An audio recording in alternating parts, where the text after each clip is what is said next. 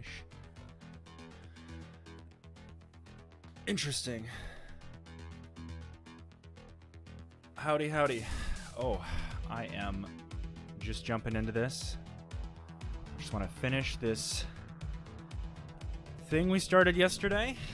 I'm pretty exhausted currently, but we're gonna do that. Hello, hello. How's everybody doing? How's all the 10 people who showed up? I mean, in y'all's defense, I don't give a lot of warning, but that if there's any outstanding ricochet effect, annoying effects of my mental illnesses, I'd say showing up unprompted is definitely my thing. But it's earlier, which is good. I know a lot of people watch I know like when a lot of people watch my content, but I can't really plan it like that, you know? Can't really plan it around that. But yeah, we're gonna continue watching this video. This Scientology debate, Aaron versus Jason, or Vatic.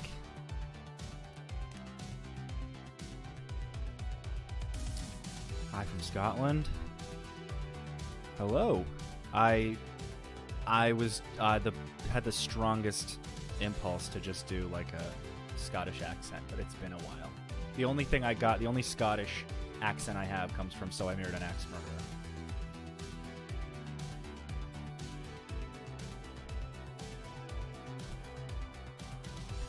So I'll spare you that.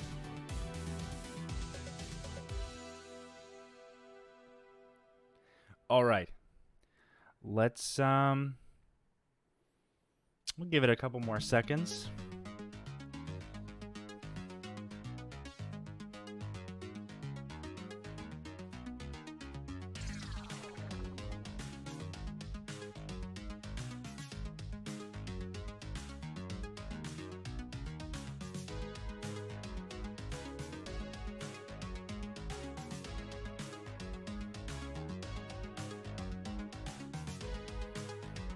We got a piper down. Don't worry, I just live here. Can't do the accent.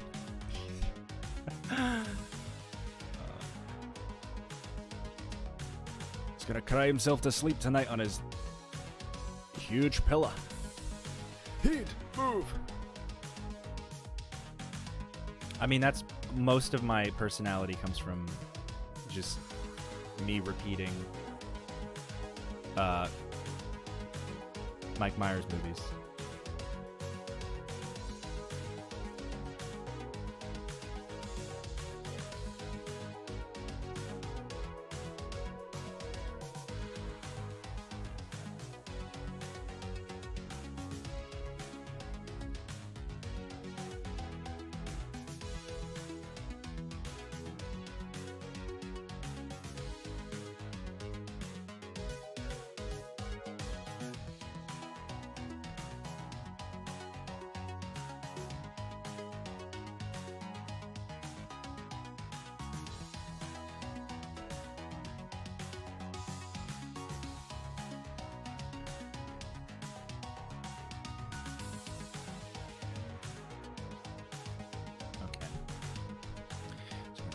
Down. We're going to stop this, and then we are going to get into the debate. The debate. It's not a debate. It's a slightly contentious conversation. I wouldn't say there's anything really debatey. I mean, I'm sure they meant to have a debate, but neither of these men have debated like in an actual like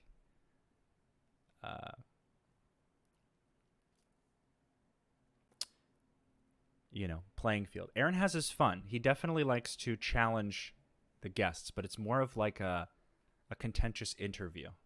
I don't think anybody changed their minds. I don't think debates are meant to change minds, but I don't think,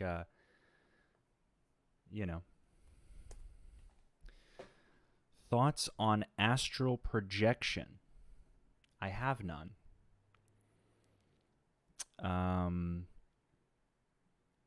Although, I'm sure there's some CIA documents on that. What do you think? Okay, well. All right, Shellbear. Time out.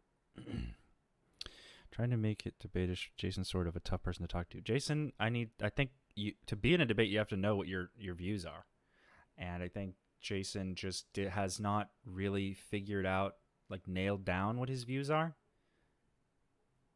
in like a consistent way, or in like a solid way. Like, he doesn't have like, all right, I believe this.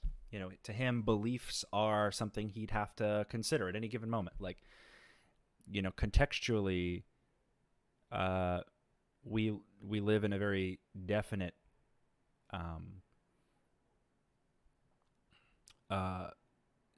you know, circumstance regarding Scientology.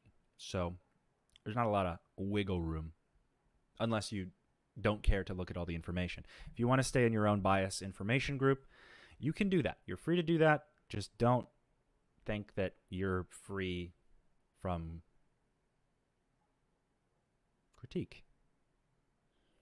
And don't critique others, you know?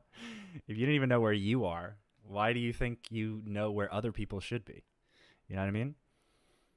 Scientologists, we're still playing that drinking game. It's Monday and it's early. I'm playing the coffee game. Might even get some more. But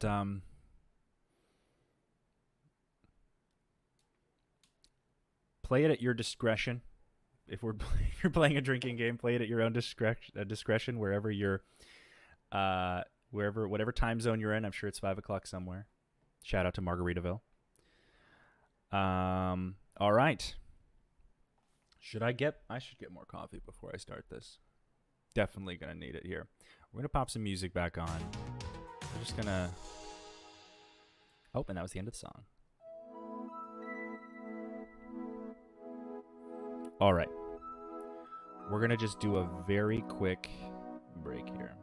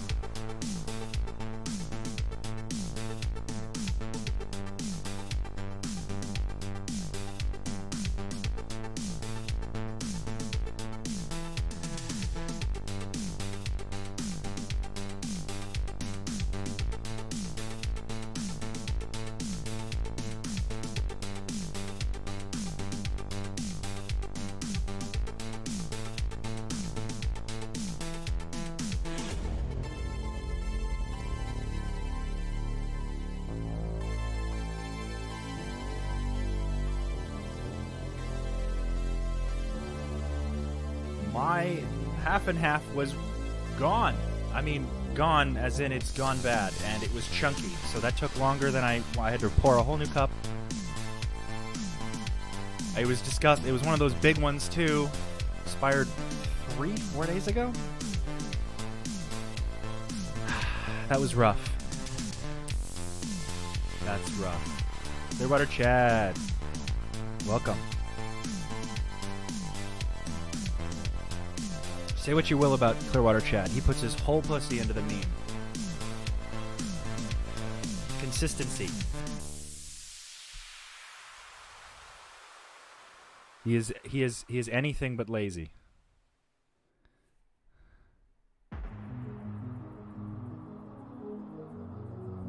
I mean that in an endearing way. Chad, I'm not saying you're a... You know, you get it. You get it.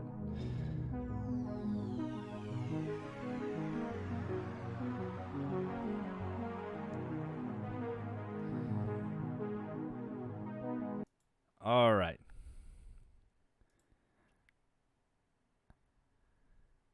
Okay. Where are we going? We're going there.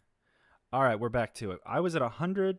I'm sorry, 100. An hour and 39 minutes, but we're just going to go right back over.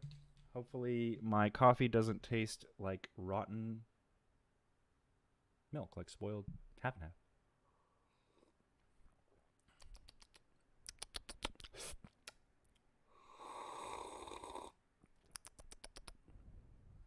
We're good. We are good. All right. Absent, would it be? All right. Yeah, maybe she wants to ask again. Yeah. That's okay. Sorry, Linda. All right. We're playing this in 1.5 speed, so it's a little faster, thankfully. This is a very long video. Snow White, I have 2 degrees, and I am a published academic. I think that Aaron has a fantastic laugh and makes excellent points. Yeah. Academics get it. They don't think... And Jason, and you know it. No, hey, you said it first. You're crossing the line, okay, buddy? Put your manners back in. Okay. Okay, robotic person. Aaron, the fact that you mentioned them, because it's the only time... it's funny. I shouldn't have, because I was mentioning them for the negative. 3 goddamn hours arguing over the definition of truth. I'm just pointing out that usually to hear 2... Now, Jordan Peterson was a professor. I don't think Sam Harris was actually a professor, right? He was a neuroscientist, but not a professor. Usually, in order to hear 2 esteemed academics who love the smell of their own farts, you'd have to be in university to hear that kind of thing. I'm just saying now you can do it on YouTube. That's all I'm saying, you guys. That's all I'm saying. Okay. I appreciate Aaron's like broad doubt in most people who think that they're high and mighty. I can at least appreciate that he doesn't take himself as seriously as many of these other content creators do, which I think is one of the reasons he's as prolific as he is, because he's just like, I'm going to knock out 2 streams. He also has more connections to people sending him information. There's like a quantifiable, I think,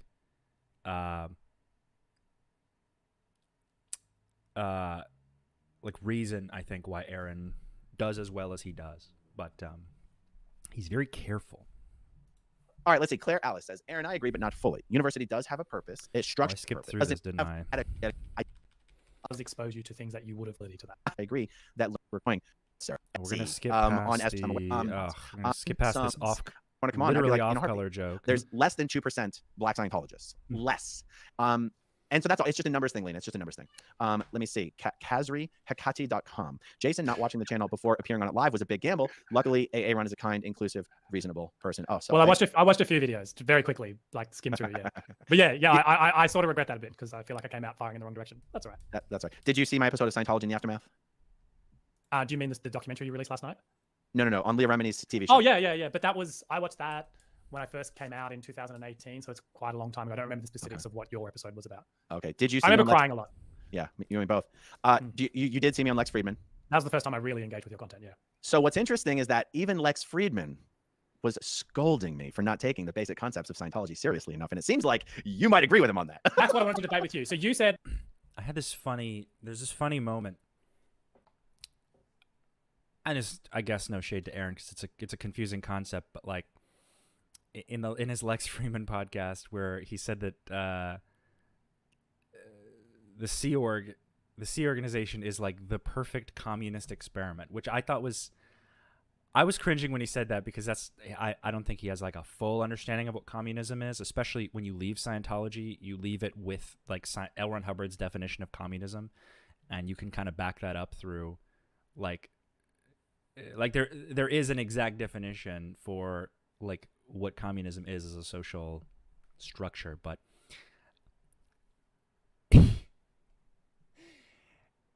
if you see communism as inherently evil or negative, you can I'm sure make this jump because this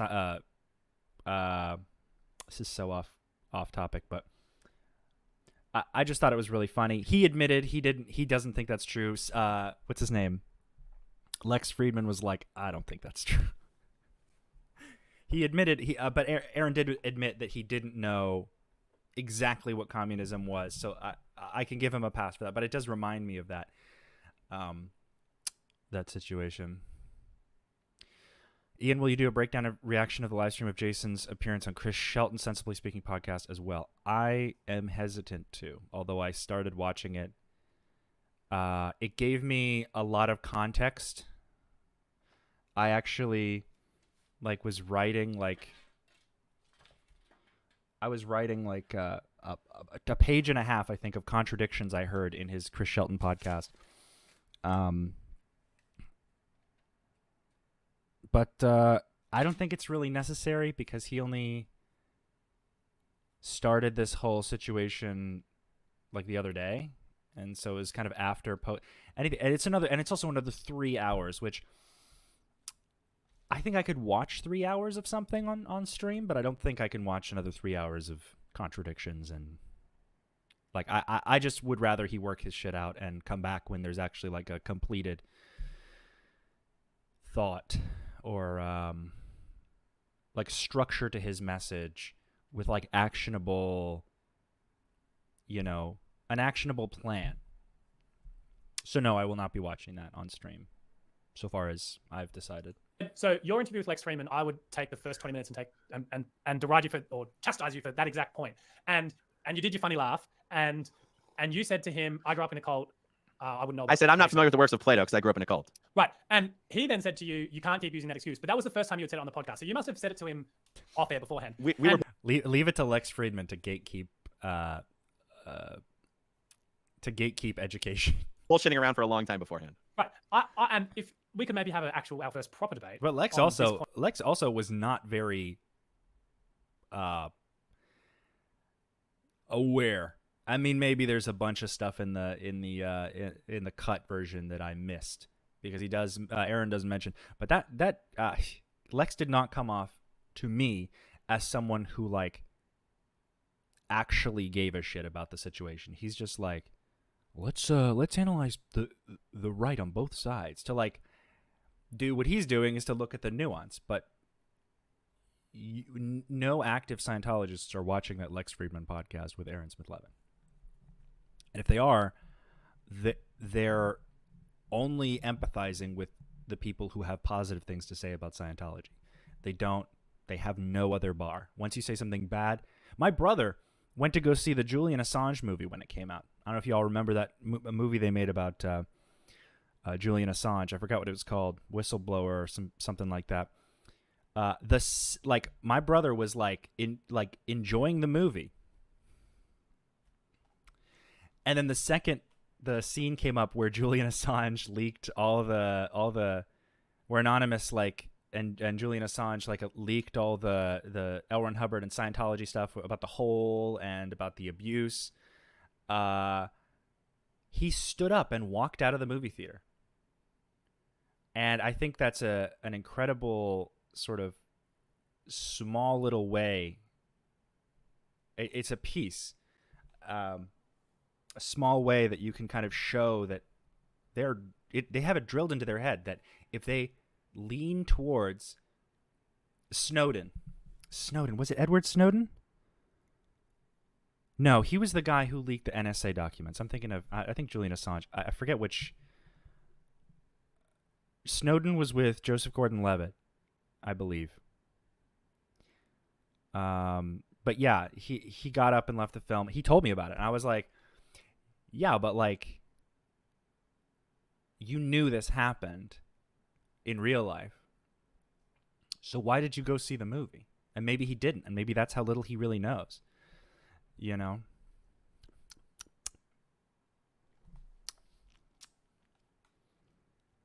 Something's off here.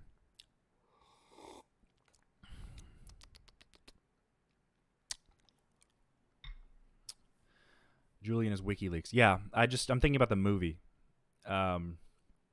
Which movie? So I just don't remember what the Julian Assange movie was called. Point of, I grew up in a cult and I haven't read other books, because my understanding of Hubbard is he references. But it just shows. I was just. I don't think I finished my thought. It's just a good example of the small, ways that Scientologists are trained to self-soothe and self-seal their own ideology, is to remove themselves quite literally from any situation that is disparaging on Scientology or is opening up information to speculate about Scientology from anyone else that is not a Scientologist. I was told I was muzzled by even when I was talking about things that to other Scientologists that I was like, yeah, it's crazy that this happened, but then they came in and some people fixed it, and I was told to stop talking because something bad had happened, general. I think I was talking about the Chase wave before I really knew what that meant, but I looked at it as somebody bad doing something bad to Scientology from the inside, like an SP or whatever. But even that, you're not allowed to talk about. And that alone, I was like, what does it matter? What does this stick? Everyone's got up their booty holes.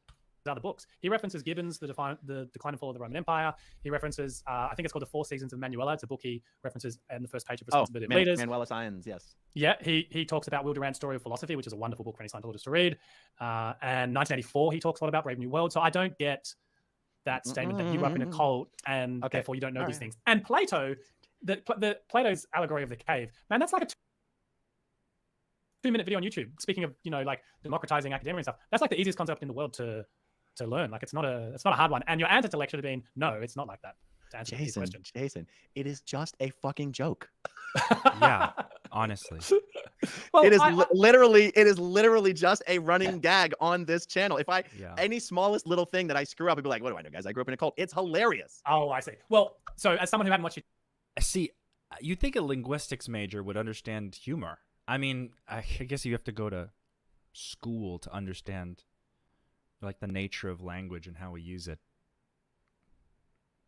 There's catching up to do. Your channel and who saw you on Lex, I thought that was your position. No, it's literally a running joke on my channel. But don't you think then that some people who haven't watched your channel, because Lex has a massive audience, would then watch that and go, oh, Scientologists don't read other books ever, and they're not allowed to? Because Jason, I was taken out of school at 12 years old to work full. So Aaron's about to talk about his experience. Jason has had it easy I'm going to say it again. I don't know what the hell they were doing over there in Perth with this guy, but this guy seems to have had the most relaxed Scientology experience I've ever seen in my life. Like, and maybe he's had some bad stuff happen, and I'm not going to assume that he hasn't, but like, from what he's telling, and his perspective is like, yeah, nothing bad really happened. I just disagreed with them, and then they declared me a suppressive person. Like, but now I'm still trying to, like, he's always kind of hung on to it, but now that they kicked him out, he has to like hang on to it more. And how easier would it be for him to hang on to it? And you know,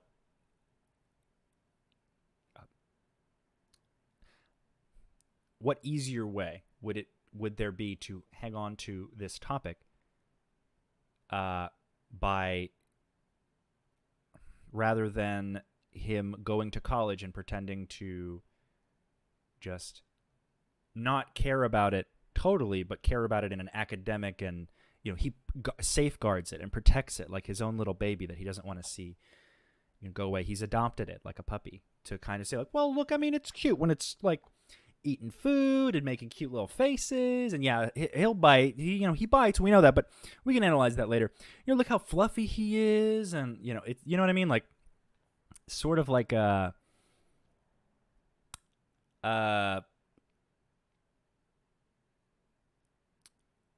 advanced justification. But he says that you're not allowed to read other books. I was prevented from completing most of my education because both my OT8 parents thought that it was completely useless. I was told that Scientology training will give me more education than a college degree. I was not provided any means or assistance to get a basic education, let alone an advanced education. The schooling that I did have was very hands-off. It was very like, well, if you just stop going, then that's your choice. And I was a child, and I should have just been sent to school every day. I mean, I had some learning difficulties, which were ignored, and actually I was bullied by the school, by many Scientology school administrators for, the manifestations of ADHD and, as well as autism. I can say I was definitely treated as lesser and as more broken because in a Scientology school, everyone there gives only a fuck about Scientology. So it's kind of this, it's a very oppressive system. One that Jason, thankfully, just never had to touch. He never, like, he's speaking from an experience. He's speaking for all people who were in Scientology and who left Scientology, but he had, like, one of the simplest experiences. And I'm sure there are other people who do this, but they don't talk about it because they don't relate to it. They're also actually dedicated to Scientology and know what will happen if they talk about it publicly. They'll end up like Jason, declared. Time for Scientology and never received an ounce of education about anything other than Scientology until I was 26 years old, other than the fact that I tend to be someone who voraciously consumes media of different kinds and books and audiobooks. I am for a guy that grew up in a cult, I would call myself above average educated. Sure. Not schooled, but educated, but only because I love learning about stuff. I can't tell you much about political history, but I could tell you more than most people who graduated high school, probably. So, but hold on. I guess where I was going with this is, I was never expected to learn anything other than Scientology. And if anyone caught me trying to study some academics, like, anytime I messed up in my life, it was always not you're going back to school or you're going to get educated or you're going to actually be prepared for life. It's we're going to help you. We're going to house you. We're going to feed you in exchange for you signing up for more Scientology services. I've done the purification rundown 5 times. I should be dead. I mean, maybe I was young. Like, the amount of niacin I've taken in my life should almost definitely cause greater problems down the road. But I'm here for a good time, not a long time. I'm just saying, like, it is so conditional upon, like, your survival to participate in Scientology as a second generation Scientologist. It is just what you do. whatever blasé reason you make up in your head, or like disassociated state you use to kind of get through the day, you don't want to be there. You do not find joy in it. You find joy in helping other people, and you might be able to see that when you're like physically watching a person in front of you smile. This can kind of like trick your brain into thinking that you're like, oh, I'm helping them. This auditing is amazing. And then you spend the rest of your day like zoned out, disassociated, because you have like, I don't have the words to articulate it specifically.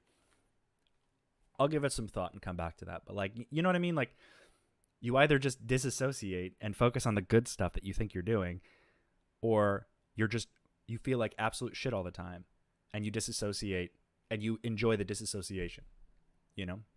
So you do stuff that prompts you to disassociate.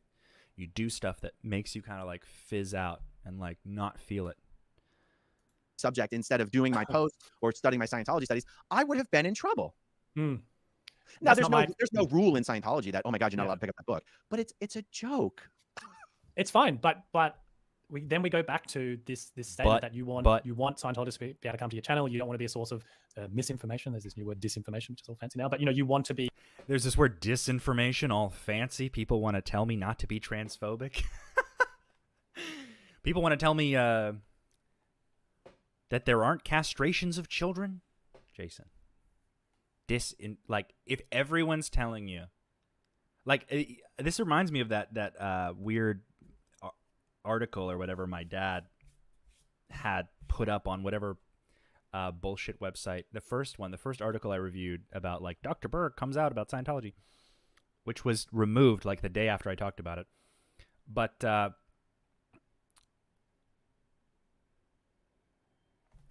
giving your channel, you don't want to be a source of misinformation. There's this new word, disinformation, which is all right. Like, oh, I'm losing my train of thought. Oh, guys, it's too early.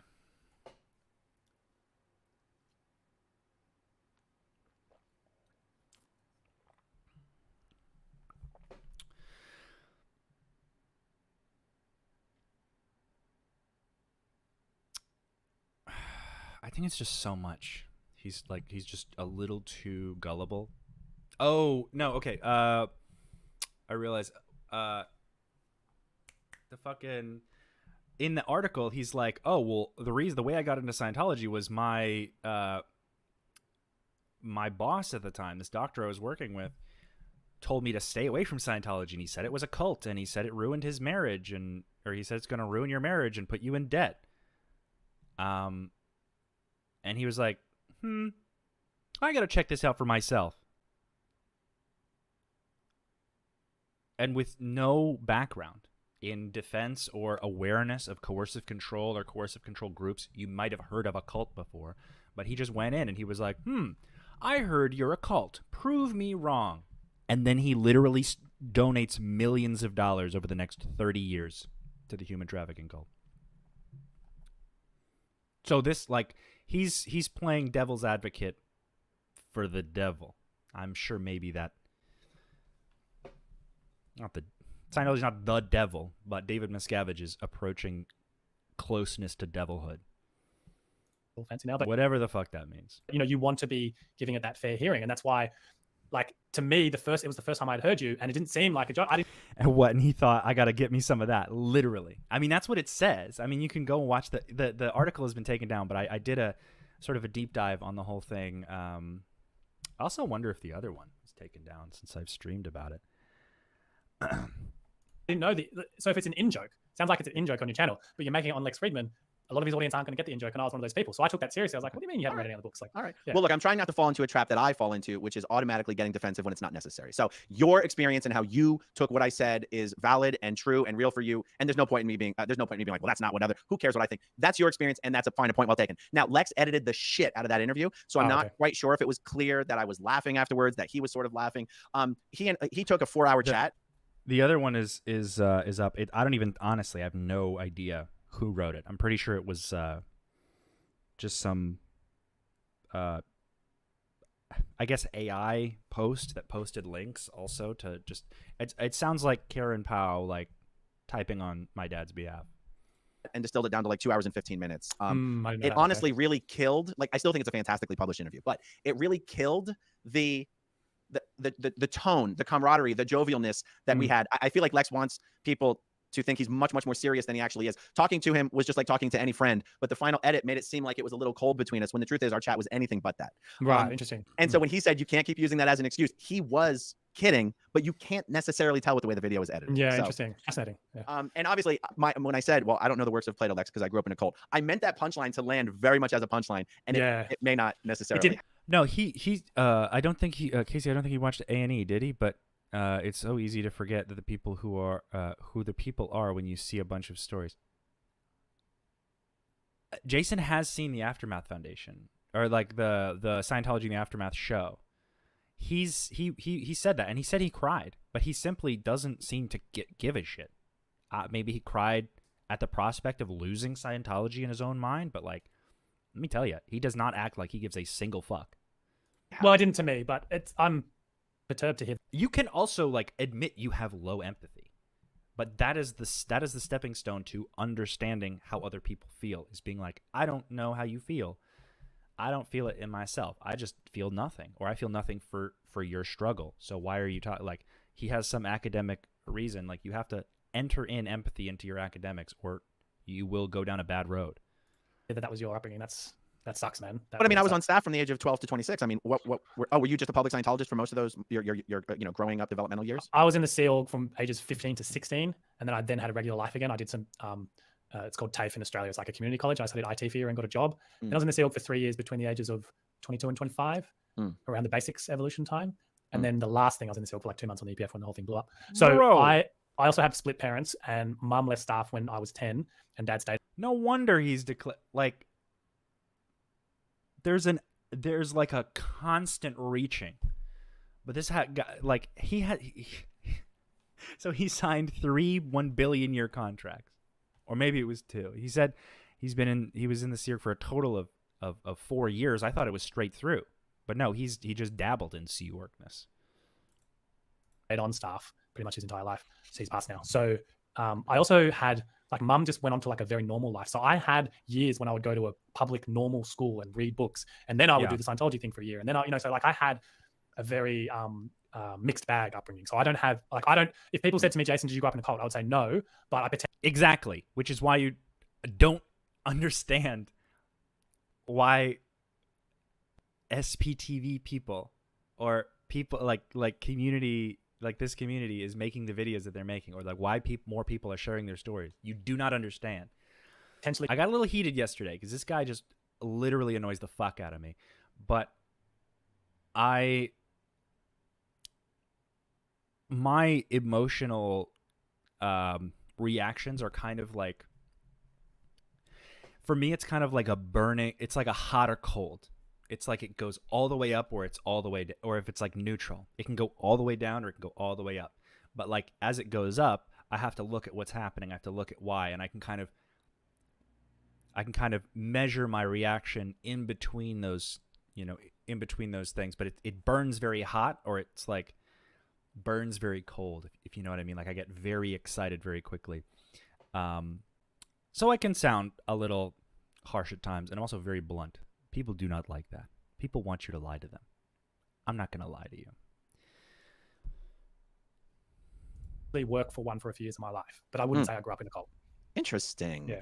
I just for shits and giggles, and I know my viewers probably wouldn't even enjoy it, but I would absolutely love to just do a stream with you at some point in the future where we go through the first 20 minutes of the chat, and you let me know what, from your perspective, would be a turnoff to a little doe-eyed Scientologist making their way, crossing that dangerous highway of anti-Scientology rhetoric. Honestly, I say that like I would have fun with that conversation, even if my viewers would probably just be having a go at you.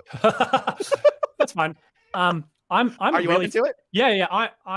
I'm a, like, it's hard to get to know me in like whatever an hour and a half of speaking, or whatever. But I'm a very flippant, insouciant guy, and I don't. I don't mind like having fun like that. It's fine. And I can tell you some interesting guys. He's just flippant. He's just a flippant guy. He's just a little flippant, you guys. Stories about me in the SEAL too, and like how as far as describing me as sheeple, like I used to call the RTC rep by her first name, like that's the sort of guy I was, because Wow. I'm like authority, like, sorry, I seen you doing some dodgy stuff with the books, so I'm just gonna call you by your first name now. So yeah, like who in Scientology was not against this guy? Like they did not want this guy there. Maybe in Australia it's everything's fucking loosey goosey, but like high key, this guy does not fit. And he said in the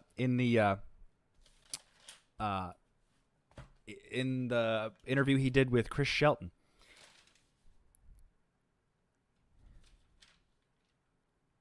he said he's only gone up to HRD, and he did a couple training courses, and he's a basics comp. But then here, you can see how spread out that actually is. So he's really nowhere on the bridge, and he hasn't really done anything management-wise. And then right after, he says, I was as hardcore as you could be into Scientology. Which I think, for him, makes sense because he doesn't have any awareness of what it actually means to devote your entire beingness, your entire livelihood and attention to Scientology. I wrote a lot of stuff here. Doesn't care about things in Scientology that make him uncomfortable. Doesn't want to stoke fear for people watching.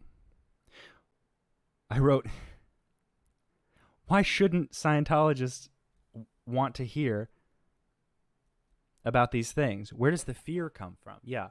Like, dog, I'm sorry, but this guy has no idea what he's talking about. Which Jenny one? Porter. Jenny Porter.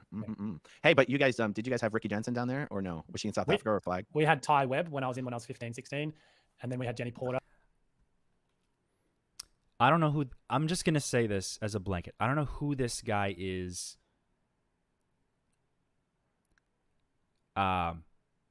Underneath all of this. I don't believe this is his actual personality. I think he has the potential to get himself on the right track and maybe kind of be like, okay, maybe I've gone a little head first into this. By the way, guys, I'm seeking evidence-based therapy, and he doesn't have to take medication. He doesn't have to do any of these things he's clearly afraid to do. But speaking to a professional or maybe a specialist in this area that actually, a clinician of some kind who he actually takes the advice of. Like, I don't think this is who Jason is. I think it's who he believes he should become to calm that fear in his head of losing Scientology forever. And then she left, and there was a redhead girl came on just before I left. Melanie Feeler? I don't know her name. She had like Brave, the movie Brave, like bright red curly hair, like full on short. Red curly. Short? I think it was. I don't think it was short. It's got to be well short. I mean like. Yeah, I think. I don't remember. And then when she's like short, like how tall is she? And he's, up to my neck. How tall is she? They're talking about her hair. When I came back this last time in the new AO, because I've got a new AO in Sydney now, it was a guy. Fuck, I don't even remember his name. He was a prick. That's okay. Ty Webb, they better hide that guy in the back of a deep, dark cave, because if the FBI get their hands on him, Scientology's going. They better hide that guy, because why? He is involved in some of the biggest financial crimes that would get Scientology's tax exempt status very likely taken away. So they better hide him in one of those Australian empty buildings or whatever. But he's not there anymore. Ty Webb's a real son of a bitch, man. That guy's famous in Scientology. I know. I got that impression with him too. Yeah, he's an interesting guy. Let's tackle. I keep stepping on your statements. I'm sorry. Okay, Kazri says, happy that the David Miscavige short jokes on this channel have diminished. Wait, you don't mean my life-size David Miscavige plush doll, do you? What? He'd be so cute if he wasn't such a destructive cult leader. Oh, we're past the part where I've seen before, so all this is authentic. Just wanted to let you know. I've not seen this. I have a very weird suspicion that he's about to protect David Miscavige. I can be wrong. Okay. You're hilarious, Aaron. But it's a good point. That she makes a good point. It's called ad hominem, as you probably know. It's attacking the person, not their ideas. Who cares how fucking tall he is? It's not relevant. But you know who cares? He cares. Okay. Hey, I have a story. What did I say? That's not going to affect him. He's a serious guy. He's a smart man. Look how far he's brought us. I mean, them. I mean, the Scientologists. This is not me, but them. Us. I mean, them. Okay, so this is an interesting thing about Miscavige. I'll tell you this story. So I was in the Sealg when the Melbourne Ideal Org opened. It was the first Ideal Org to open in Australia. So we're in the Sealg in Sydney, and Melbourne's about 9 hours drive south, like a 1 or 2 hour flight.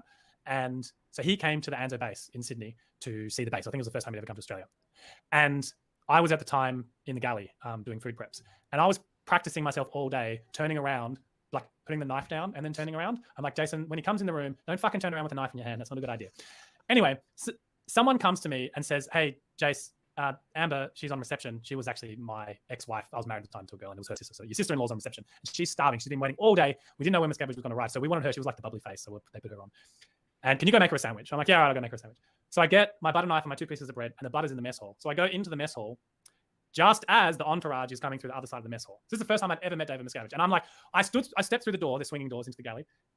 And I'm like, you know what, I'm just going to, and I tried to take a step back, but I was like, no, they've already seen me. So across the hallway, they introduced me, and he comes up to me, and I'm just thinking, I am so fucked. Because here it is, it looks like I'm trying to make myself a sandwich at 2 o'clock in the afternoon. And he comes up to me, and he can see I'm flustered, because I had it all prepped. I was like, I'm going to turn around with this cool salad I'm making, and he's going to think, what a cool salad you're making, Jace. Like, yeah, cool. Anyhow, so he comes up to me, and he looks at me, and he can see I'm flustered, and he goes, what time is it?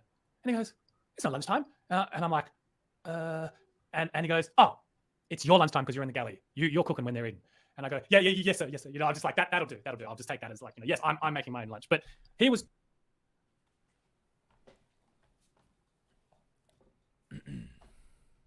He's laughing at his own fear. He was so nice to me because. What did I say, guys? What did I say? Oh, you know, I was scared, and he could have made it like any local exec would have told me off for doing that because like Aaron is just he's not buying it. He knows. I mean, he knows Jason has zero experience with people who know actually who David Miscavige is. For bringing a sandwich to someone at reception because they skipped lunch?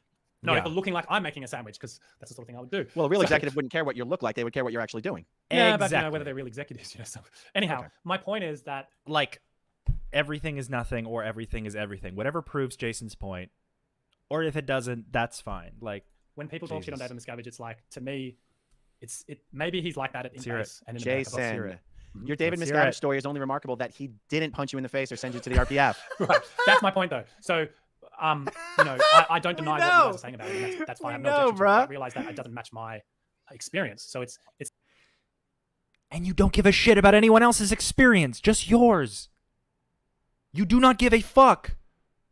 And that is my point. Jason, hold on. The lifeboat has an important question here. Was David Miscavige short with you? Well, I'm 6'3", so yes. Oh shit! I'm taller. Yeah, but he an inch taller. He seems tall to me because 6'4" gang. You know, when you like that was at the height of my like Scientology like yes sir career. So to me, he was. You're not 6'3" if David Miscavige seems tall to you. I'm just gonna say that you're not 6'3" if David Miscavige seems tall to you. He is microscopic. I could tell how short he was on the stage that I saw him in. I never met him in person. My parents have met him a few times. They took their pictures with him. My mom is the. Karen Berg. She's the OT committee chairman for the Americas last time I checked. So because I think it's mostly because nobody wants to fucking do it anymore, and she's like the only one who does the like fundraising, but she uses my dad as like a fundraising. Oh, look, Eric Berg, so successful. Donate and you can be like him. And none of them are like him. But yeah, like from everything I've heard, it is, and from I've experienced, you know, I've talked to actual like RTC reps, and you should be afraid of David Miscavige, out of respect, but like you should be afraid. He's not. He's very short though. Not God, but he was the president of the United States. You know, it was like someone really important coming up to you. So someone like that. Would you say he was a big being? Yeah. Fuck you. A big being he's a big being with a tiny body, and there's nothing he can do about it. It's not his fault. It's okay. You know what I'd say? I had a friend who isn't a Scientologist, but he watched an event one time, and he said he's obviously very good at public speaking, and that's what I would say with Miscavige. Like he has a skill set. You know, like he's got a skill set. He does have a skill set, but what people don't know is that he will spend 2 weeks practicing that speech. Yeah, is that what it means to be good at public speaking? I don't know. I go live. I do everything live. I don't practice this shit. I mean, yeah. If I had a teleprompter that I could practice reading for 2 weeks before every stream, these would be more structured. I think you'll find that most presidential speeches and Martin Luther King's speeches and all of those are pre-prepared, and people do. Now Martin Luther King is on the same is in the same league as David Miscavige. This is another thing. He sees, like, you're allowed to be kooky crazy as long as you are the source of all information. I'm just gonna watch it. This is physically painful, guys. Physically painful. I'll just close my eyes and it'll all go away. Just let it float away.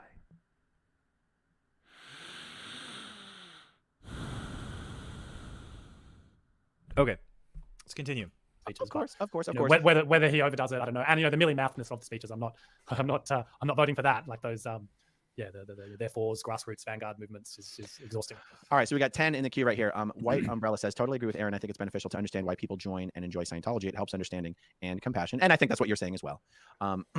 Here's the thing. What I have found, and I did say this before, people who make public statements that I disagree with, when we talk in private, we always find common ground and actually agree with each other.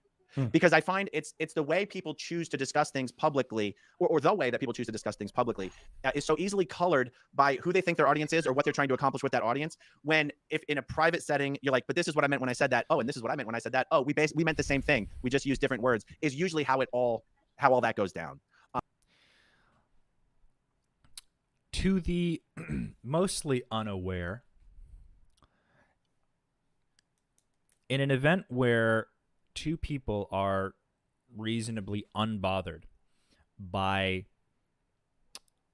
things that do not affect them, it'll be easier to find common ground. In points of, like, moral or ethical or even sometimes political diversion. So, like, if it's not something that actually affects you, like if you're a white guy and you have a white friend who says the N-word, and I've had this experience before. You know, the white guy is the friend is gonna be a little less like, well, it doesn't really affect either of them because they're both white. So, the white guy is gonna be more permissive of his friend of using that word, even though he doesn't use it himself. I've grown beyond this. I think it's not okay. I think you should become aware. Like, you're not gonna learn. There's not a point where you learn so much information that you just go crazy or you explode. You can be multifaceted. You can learn about, like, issues and why they're important to people without, like, making it your whole life devotion. Nothing has to be your bedrock of belief. You can learn about all sorts of peoples and their problems and their struggles, and it can matter to you. But when two people are relatively unbothered by, like, for example, I wouldn't say that I agree with Jason on most things, and I wouldn't say that we'd get along off air because he clearly, I'm a little bit more aware, I guess, situationally, politically, psychologically. I think this is only true because he avoids politics and because he avoids deeper issues. It's not his interest. But I really just I find it very hard to watch. Mostly because of the problem here, the problem on the right side of the screen here. But it doesn't help. These are things that I notice. Most people aren't going to notice this. Really doesn't matter.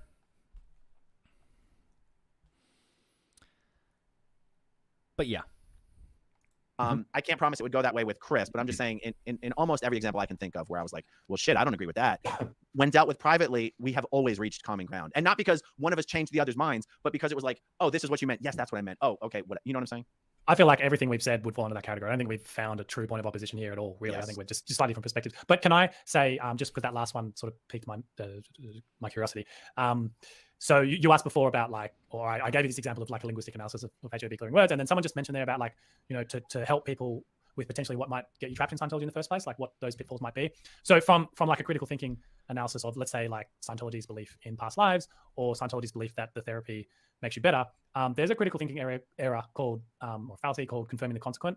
And it's basically when you say something like, if it's raining outside, I'll wear my raincoat. And then you wear your raincoat and someone says, oh, well, then it must be raining outside. But really, you could have put your raincoat on for other reasons. And what I want to illustrate here is Hubbard says, like, what?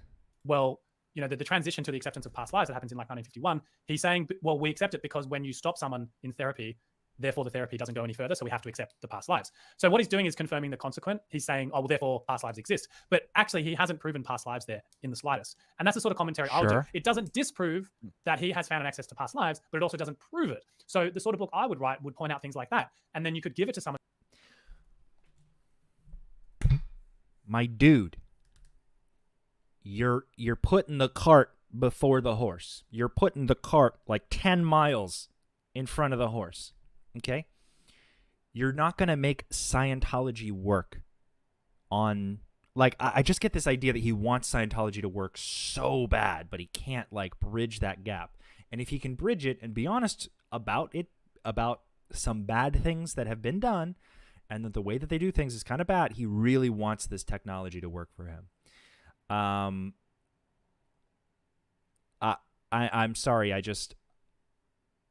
he knows very little about what auditing is doing to the person. Repetitive trance techniques. Like a lot of auditing is literally hypnotizing people in a less obvious, less direct way. Even the auditor gets hypnotized in many ways. Watching the needle go back and forth. L. Ron Hubbard talks about how, auditing actually makes you resistant to brainwashing or to suggestion, unconscious suggestion. It's like, yeah, said the guy who wants you to like use this on people to or to like use it on people with a price tag where it doesn't matter how much it works, most of the money goes to him. I mean, he's dead now, he's a fuck. But like now it goes to David Miscavige's war chest. And the biggest example to this, and the biggest reason why I think Scientology doesn't work, I mean, maybe not the biggest reason why, but like another huge reason why I think that David Miscavige knows that it doesn't work, or he at least knows that it's not working, and the reason that Scientology is failing at large, you can see in how the organization prioritizes where it puts its money. And I think the fact that there are like over a dozen orgs that are about to open, but still need a few million more dollars when management has the money to open every single one tomorrow. Oh, look how many orgs are opening every single day. But no, he can't do that because he needs an endless amount of money. Like these buildings are vacant for like decades. Some of them have been vacant for over a decade after they were purchased. Doesn't matter how much money is fundraised. They just send it up the line to David Miscavige so he can beat off his lawyer, both actually and metaphorically.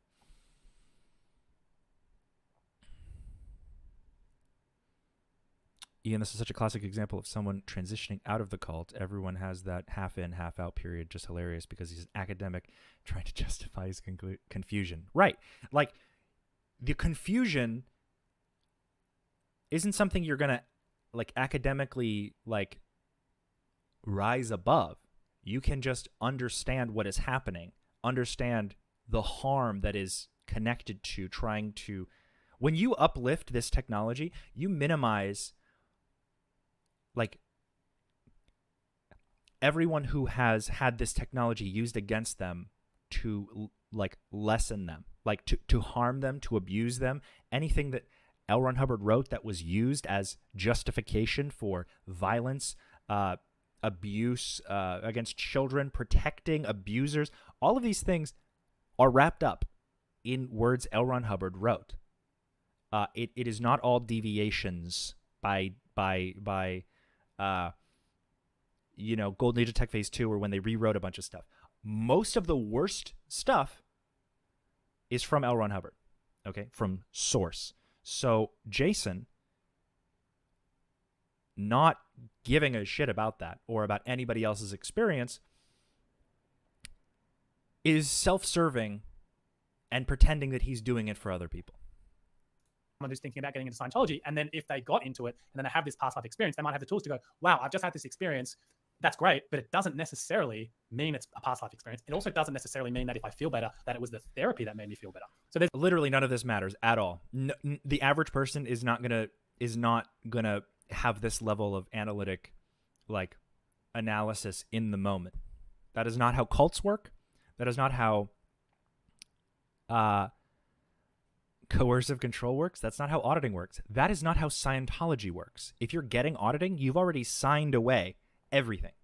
Every right to disagree, every right to get your money back, every right to anything. I mean, you can get your money back once, but you can never be a Scientologist ever again. If you get a refund, you're a declared SP. There's little nuances like that. That's the sort of approach that hopefully answers one of the early questions. That makes sense. Okay, what's worse, Hillsong or Scientology? I live 2 minutes from on in Sydney. They are borders on celebrity. What does this mean? Hillsong. Is this? Don't know what the last sentence means, but so I do not know. I haven't seen any of the documentaries or movies or articles about Hillsong, so I can't even comment on it.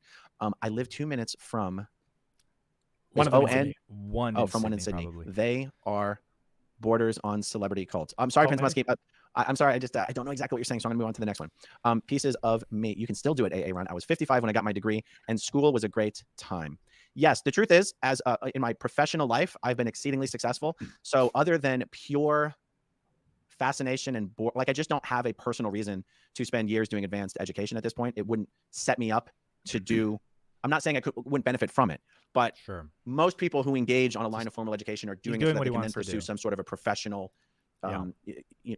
pursue some professional course in that field. Like, I wouldn't spend time going to law school to be a lawyer right now, because I doubt most lawyers do as well professionally as I do in my professional life. There'd be no reason for me to switch careers at this point. Whether we're talking about, anyway, we don't have to talk about it. Okay, so, but thank you, pieces of me. Thank you, pieces. He makes more than a lawyer? God damn. Real estate's probably kicking. Tyrone Real estate Smith. game. AA Run, Really, you beast. bussin'. AA Run versus Jason. I have to say, Jason has better hair, and he probably never tossed people through walls. Yeah, Scientology likes to talk about me throwing people through walls. Seriously, I appreciate the difference here. You both are great. Thank you. Thank you, Tyrone. Thank you. I think I'm starting to understand now the insouciance that comes with your channel. I just didn't know. I didn't know that. It's great. I like it. All right.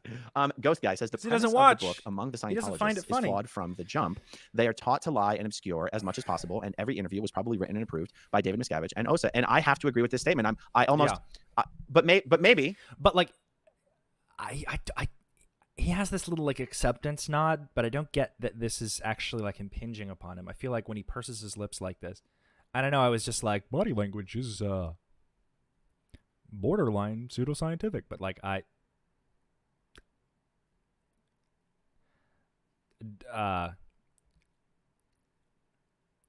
can tell. I can tell. I don't know. Maybe a true academic. I don't think that he's grasping. He's kind of like disconnecting in these small little moments. Like, I'm going to just disassociate and come up with the next thing to say. Yes, I totally agree. And that's what makes this work even more fascinating. What's your take on it? Exactly that. The academic isn't claiming, well, my only objection to the book is it should be called Among the Winning Scientologists, or Among the Eminent Scientologists, or Among the Pre-Select Scientologists. But yes, among the approved Scientologists. Yeah, that is its problem. He does seem to think he's representing all of Scientology. And I read this book when I was still half a Scientologist, and he does do interviews with people, and one of the questions he does ask them is about David Miscavige, and they're all like, he's amazing. And I'm like, I don't know any Scientologists like that. Maybe that's just an Australian thing, but I've spoken to Scientologists. Some of them still speak to me, and they had serious qualms about the way things are going. So, well, but you can't stop there. And they don't talk about it because they will lose their entire families if they do. But somehow this technology is so good Yes, he does. This academic Donald A. Westbrook does overreach. However, it is completely acceptable and I think beneficial to have that viewpoint in an academic work. Like, what's wrong with saying, what do the hardcore Scientologists think? What is their perspective? It's allowed as long as other academics have responded to this work as academics do, and they pretty much one for one say none of anything he's talking about it would be allowed in Scientology, especially in Scientology America. It seems like Scientology Australia is just like a pop-up shop. You know, it's like the Sears you see every once in a while on a road trip. You're like, oh, they still got these? Oh, damn. You walk in and it's like, there's like nothing recognizable there and everything's generic, but you're like, I mean, I didn't think these existed anymore. I mean, no one's behind the counters. You're questioning, you know, these people wake up, you know, and open the Sears in 2023? You know what I mean? It's like not like, it doesn't, from my personal experience and having been a flag trained auditor who went clear at flag and who was corrected on my understanding of Scientology by like some of the most senior people at flag, like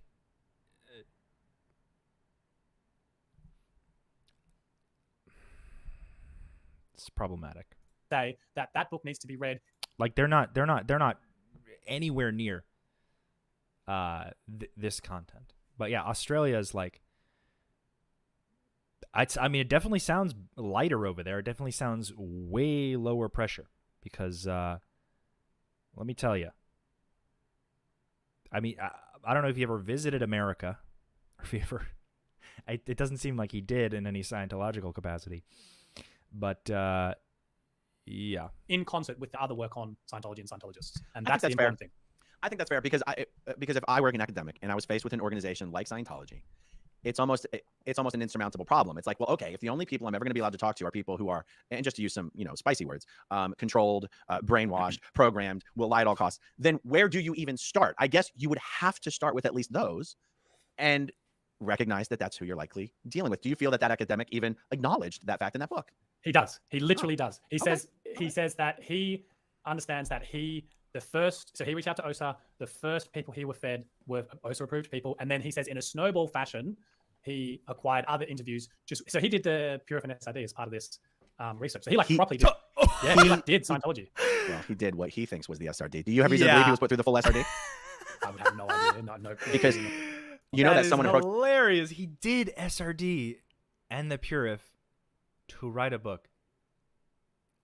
He literally legally cannot say any disparaging things about Scientology. You have to sign contracts before you do that. Scientology for purely critical reasons to see if it works and approaching with an open mind aren't even allowed to participate. Yeah, so he actually told them that he earnestly wants, so he's like a diehard religious scholar, and he honestly wanted to undergo and experience that. So he actually convinced us that no, he's not trying to sit what a fucking nut bar, bro. in judgment. He honestly wants to apply himself and experience this stuff. Because I haven't read that book, I just don't know. Does he say how many hundreds of hours he spent receiving? Oh, actually, I think he does, but I'd have to find it. I can maybe find it and look it up. If it was anything less than hundreds, then he was walked through some bullshit version of the objectives. And that, honestly could have been the case. But yeah, where he falls off is then he, having acknowledged the snowball fashion, he then sort of goes, so it could be that the Scientologists I'm speaking to are just the onboard Scientologists. So having said that, but that we're so close to something resembling rational thought. Here's my thesis, which is a little bit like, anyway, all right, fine. I mean, any study, and actually, but this is the crux of academia. Studies are meant to be criticized. They're meant to be duplicated. They're meant to be falsified. It's what they're there for. So I guess I shouldn't be too hard on a guy for putting out what might be a shit study. It's like, well, okay, but that's what other academics are there for, is to call it a shit study. Anyway, I'm taking a look. Also, this guy wants to be like the crowning king of nuance. What the fuck does that make me? He obviously has never watched a single one of my streams. Say probably for the one prior to this. But I feel like that's my whole shtick. I feel like that's all I do. He watched one interview and then saw I made a TikTok about someone who he knew personally. Someone who hates his guts, by the way. And he was like, don't make a TikTok about them in my DMs. And then started this whole thing where he thinks now he has a platform to spread the least structured argument I have ever heard on the concept of Scientology. Even the Scientology produced content, regardless of whether it's all a lie, they have like definitive things they're trying to say, and they have like official opinions on shit. It's wrong and a lie and used to cover up all their criminal bullshit, but at least it's structured. They're not going to go back and forth on, well, you know, this, well, that. Like, it's one of the reasons why they're so pervasive in harassing and as well as lawsuits. They have a lot of legal training higher up. But you can't just have some, like, I mean, I guess you can be as dumb as you want to be. It's a little too much liberty. It's annoying to me. With it. I honestly wouldn't.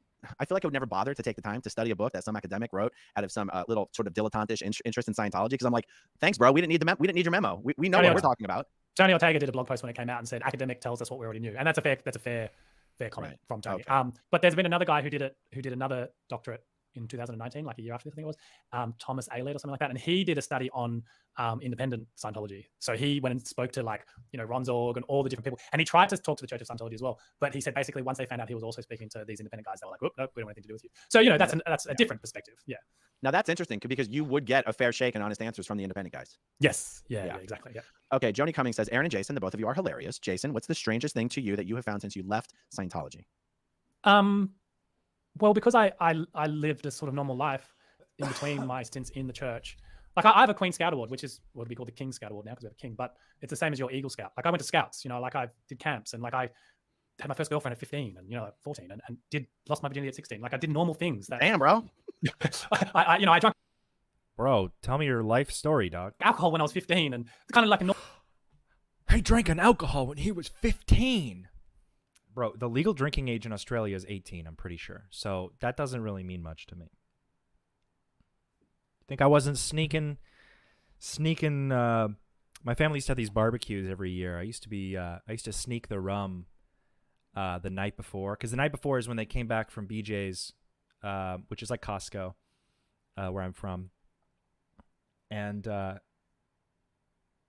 the pantry area would be like full of like the buns and the ketchup mustard relish trio, and you know, like you know, I was sneaking some alcohols, but I don't know what that has to do with anything.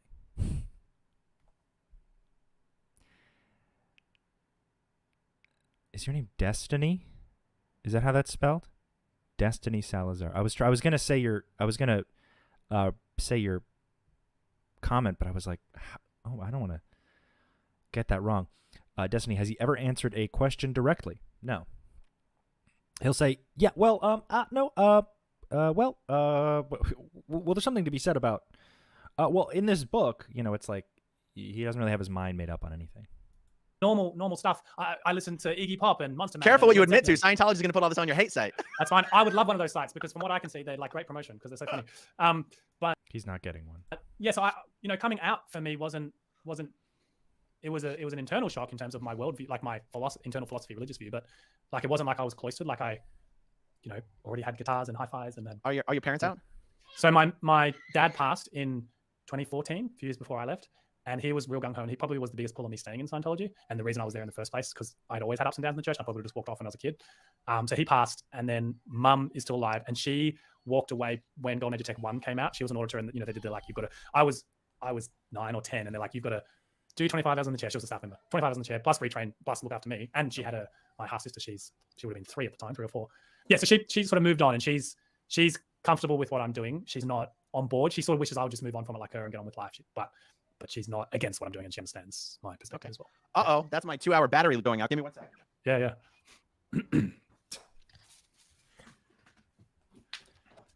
I'm like, I move as fast as a Formula One pit crew over here. Okay, so that's interesting. Rural SD Lawyer says, it's hard for me to understand how Jason believes he knows how people coming out might look at your chat more than you would know, or more than other people on SPTV. Yeah. That's interesting. It's not mutually exclusive. Sorry to jump in. true. It's not mutually exclusive. We might both have the same knowledge of how people would look at it and just care about it to different degrees. Differently. Would you say that could be true? You could be still more sensitive to, like, I might go, yeah, that would piss someone off, but I just don't care anymore. Where you're like, yeah, that would piss someone off, but so I would do it differently. Part of my personality, I've noticed just in life in general, is I like being a contrarian. I like doing things.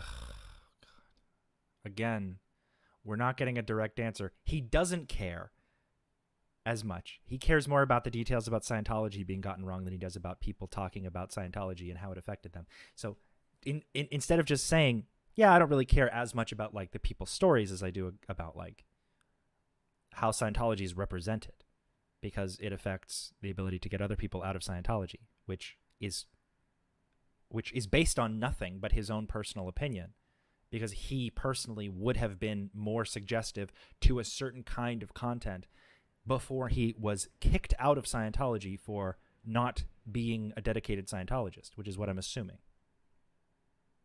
You know?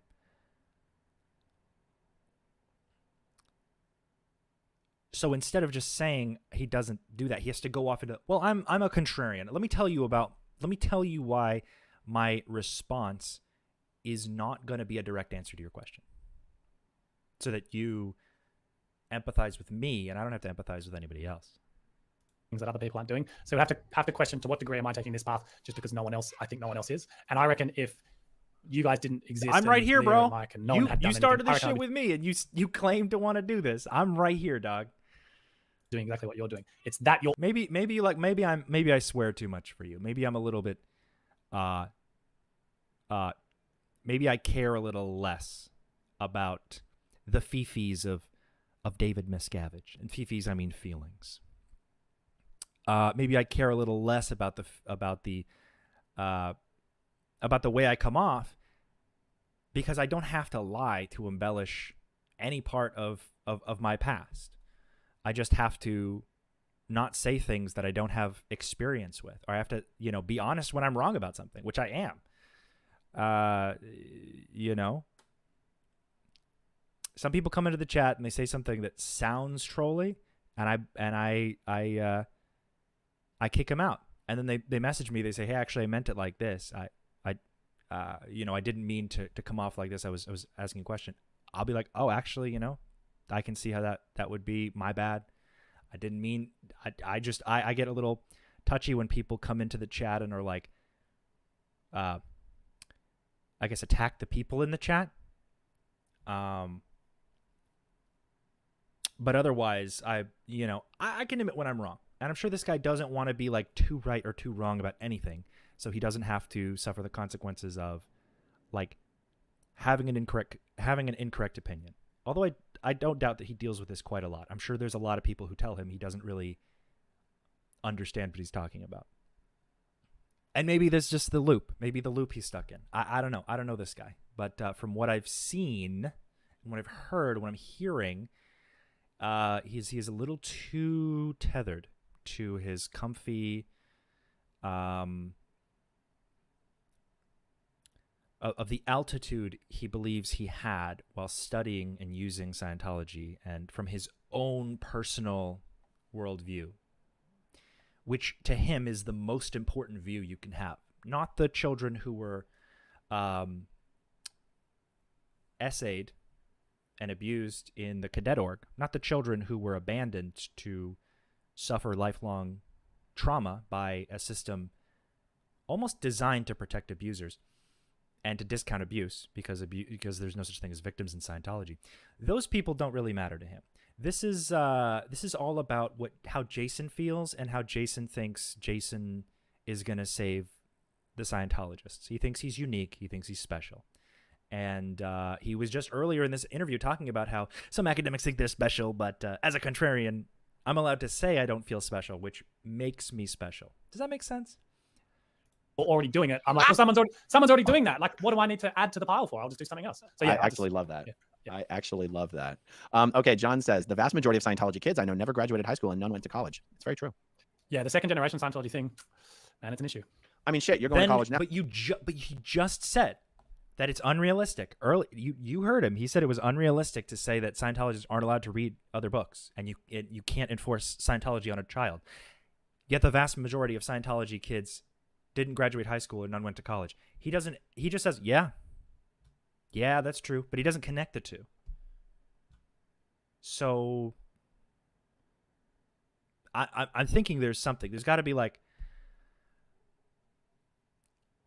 you know, when this might be a bit of a stretch for my audience specifically, but y'all ever see that video where Logan Paul goes to the doctor and they show him x-rays of his brain and they're like, you have like holes in your brain, bro. You have like missing pieces in the part of your brain that make you act like a sane and rational person. I think about that a lot. I think that a lot about some people, but I can't assume to know what holes people have in their brain, or what if there's an actual like physical something wrong. I could never know. So I just call it bad brain disease, because I just picture a skull full of chocolate pudding. You know what I mean?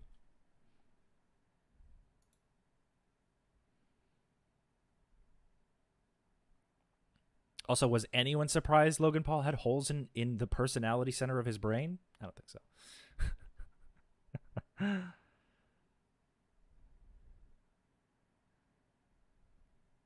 Now you're in your third year. How old are you? 36. So you're I'm about to turn 37. So he's only been out of Scientology for 5 So how years. come you didn't go to university when you were in Scientology? Yeah. I actually had the opportunity when I was going to the community college when I was studying IT. I was living with my nan at the time in Adelaide, and I had done a couple years of the IT at TAFE. Adelaide. And, The ghetto. Adelaide, that's the ghetto.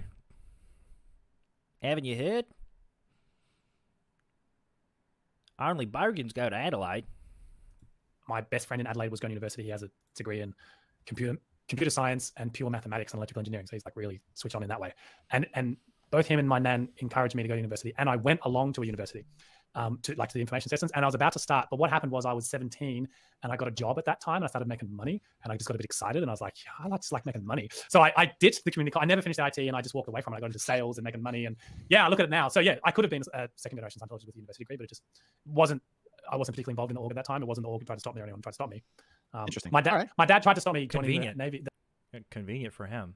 That sounds. The Army Reserves. That Mhm. he tried to stop me Mhm. because I was in the Scouts, and when you finish the Scouts, it's kind of like, well, do Army Reserve or something. But of course, without war, crime, and insanity. So Yeah. So your dad. I mean, actually, we spoke about this a couple days I ago. heard. Yeah. So, but you would confirm that you're Scientology. This guy is triggering every neuron that can be annoying.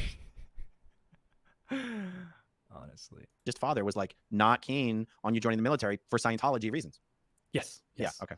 Yeah, and I don't know any Scientologists who have been or are actively interested in military service. I do know one who's a policeman who's a good friend of mine, and I think police is acceptable, but military is, I think it's what you already said on your channel. It's like, brainwashing and psych.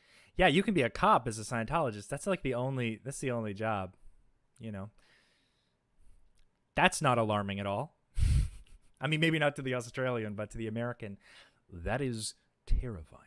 Drugs and all that sort of stuff and war, and we don't want anything to do with that. Do you agree on the rank hypocrisy of Scientology touting L. Ron Hubbard's Navy service around as something clout-worthy, but practically barring any of its own members from participating in the military? Yeah, I do. And I think that there's also stupidity in regards to, when people like you who were actively sort of never given the chance to get an external education or, investigate these other fields of discipline, because it's like, well, Hubbard did all those things. Why aren't I allowed to go study psychology or something like that? That's a fair point. Having said that, so my wife's father, so my father-in-law, who's will not talk to me now because I'm declared. He's she even cut Anne off and she's not even declared, although she must be on some sort of half declared list. And that's not a problem to you?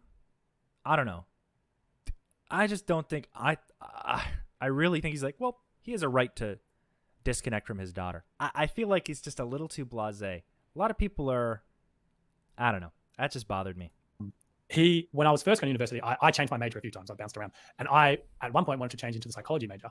And I spoke to him about it. I'm like, is that okay? This is when I was half a Scientologist still. And he's like, yeah, of course, you can study psychology, no disagreement. So that's and he is like a diehard Scientologist. So that's a diehard Scientologist saying, yeah, go ahead and study psychology, no problem. So I think it really comes down to the person and their perspective. Now, well, someone's Scientology experience is going to come down person to person, but it doesn't change what Scientology says. Are you talking about the Church of Scientology, official? There is no What is the difference? Scientologist on this earth who would differentiate between Scientology and the official Church of Scientology. Well, He's about to be contrary. This is where his experience with Scientology, I can tell, is about to fly away from the norm.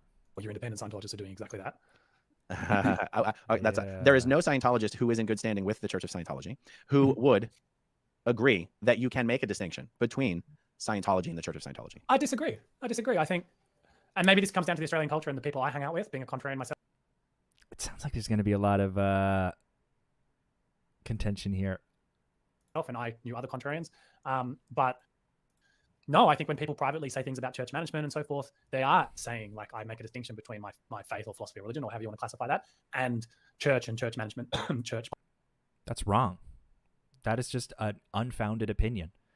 He has nothing but his own myopic view through the peephole of his brief experience with Scientology to have this opinion. It's not based on anything. Policies and so on. No, I mean that they would say the only true and correct, they would say that the only true and correct technology and application of the technology exists within the official Church of Scientology, and that it's not possible for it to exist outside of it. Yeah, that. Because if you're an independent Scientologist and you touch a kid, you're going to jail. But if you're in the Church of Scientology and in good standing and producing for them, you're going to be less likely to actually go to jail for touching kids, which is why there's a lot of pedophiles still in Scientology. But like, there's a systemic difference between what the problem is and what you believe the problem should be, or what you're like. He doesn't know what the problem is, I think. That I would tend to agree with. And I've been saying this. I've been repeating myself. I'm somewhat of a contrarian. I mean, some people don't repeat themselves constantly. I think I should. That was what came between me and my father-in-law in the end when I was going through my thing. I was like, I'm totally fine with you being a Scientologist. In fact, I don't like when people put up success stories of Scientologists and pull them apart and go, oh, this is rubbish. And like, if they're having a good time with it, who cares? Let them go for it. Like, if they're saying, I feel great. Like if someone comes to me and says, I'm a born again Christian and I just felt God come into my life, I'm like, great, no judgment. Like, I don't have a problem with that. And I don't like. We're not talking about Christianity. On Scientologists for things like that. But yes, ultimately, I hate that.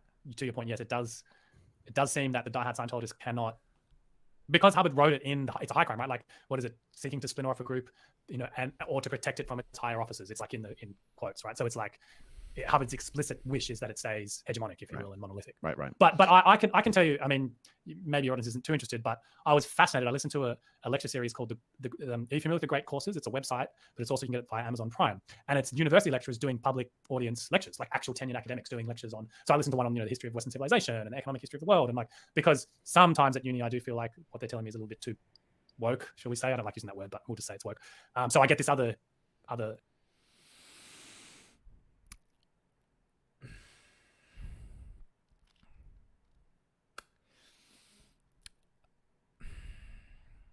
This is common. I'm not going to say I've never heard this perspective, but he's limiting himself. You all noticed that. We got our own little Ron de Scientology over here. Ron de Scientologist. Dog, I'm sorry.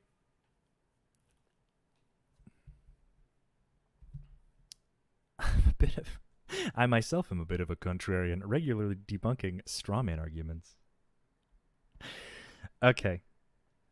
So now he's kind of mask off. He doesn't understand what this means to the audience that he is in front of. I don't even think he understands what the term woke means. Shall we? Here's what I'll do, just as like a.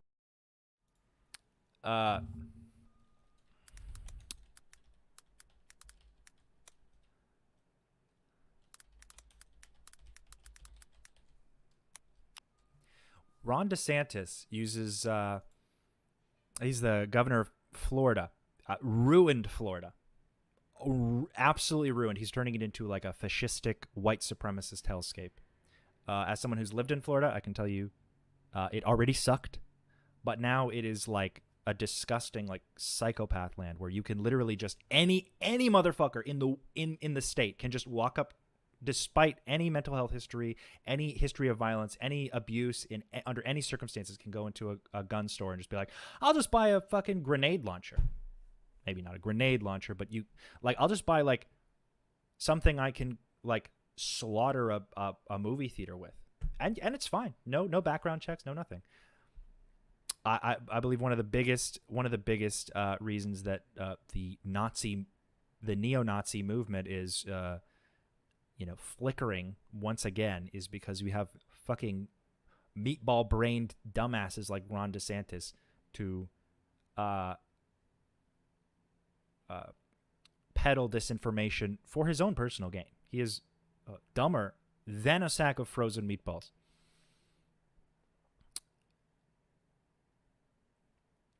But here's what I mean. Ron DeSantis has gotten in trouble for using the word woke so broadly.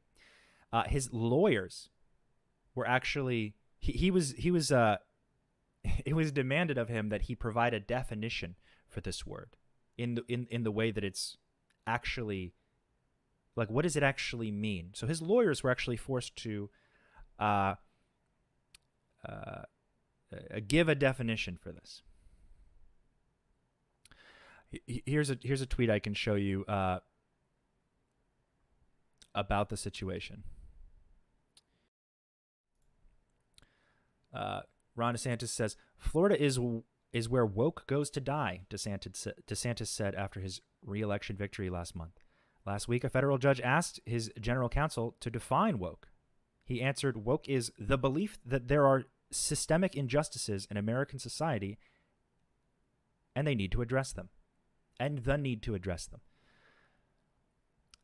So, regardless of what he actually thinks or says, you're all entitled to your own opinion about what you think this word means. Doesn't mean it's right, but you usually find the people who use this word the most, or I've at least found that the people who usually use this word the most tend to have extremely hostile and not contrarian, but like really just vicious personalities. Very, unempathetic. They don't really care what words mean. They don't really care what effect they have on other people. But I love that. Even his lawyers just sold him out. They were like, yeah, he says that, but it actually just means,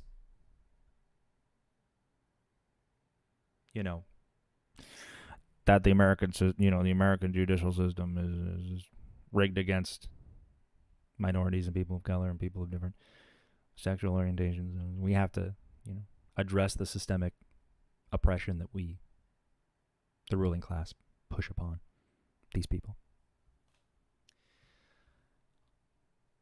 So for a guy to use that word, a fucking ex-Scientologist, I mean, most Scientologists are Republican. If they're really diehard. Scientology actually on their Facebook page got in trouble, I think, because there was a lot of discussion groups that were like telling people, vote for Trump, vote for Trump, vote for Trump. He's gonna get rid of the psychs, and then like literally advocated for, there was some mass shooting, and he was like, Trump advocated for increased, forced, what's it called? Forced forced hospitalization for the mentally ill. So like forced commitment. And Scientology just said, we don't care about that. Just a little tidbit I realized, because both my parents were at January 6th. I've had a very visual, again, I can see somebody saying, I don't care, I don't understand U.S. politics, have enough trouble with my own countries. The U.S. is a shit show, but it can have a cascading effect on people's perception of honest reactions of people who are victimized by certain rules that are systemic, that have been integrated into broad scale applications. It could just also be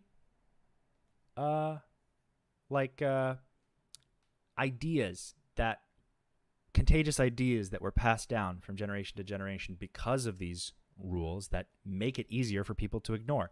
This guy is still a Scientologist in his brain. So he's still in this kind of like conspiratorial. I'm sure he thought, I'm sure he thinks he has a lot to say about things that he has no experience on. But yesterday he kind of outed himself as a little bit of a bigot. So I'm not gonna focus on that. But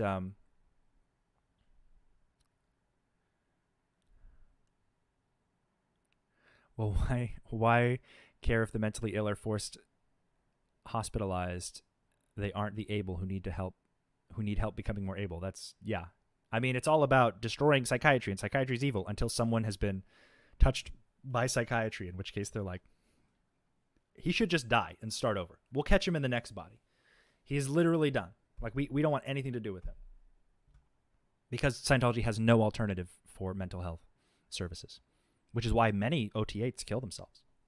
Look it up. Look up OT8 commits suicide, Scientology. Scientologist OT8 commits suicide. You're gonna have more than one story.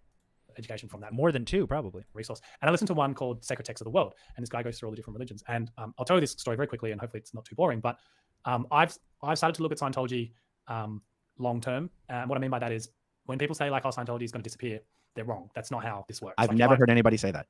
Yeah, I've seen it on a blog somewhere. Then you haven't been seeing people talk. You saw it on a blog somewhere. Start with that. A couple times. I don't know. I don't know. I don't recall when. This is a few years ago. I don't recall. You see, this is not how academics talk. Jason, I want you to succeed if you are attempting to if I'm deducing your message correctly, I would like this message to come to fruition. But all this other shit, you just keep it to your fucking self, okay? But, it might disappear and, be subdued or come in different forms. But I'm going to tell this story and actually just tell me what you think about this. So, and we're going to get a little bit academic here. So in the 1st century BC, take a drink. There were 3 main philosophical groups of Judaism. One was the Essenes, and the Essenes took the text of Judaism to be like literal, like aesthetic, like, they were the ones who they lived in the desert and they were like hermits, and they're like, this. He's going to go off and talk about how other religions act. Scientology does not believe in a God. Scientologists do not believe. Christians believe. They don't even believe that Jesus existed. If you get further along in Scientology, there are certain, like in the London Congress of Human Problems, I remember L. Ron Hubbard talking about how there's no heaven. There are no pearly gates, just thetans and chains. And I haven't seen any God, and I haven't seen any Christ. It's like fucking. He can't like give a message. He has to like workshop his logic out to like these stories he's heard about other groups doing other things from authors who know nothing about Scientology or who are even talking about Scientology. It's all an analogous. Maybe it's right, maybe it's wrong for Jason. And this is a part of his confusion. He's stuck. If Jason, I think Jason needs to assign himself the condition of confusion. It's a very low level of it's a very low condition. It's probably one of the lowest. But I think it might help him because he does believe Scientology works. I think he should just try that. Maybe he won't be as confused. This is perfect. And you might think of them like the Seal, actually. They're like complete literal interpretation and so on. And they were the ones who actually incidentally gave us the Dead Sea Scrolls. The second group was the Sadducees. And the Sadducees were the ones who ran the temple. And they were the ones who had the connections to the Roman Empire and the Roman authorities. And they were also corrupt because when you have that sort of money and power in the temple, you have corruption and so on. The third group were the Pharisees. And the Pharisees had... He's posturing. See this arm going back? This is how you know Aaron's about to give a very direct... He's posturing himself to be stable so that he can give a very direct he's going to say something basically to say like, I don't give it. What does any of this have to do with what we're talking about in the modern day right now? Or like none of this has, he's made up his mind. He wants to say something and he puts his arm back when he knows he's about to say it. Rabbis. The other two groups didn't have rabbis. And if you know anything about the Jewish tradition, they have in their, I always forget if it's the Torah or the Talmud, but they have like the original like early Bible. He's trying not to laugh. He's trying not to cut it off. Of the Bible, and it's like that's the actual scripture. But then they have the other one, which is the Gemara and the Mishnah or something, where they actually have rabbis comment on the earlier text. But And now they he's have bored. published in that sacred text, they have He's handling other dissenting things on his rabbis computer. interpreting the text differently to how it, like how traditional Jews see the text. Now, what happened is in Reposters, the, gets 70 ready. CE, the Romans came in and wiped being out the polite. temple, wiped out the Sadducees, and went and killed the Essenes in the desert. And the ones who survived were the Pharisees with their rabbis. And today we have rabbinical Judaism. It is from the Pharisee tradition, and it's wiped out these other. I might do it too. I'm just saying. I know Aaron. I know when Aaron's about to, you know, he has a tell. That's all I'm saying. These other forms of it. Now, why am I saying all this? I also am very big, so I slouch a lot. So I have to like prop myself up. Well, maybe in 1,000 years' time, if there's humans around there, let's hope there are, or in 500 years' time or 100 years' time, you might find a very different version of Scientology. Imagine a Scientology where you could interpret the text, for example. Like that would just be groundbreaking, wouldn't it? And you know, one thing I'm interested in exploring is, because whatever I do, it's not going to be about Scientology, the Church of Scientology or David Miscavige or even Owen Hubbard. It'll be a textual analysis of the text. So it might be the basics, the congresses. Look at his. Look at. He just doesn't. Could you imagine a Scientology that is like that? Could you imagine that it could just be very different? I choose to believe that the early days of Scientology in the 50s and the 60s, it was a bit more like that, which is actually one of the things that helped it prosper, is that it was okay to chew on it and talk about it and think about it and sort of make it your own. People sort of did that. And you had little kind of Scientology opinion leaders popping up in different areas that would be like, and eventually Miscavige and L. Ron Hubbard just thought these people were amassing too much power and they just didn't like it and they crushed all of that. That's right. But, you know, Hubbard's not here and Miscavige is what, 60, 70? I don't know how old he is, but 60 something. Okay, so 20 or 30 years, he won't be here. Who takes over next? Now, I have a feeling it's going to be worse because I have a feeling the only person who will. That's when he'll go back. Someone who's trained by him, and that's when he's going to get back in when Miscavige is gone. He's going to be like, I'll join again. Yeah, I'll come back because it works. Because that's what I think. You know, I'll be able to fix it. Is what he's thinking. He's gonna. He wants to create a bridge to repair Scientology, and also like go back and join and get all of his friends back when it's all a happy little group he was promised. It'll be an even worse rendition. That's my prediction. But yeah, I bet if you ask Jason what his ideal job is in the Sea Org, it would be senior qualsec or chairman of the board, RTC. Because he believes he just knows better than everybody else. Not saying RTC knows better about anything, but he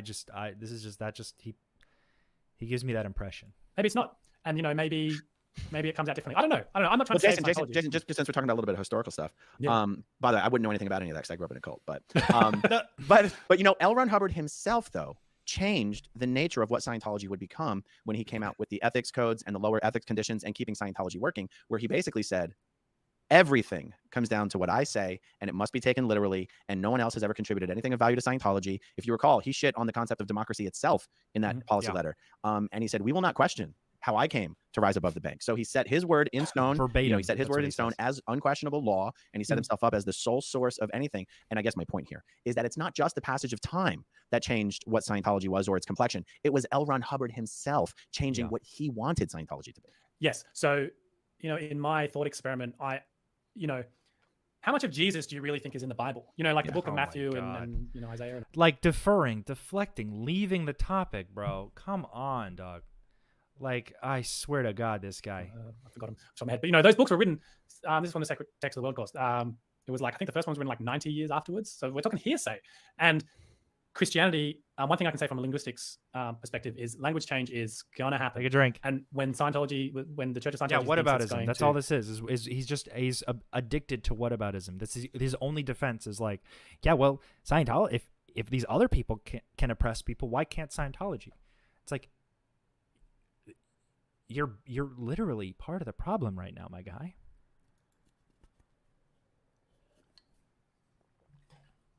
You know, when Hubbard says, like, in keeping Scientology working, you know, what I say here is going to remain true and blah, blah, blah. At one point in our society, that KSW was going to be like Latin. That's what happened in the Christian church. Enough centuries had passed that the books were now in Latin. So then you had a King James Bible come out, which is a very different book than the earlier stuff. So, it might seem like I could never imagine a Scientology where they get rid of Hubbard. That's not what I'm saying. But I can imagine a Scientology where they have reimagined Hubbard, for better or for worse. And for sure. Nothing stays the same forever. I mean, even David Miscavige has changed many of Hubbard's things. So whoever comes next will continue to do so. Imagine if you had, I say this thought experiment, imagine if at the front of every course was personal integrity instead of KSW. Oh just my imagine God. what a difference, right? You know, just there's a reference in the new Harvard Qualified Scientologist back, which is like, says that, like, it's how to study Scientology. And it's like saying, like, don't just believe it because we're telling you, just try it out, see if it works for you. Like, imagine just that as like a different perspective. And imagine a situation where, you know, I remember in the SEAL crewing, like, why do I have to call people sir? Like, I know it says officers, but just because you're the CEO of something or some department or div head, there's no reference that says I have to call you sir. Like, oh, you've got to call them sir, you know? Let me throw this out there. Let me know what you think about this. I could give a dozen ways that Scientology could be improved and Miscavige could improve it. And if I were Miscavige, I would do those things. But I would also say, why would I want Scientology to be improved when what they're selling everyone is a fucking lie? Why would I want it to be a kinder, gentler version of Scientology? Why? So people get more easily entrapped? Are you talking about when it's a lie, the OT3 stuff and the OT material, or what's the lie? The promise. What's the lie? Total freedom? The promise. Fuck. Every time I pause it and press play too quickly, it makes it full screen. He's saying, what's the lie? That shows how little this guy actually understands. Of the bridge is Mirror. It would not surprise me as and many academics in their positions of power as well. Being a cult leader equals a position of power. Sure, but being a cult leader means you are like actively controlling and actively like isolating people and promoting, like, you know, you have to kind of be the protector of the souls. If you're not the originator of all information, of all the special information that only you have to be the protector of it, or the guardian of it. You have to hold it over people. There has to be this like this next level, which is like the OT 9 through 15 that doesn't exist. You know, this is something Jason has not considered. Jason is new to this. Very new. I don't know what he's been just in college for the past 5 years. That's great. I think he should. I actually want to hear what he has to say. But yeah, he's not charismatic enough to be a cult leader, so I don't think that's going to happen.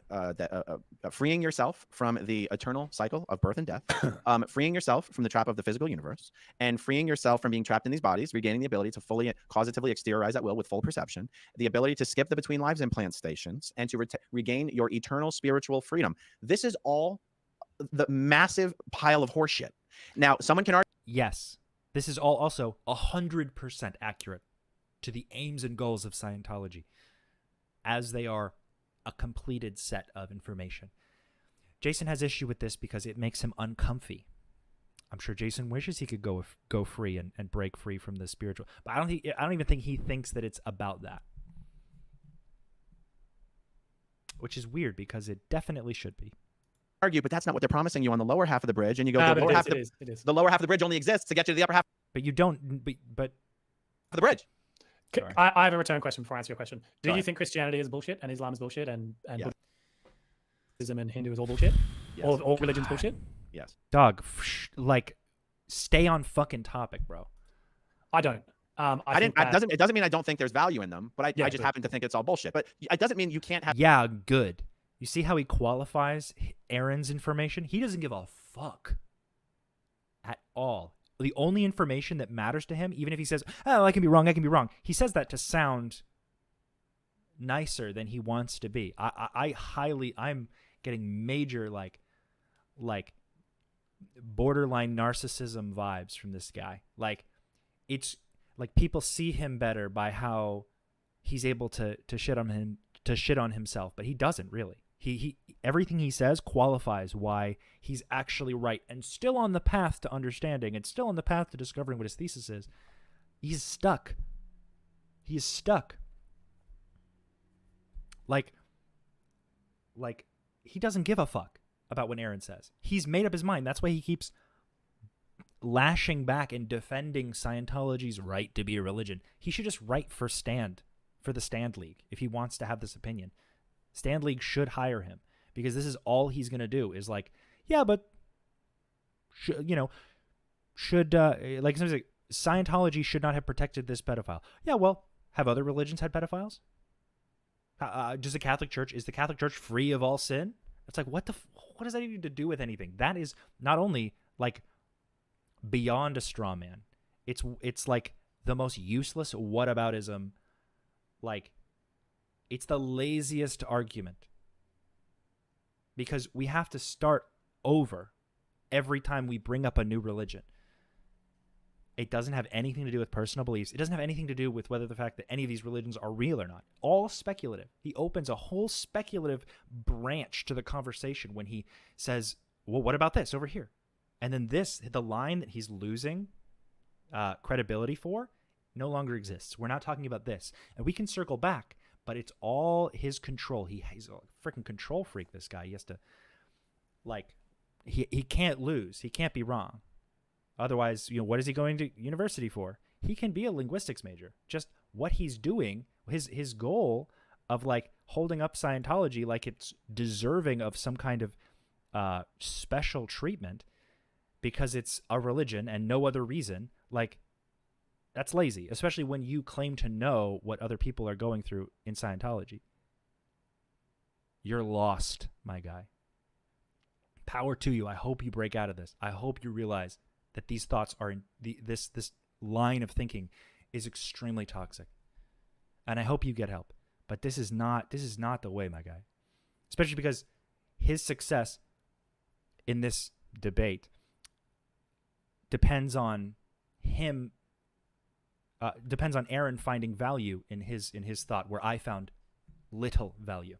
So every time he acknowledges him, he's like, I can still do this. I'm still good. It's not a bad, and obviously if Aaron were to just bash everything he said or counter him or hold him accountable to each line of thought, Jason would have left the interview long ago. I would love to see Jason go on the H3 podcast.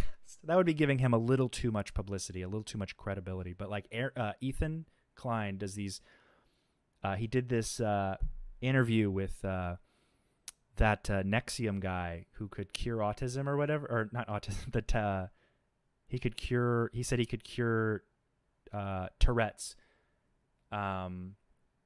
with Nexium. Nexium not only being a spinoff of Scientology with, more sex cultiness, Keith Raniere just took shit from L. Ron Hubbard. But Ethan dismantled the fuck out of this guy's argument. Drew him in, and just like this guy, what was his name? I'm blanking on his name, but he basically lured him in, made him feel safe, and then gave him these simple arguments. That guy also didn't look into the H3 podcast at all. No matter, even though it's one of the biggest podcasts in the world, Jason didn't do a damn lick of research. He kind of thought he did some research, thought he might be sympathetic to Jason, but Jason's a contrarian. So he's allowed to contradict himself. He's allowed to be contrary to his own lines of logic.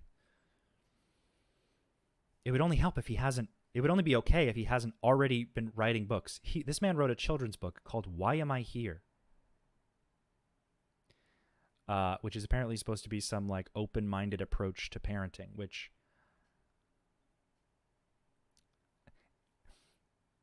it's leading with the certainty in the ideas, fresh out of the cult, leading with the certainty is as we know from experience, very difficult. But this is a layup. This guy is a layup for anyone who actually knows I guess in a more traditional debate, Jason would be a layup. Now, of course, we have to define what do you mean by bullshit. No, I get what you're saying. Would you describe yourself? I think religion has value in societal groups. I still I'm still comfortable saying I personally don't believe in what religion sells. That's what I'm saying. So yes. For me, I'm very interested in religion, but I don't want to ever join a religion. So that's sort of my take on it. And I'm becoming aware through my university studies. When people go oh, religion's rubbish and science is everything, it's are you aware that the scientific method was developed in the Judeo-Christian ethos of the 16th and 17th century in Western Europe? There are other societies that have had all the reasons and precursors to developing the scientific method, and none of them did. And there are arguments that religion, specifically Judeo-Christian religion, is why we have science as we have it today. So, I mean, that's not actually why we have science the way we have it today. But that's one way to look at it. Here's something that the scientific method relies on: reproducibility of results. Scientology pretends to have reproducibility of results because at the end, you get a certificate.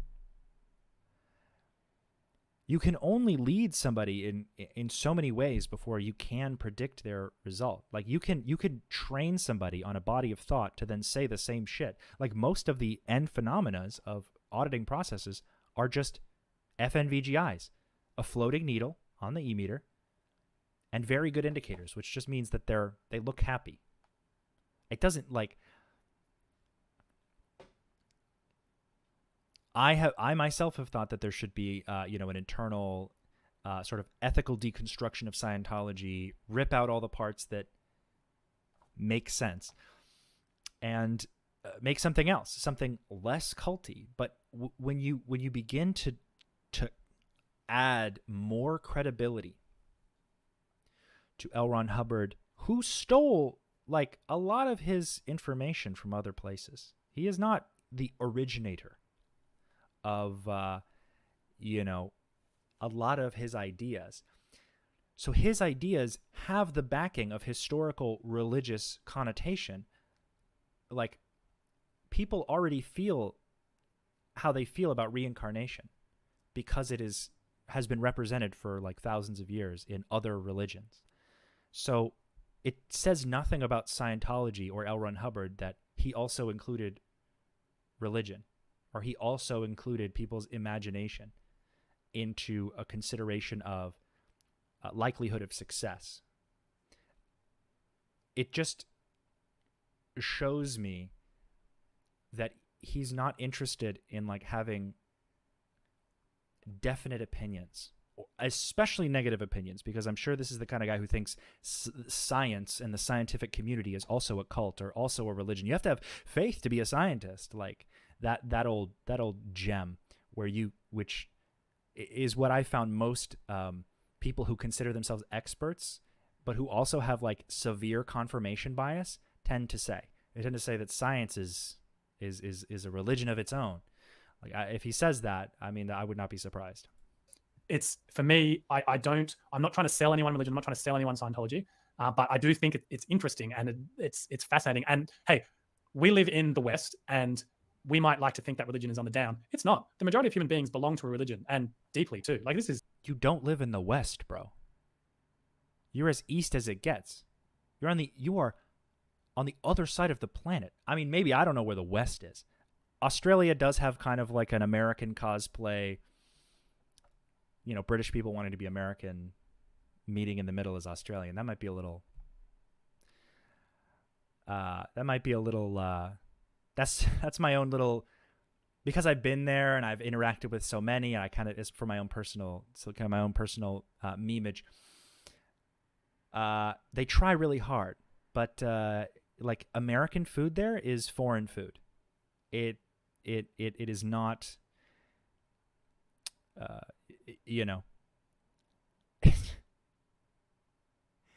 if the West is more of a conceptual statement of what kind of culture you promote or what kind of culture you associate with, that's fine. I'm not an expert in that, so I can't say, but saying we're in the West when they are literally 12,000 miles apart is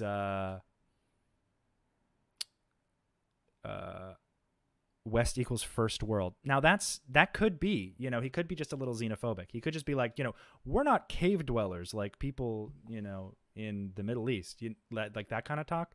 It could be underlined, but he hasn't said anything like that exactly. So if you're thinking that the West is just like a cultural consideration of, how evolved are they? Sure, I guess evolved is even like not even the word I want to use. Like how much they resemble America. I mean, there are parts of America that are third world-esque. Like go to Appalachia, go to Kentucky. These people live in extreme poverty. But as far as the word West goes, I could be misinterpreting what he means by that.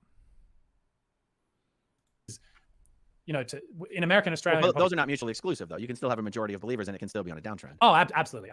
Well, it's actually not on a downturn. No, it's up, from what I understand. Okay. I don't know. Did you know that 80% of statistics are actually made up on the spot? Yes, I was taught in Sociology 101, like when COVID happened, for example, religious attendance in Australia skyrocketed, for example. Okay. Now, but you mentioned but what about Scientology specifically? Like, well, then why potentially promote Scientology? Because the nature of my work could be walking that line, couldn't it? Because I would be coming at it from a neutral standpoint. Someone might read it and go, oh, actually, I want to check this out. Here's something I find interesting about Scientology from a philosophical religious perspective.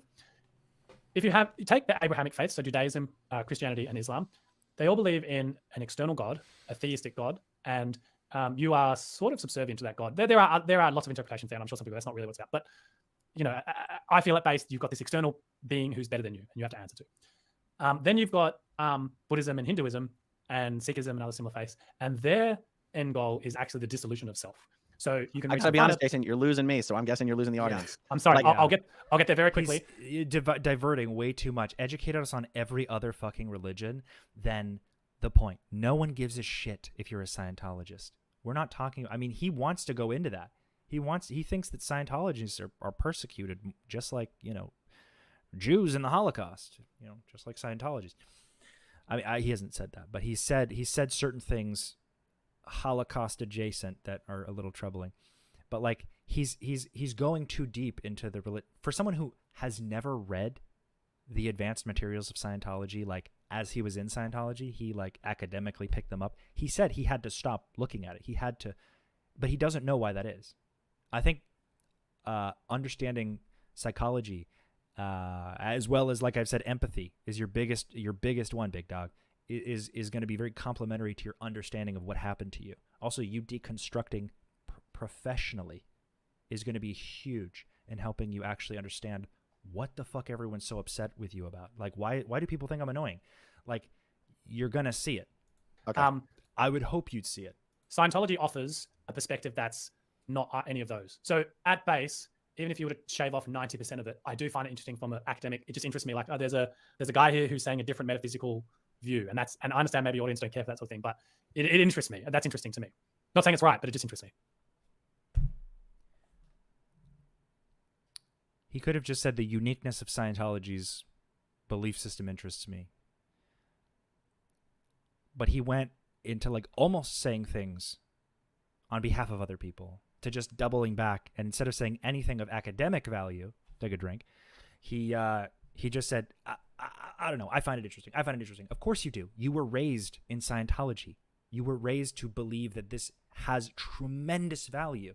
Why else would your parents have been there? Why else would any of them have been there? Whether unless they believe it has value. This value is created over a step of compromising, of like, there's like a stages of indoctrination. I need to bring somebody on this podcast who actually can deeply describe podcast. Did I call this a podcast? Broadcast, I'll call it. I need to bring somebody on this broadcast who actually has professional insight. I'm going to reach out to some people, and I'm going to see if I can come up with a video. I'm going to get an expert on here one of these days, and we're actually going to talk about like the nuances of how someone can get to this place. A lot of people are saying he's fake. I don't think he's, strictly speaking, fake. I think some people can just be that lost and that confused. Like, we have emotions that guide our actions. We have like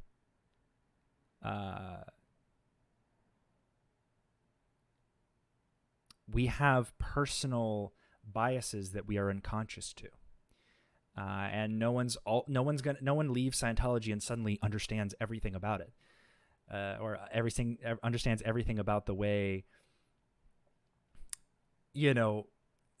they perfectly understand the way everything works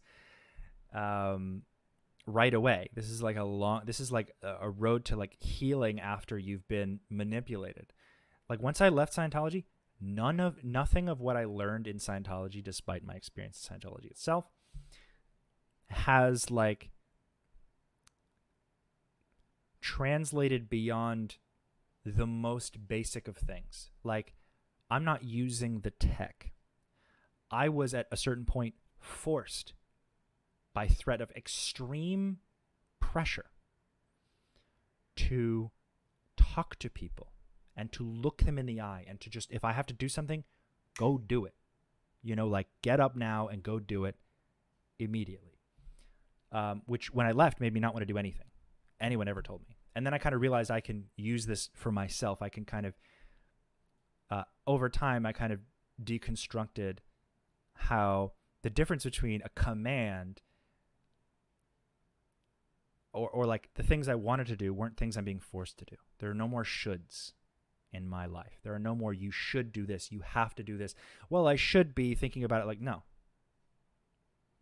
And if you've left Scientology or thinking about leaving Scientology, your foot is out the door, you're trying to do that. That's the number one thing you should do to prioritize yourself. There are no more shoulds. There can be necessities, you know. You need to eat. If you have kids, you need to find a way to take care of them. But for you, like, you are in charge now. You deserve respect, and you deserve to find ways to respect yourself. So get rid of any shoulds right away. I mean, that's the first thing I learned in therapy. I was like, it like stopped me in my tracks, and my therapist was like, no more shoulds. Stop it. There's nothing you have to do anymore. And I was like, whoa. I was like, God, you know, for the pressure that many of us experience, the relief of pressure is kind of like, well, I wish I had something pushing me. And it's like, yeah, you're free now. You are. Take a step out. Just go have a thought that you know for absolute certain that you're never going to tell another auditor ever again. Have a critical thought. The smallest one, the smallest little bit, and just say, this is mine, and I'm never going to be forced to give this up.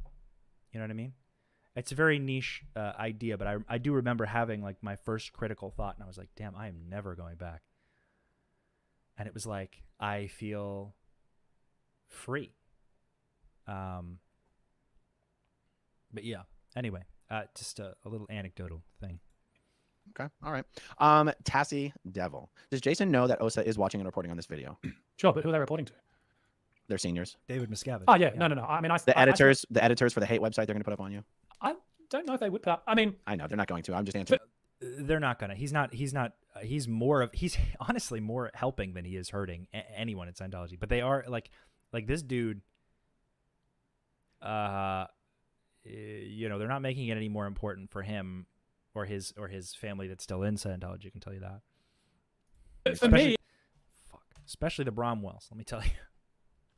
Because from what I understand, the Oregon Perth is like barely open. It's only open on Saturdays. I think like 2 days a week. Like, it's so dead, no one can afford to be there on a weekday. Scientology is so unlikable that they have so little PCs that their only auditor is off doing other shit. From what I understand, I mean, she might still go back and audit every now and then, but it's just anyway. It'll be interesting if they do put up a hate website, because they're not going to. No, not unless you appear on a TV show. But even if I was to, like, it would, I think, to me, make them look like, to some degree, you could understand to some degree why they would put a hate website up on someone like Leah. I'm not saying they should or it's right, but if Leah's attacking them and they're attacking, it's like a two-sided battle. But with me, I'm not doing that. So it would be funny if they did, because what they would be demonstrating is not only can you not attack the Church of Scientology, you can't even just do academic discourse on it. That's unacceptable. And that to me would be like, okay, you're making your own bed there. I think they would be hurting themselves far more than they'd be hurting me. Yeah, but that's okay. They've declared nice, old, beautiful mothers and forced them to disconnect from their children over things like saying a critical word of David Miscavige. So I mean, right, okay. Declaring an academic would not lower their social standing. I am declared. I'm putting up a hate website on someone who just wanted to do an academic study. Yeah, and especially because he's for Scientology. He is speaking. This isn't an academic discourse, but this is like he's speaking to benefit Scientology. So he is a nobody to management right now. Maybe to some degree because he's on Aaron's channel, but like he's not on their radar in any capacity. I have a question for you, Aaron. Mm-hmm. What do you think about this disconnection thing? Because it seems to me that you've got these sources of trouble A to J, and the first one is you're connected to a person intimately, like family or whatever, who's being declared suppressive. So for me, is not the church policy actually not to separate families? I'm not saying they follow it; they do it all the time. I'm not saying they don't do it, but isn't the actual policy to not do that and to? Then what does it matter? Like, he's making the argument. I don't know. He's trying to like lighten Aaron's tone on Scientology by saying, "Wouldn't it be nice if Scientology was interpreted like the text of Scientology was interpreted like this? Isn't that nicer?" Not saying that they follow it; they actually do a lot of abuses. But like, wouldn't it be nice? Isn't this a nice little thought? No, it's to weigh which one will cause more trouble. Disconnecting or not disconnecting. That's what they're supposed to do. It's meaning their policy isn't to not do it. It says do not allow the person to disconnect if it will cause sparks to fly and create even more antagonism. Usually in most places in Scientology where disconnection is described, it's described in a way where it doesn't seem like you're talking about your family. You're talking about your angry landlord or your neighbor who hates everyone or your boss or your whatever. He usually doesn't talk about disconnection in a framework of mother, father, spouse, or children. And I think we can say without a doubt, well, actually, we've been talking to a lot of people from even the earliest days of Scientology. Disconnection is enforced today differently than it used to be. And they certainly don't take into consideration the will this cause sparks to fly. They seem to not care about that at all. So, but type A to J, I mean, type A just means once they declare you type A, which means you have a member of your close personal family who is antagonistic to Scientology. Once they declare you that, you're not eligible for Scientology auditing until you either fix that person or disconnect from them. So just having a type A doesn't mean they don't support disconnection. Yes, but it's again, it's a more nuanced perspective, isn't it? Because then it comes down to the church saying, this is their claim, well, we don't actually disconnect families. If the family member chooses to do that, that's on them. But when I got declared, OSA called my wife's parents to get her to come into... Irrelevant, because that's a public statement. What they do practically is they'll declare the person, and then if there's any like I was threatened with declaration several times. I was assigned a non-interpolation order several times, which includes the threat of disconnection. And I came back from most of that. And at the end, I was like, I don't give a fuck. You are creating problems in my and my family's life by not allowing me to leave Flag and move on with my fucking life. Forcing me to do physical labor because at some point I may have ethics that I need to do amends for before we've even decided. Like nothing matters. Like once you're on the train, the ethics train, you got to go somewhere. No one's just stopping.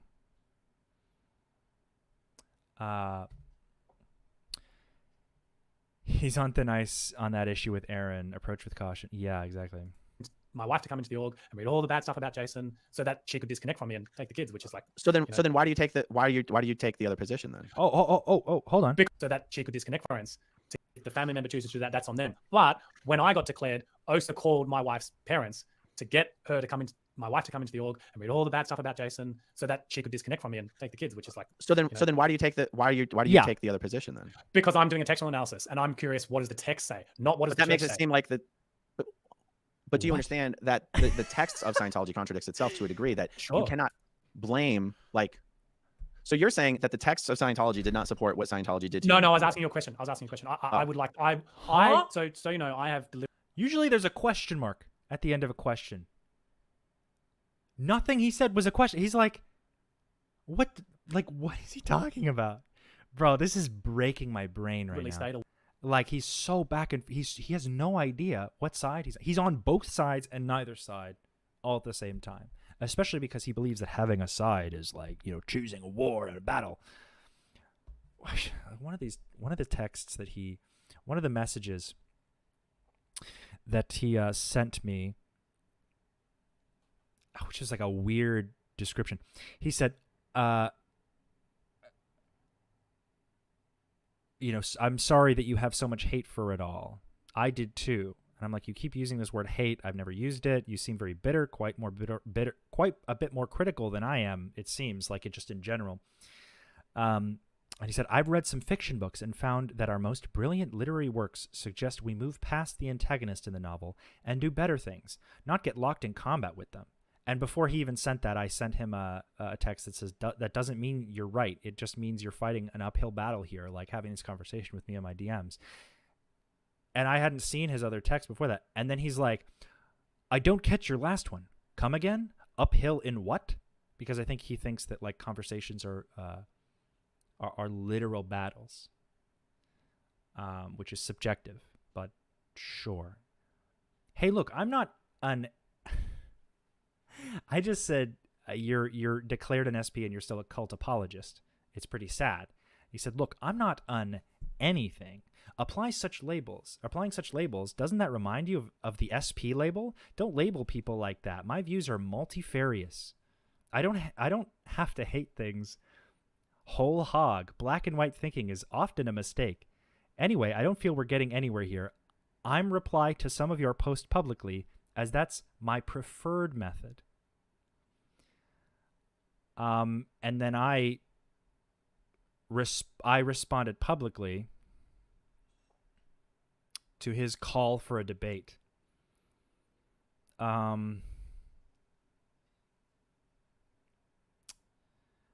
was it? He said, please calling on anyone with the capacity to employ critical thinking regarding Scientology, at Chris Shelton, at Ian Rafalco, at Anon Lethal, letting me down. I want conversations of substantive depth and reflection. Growing up in Scientology, are you to it? So he doesn't proofread, which as a writer and a linguistics major is a little... So, like, what does that say about your work, about your writing skills? I said, no one is debating you because your argument is in bad faith. Your mind is made up in the favor of ignoring the actions of Scientology with the broadest idea of plausible deniability that exists. You do not care about victims, and being a debate lord doesn't make you better.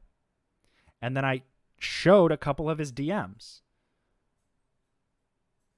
And then he again comes out and is like, hi, Ian, I DM'd you because I didn't feel it was right that you were beginning to dox your ex-wife. Again, I doxed no one. He's lying. He knows that doxing is a crime and has a specific definition.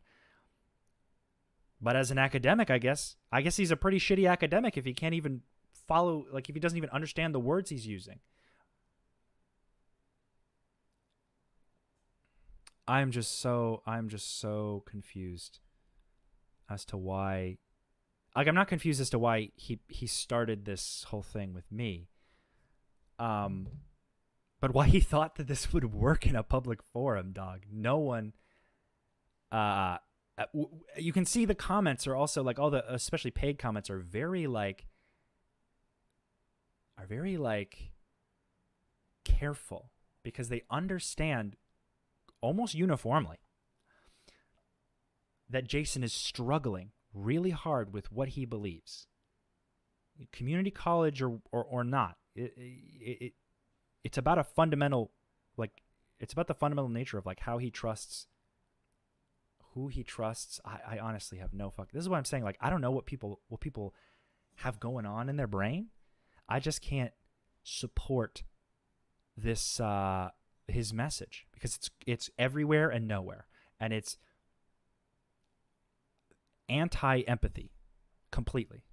Away from reading Scientology as much as possible. I just want to do my studies, and I'm going to turn around when I'm done and come back to it and then analyze it, because I feel like that would be a good way to put some distance between me and it, and then and analyze it. Yeah, he feels like this would be a good way. He doesn't know a good way. He doesn't listen to anyone because his fifis are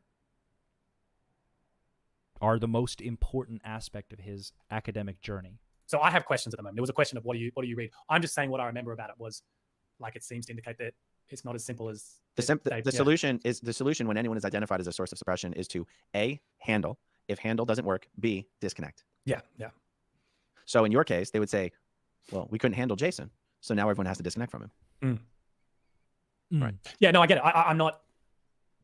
It's going to be hard for some people to separate what I do from the church when I say, oh, the church, sorry, the text say this, and they're going to go, but that's not what I experienced, and they're right. So it's Okay. I'm glad we're having this talk because it tells me I really need to point that out in any papers I write. It's like, this is not about the Church of Scientology or anyone's experiences. This is just a textual analysis. This has nothing to do with anyone else's feelings but my own. Interesting. Okay, Lulu92 says, I'm sure some people had great experiences with Jim Jones, but he is still responsible for the deaths of over 900 people in the cult. Certainly true. Yes. But what's interesting is that if you see a documentary about Jim Jones and the People's Temple, and it leaves you with a question of how could anybody be so stupid and crazy so as to have joined the People's Temple, then that documentary did not do a good job of telling the story about what it is about the People's Temple that made it so successful in recruiting people. Because, by the way, I've read two of the most recent books on Jim Jones and the People's Temple, and this is going to sound absolutely crazy, especially considering how the People's Temple ended. In the early days of the People's Temple, when they were building up and recruiting in the San Francisco area, they were able to accomplish and gain for themselves some prestige and influence that David Miscavige could only wish for. The People's Temple, in some ways, as an organization, and in that limited time before they made the move, as an organization, not as a belief system, not as a cult or whatever, accomplished certain things societally that benefited the people who joined. And in order to tell the story of Jim Jones and the People's Temple, you have to tell that part of the story as well. Otherwise, you just think that you have to be a stupid, degenerate, crazy person to join a cult. Nobody thinks they're joining a cult. Yeah, that's really important. That's exactly right. And maybe that's how some...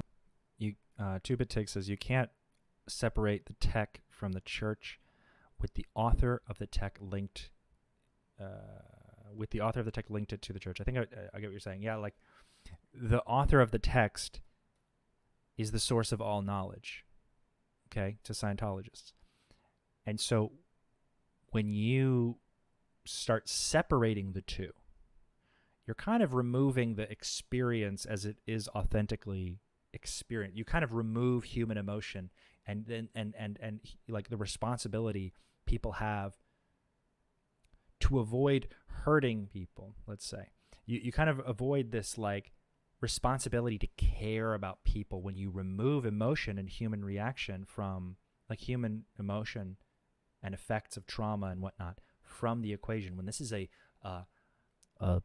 academic statistical breakdown of the viability from my academics, because I find everything's interesting.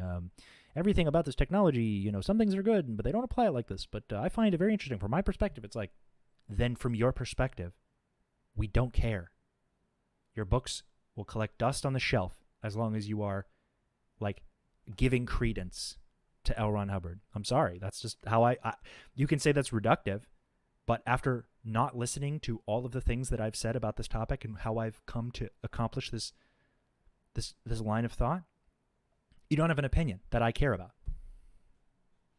If you disagree with that, like if you're not interested in listening to how I came to the thoughts that I have, but you just want to tell me what I think and how I should think and how I should feel about something, you can. I'm not going to agree. Especially when it's in favor of my abusers. It's like, marshmallow fluff in this noggin. You know what I mean?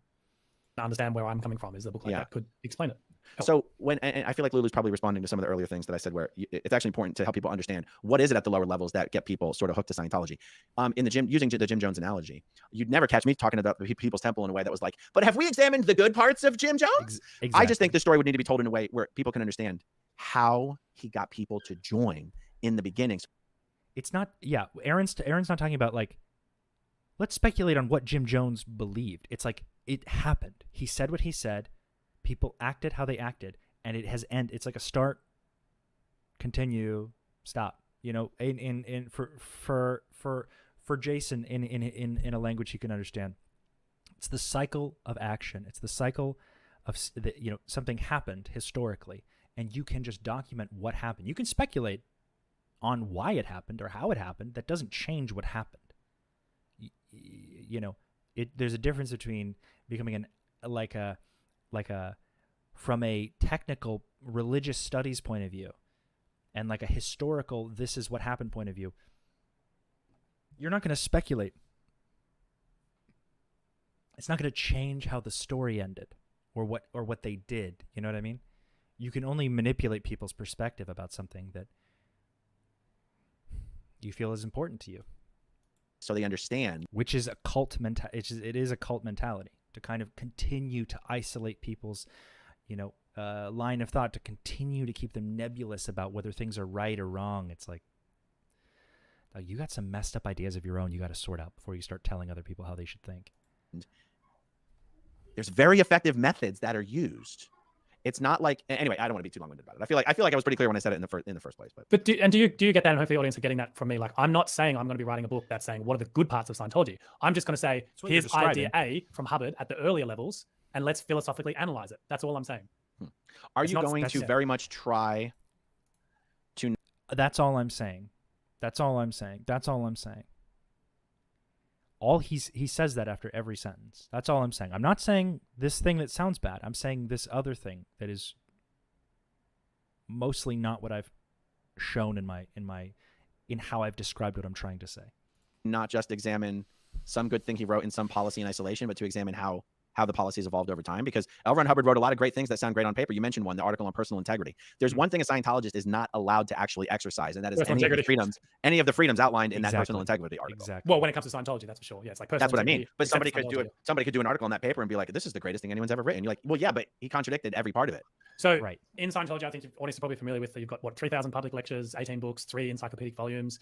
There's a lot of text to analyze, and there's no way I'll do it all. So I'm going to have to make a choice to choose a specific era, theme, or type of material. He doesn't even want to commit to the material. He doesn't even want to commit to a full understanding. I don't even want to learn about the topic. I just want to talk about it. I just want to become popular because I think my opinion is special. I'm sorry.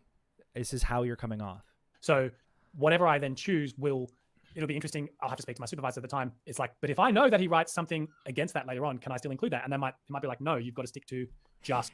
He's got to call the soup to double check whether or not his tech is aligned. That. Soup. Clear your word. Do a demo. It was about Ilya, who, my supervisor at Flag, Ilya, just said, do some demo. Непонятое слово, which means misunderstood word. Grab dictionary. Непонятое слово. Do some demo. Do you need to work it out in clay? But I will, whatever my constraints are, I do want to try and show the tone and the flavor. And yes, you need more than, because sometimes... Lydia von Stretchclaw, he also said he knew already what he was going to write about. Exactly, that's what he said. And then later on, I think like 5 or 6 times in this interview and in the last interview, he has no fucking idea what he wants to write about. I mean, the last interview was at least a while ago. This is 2 days ago. Streamed a day ago. So the night before last, but like, this is fresh and he still has no idea what he wants to write about. Sometimes someone can say things that there's never a smoking gun, but when you connect all the dots, it's there. So it would be important that I'm allowed to include that if that's the case. Okay. I mean, I think the endeavor that you're on is interesting, even if only because you find it interesting. I think a cynic would be like, yeah, but what's the point? Hey, if the point is you want to do it, that's a good enough point for anybody. Like, who cares, right? Yeah, I do want to do it. Yeah, he's allowed to. I'm going to bring in the Holocaust here. So academics. Oh my! I gotta use the bathroom. He's doing it. He's doing it. We only have about 40 minutes left in this, so I'm gonna use the bathroom. He just said Holocaust, so we're about to get into some shit. Oh God. Okay, give me a second.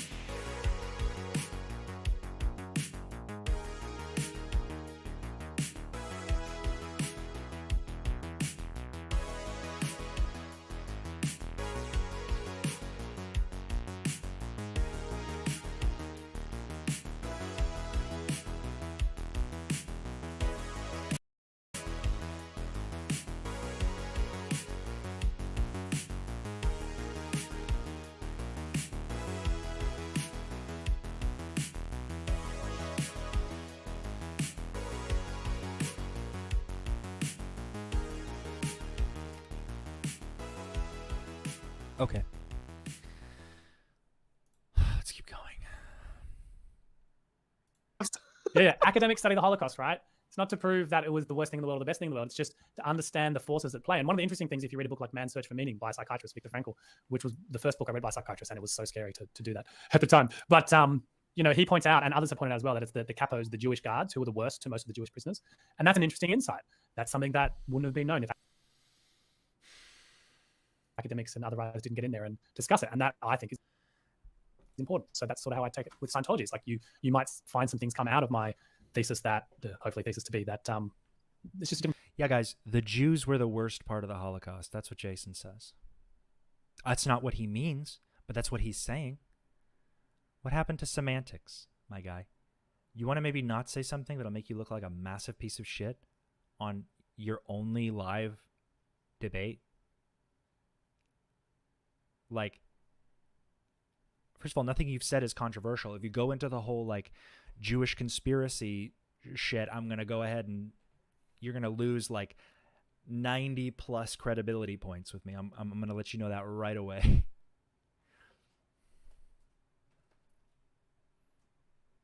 perspective that no one's thought of before. All right, interesting. Destiny Salazar, doesn't saying that wasn't my experience dismiss the acknowledgement of many people's testimonies? I don't think so, by the way. Yes. Just because it didn't happen to you doesn't mean it doesn't happen. I don't think when someone says that wasn't my experience, they're denying it was someone else's experience. Yeah, I'm not. Well, I'm not denying anyone's experiences. Yeah, I think it's actually very important. You don't care. It's True, not. no. If he wants to be a robot with no feeling, that's one thing. But if he wants to like he just like, you see, it's not that he cares. It's that he's saying, I'm not saying that I don't care. I'm not saying that wasn't other people's experience. Okay, but what you are saying minimizes the experience of others. Just because it's not something you intended to do does not mean it is not something that you are doing. No, that some experiences are not universal, and that does not deny the validity of the experience that was not shared by everyone. That's okay. And more than that, to turn that on its head, that comment sort of seems to suggest to me that because other people have had a certain experience, then I'm not allowed my experience. It's like, well, I had my experience with David Miscavige and in the church, and I'm not as bitter about it. I'm really only bitter about the last little incident that happened. Yeah. You know, it's interesting because I'll say Miscavige has never yelled at me or hit me, but that's because I didn't work with him. Right, yeah. And I don't deny, like, as I said before, I'm not saying he didn't do those things. If you guys are saying he did those things, he did. Like, what possible reason would however many people, 30 people, 40, come out and say those things? Like, what? They're all getting together in some private room saying, hey, we're going to make up a lie. Like, it's not what's happening. Why are you acting like okay, it does seem to be, okay, we'll just dismiss him. I love academic debate, but I get an underlying sense from Jason that he's dismissing those with horrible experiences because his wasn't that bad. No? Which is what he's doing. So? No, I repeat what I just said. I'm not... Like, he can say, well, I didn't say that. I don't think that. But, like, all this other shit he's saying, contradicting. He's speaking from pillars he has never stood on. This is a fun game to him to break down Scientology, whereas for other people, it's a traumatic experience. And the way, there is no mistaking that the way Scientology is structured, as someone who lived it and was inside of it, is that of an isolating, manipulating, coercive, high control group that told me that the only thing that was important for me to know and for me to care about was L. Ron Hubbard, his mission, his tech, and doing it right. And dictionaries, I guess. Like, Jason can say, I don't feel like this. But when you go out of your way in the middle of all this conversation to speculate on what does it say and is there value in what you do minimizes. Because let me give you an example. This is a good example.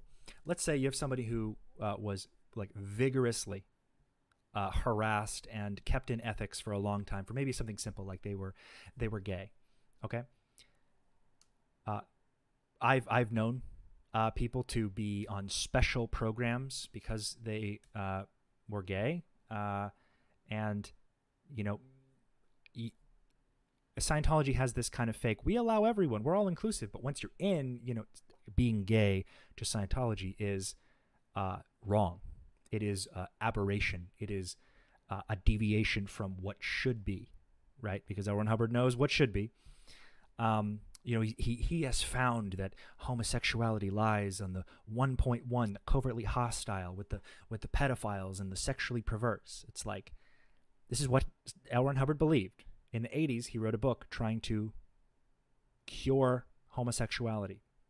Even the New Jersey, the first, Elizabeth, New Jersey Dianetics Center attempted to audit out the homosexuality of people. He stopped doing that because he said it can't be done, but still, like later he said, it's not worth the time, but still continued to be homophobic and like, so back to my example, you have somebody who maybe was oppressed or held down for being gay, in his whole life he's been told it's wrong, he's been reinforced by others in the church that it's wrong, and it's something that's in the back of his head that he or she represses, right? After all this harassment and obviously when push comes to shove, maybe they get in a predicament where they're declared because Scientology isn't working for them. All of this technology is just making them hate themselves, making them focus all this disappointment and this anger into their own experience because it's all they have relation with. They don't fit into this mold, right? So that person leaves Scientology and they are still very hard on themselves. They see, this is just an example, I'm not speaking for all gay people. This is just something that makes sense, because then when people because they leave and then they're reinforced, okay, well, Scientology isn't actually a workable system. L. Ron Hubbard was a bigot and a serial woman abuser. He was awful to his children. He was awful, he constructed a system of control that directly benefited him. He evaded the law, he evaded taxes, he evaded accountability for his actions for years, until he was even in hiding at the end of his life. Fingernails long, hair long, like those pictures you see are real. So they learn about this and they deconstruct a little bit. Then you have someone like Jason, okay, who comes along and says something like, I never seen anybody with, who was gay in Scientology who didn't, do something perverted or gross to deserve being in ethics for being gay, which is false and not something that he said yet. But and he says, well, let's look at the merits. Let's look, like he's looking at it from an intellectual perspective. The way he's describing that is by blowing past everybody's issue with Scientology. He's kind of going through this. He had to go around. He had to just follow it. He had to just follow this. I'll wait until people have completed this stage of deconstructing Scientology and removing its influence and removing its power, which has not happened yet. And instead, I'm going to go right through and I'm going to say, hey guys, don't you know that Scientology is actually kind of cool? I think it's kind of interesting. I mean, not what they do and not what they're about and not what they say and not what has been done and not what they've done in the church, but just in a hypothetical, religious point of view. I find it, I find it very interesting. And then he wants to just make content about how honky-dory Scientology is, be on the safe space, make a safe space for Scientologists, people who have abused this person. This person who would have left, back to my example, now feels like there's room for doubt in whether or not the way they were treated was right or wrong. Right? You're directly impinging upon other people's stories by minimizing, and it might just not matter to you, and that's why you keep bringing it up. But every time you bring it up, you are ignoring the point, and it might just be a part of your personality, but it's extremely unlikable. And I'm sorry, but nothing you said has been concrete or evident or backed by anything but the way you think it should go, or the way you feel it should be done, or what you feel like you should talk about, or your interpretation of it based on what you read. And we already know that you're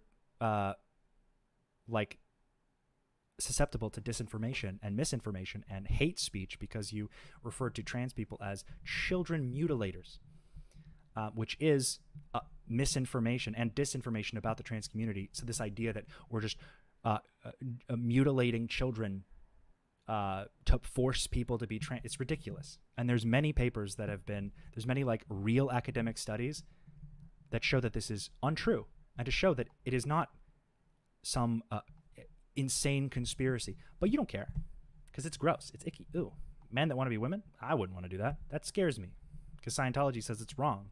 And so I have icky feelings about that. Instead of deconstructing these things,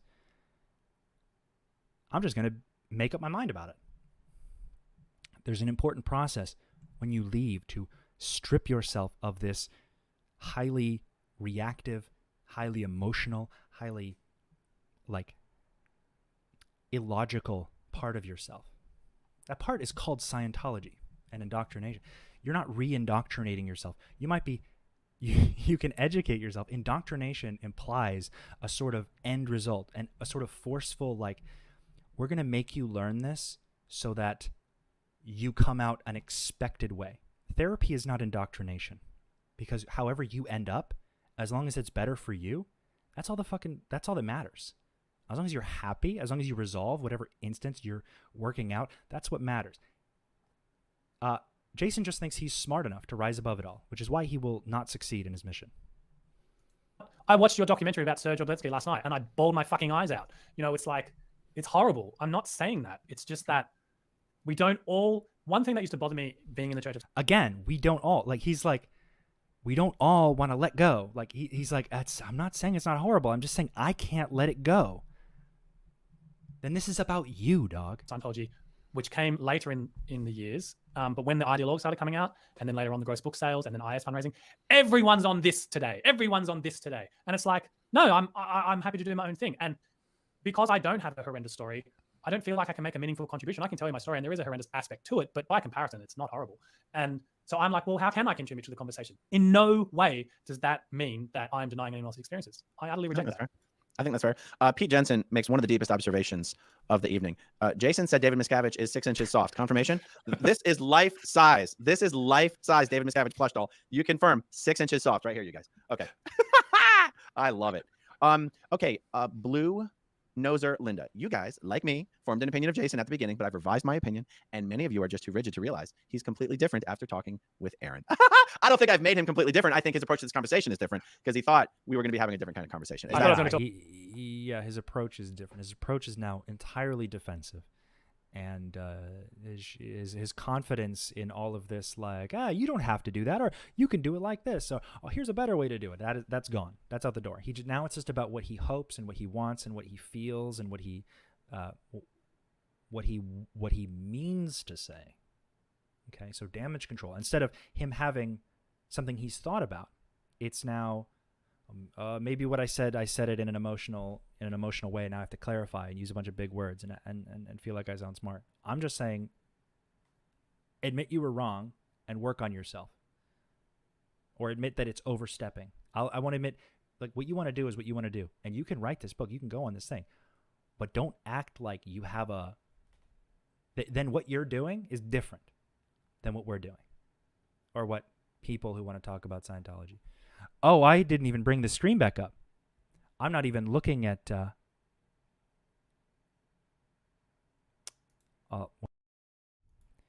we know where I'm weakest is my very short-term memory and attention span. I get caught up sometimes, and I forget to swap it. I forget to unmute my mic. I forget to switchy. I did a live the other day that I didn't even start on the starting screen. It was just me. I thought it was kind of funny. Anyway, we're just going to go back into this. I just want to get it over with. Talking with Chris again. Yeah, I thought I was talking with Chris again, where you're going to be like, you can't say anything about Scientology that's even remotely acceptable. It's a slave organization. And so I came with all these dot points, and now I'm like, oh, actually, Aaron's not like that. So I was embarrassed. All right, so Merely says, so you don't actually believe in anything you're saying? You're just saying it because nobody else is? Yeah, exactly. When you take an academic position, you look at it through a particular lens, and you argue for it in a particular way. And one thing that perturbs me about some academics, I run into a minority of them, is they think that what they're writing is capital T truth, when it's just an opinion. So I'm willing to take the Scientology perspective into my thesis, as well as the anti-Scientology perspective, and write it all down. As far as what I actually believe, unfortunately, it seems like due to my path, we touched on this earlier, it might be another 10 or 15 years before I can work that out. And Good. We're somewhere. But it's not all academia, okay? You have to work out your feelings about the topic, because you don't seem to connect other people's feelings with your own. maybe you're like, oh, that's sad that that person happened, but I don't feel anything like that. Like, you got to work out this connection, my guy. Maybe you're just naturally unempathetic. I don't care. That's just my opinion. Yeah. Also, because he started this by being like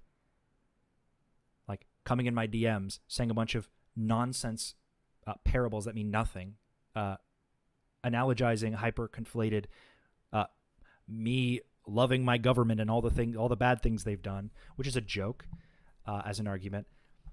And it was like, he's not participating in this rigid, chaotic, like mishmash of my assumed like solutions to the conversation. So I'm just going to take it public. If you want to respond to me publicly. I'm like, dog, you reached out to me. And now you're the one who's pretending that you're like in the same boat.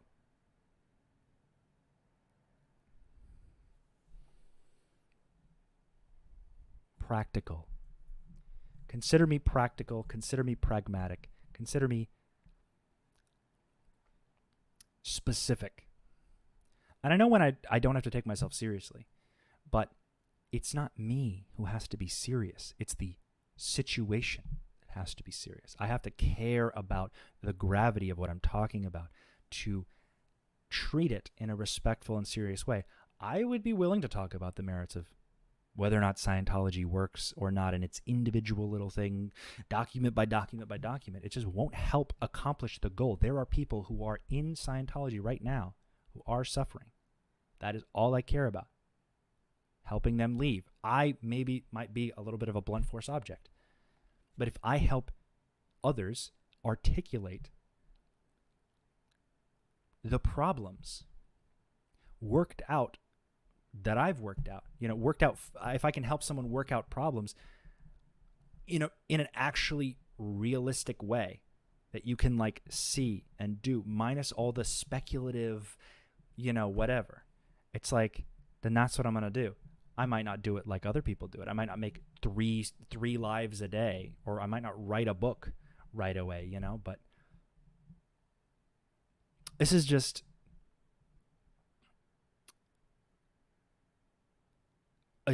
like my position,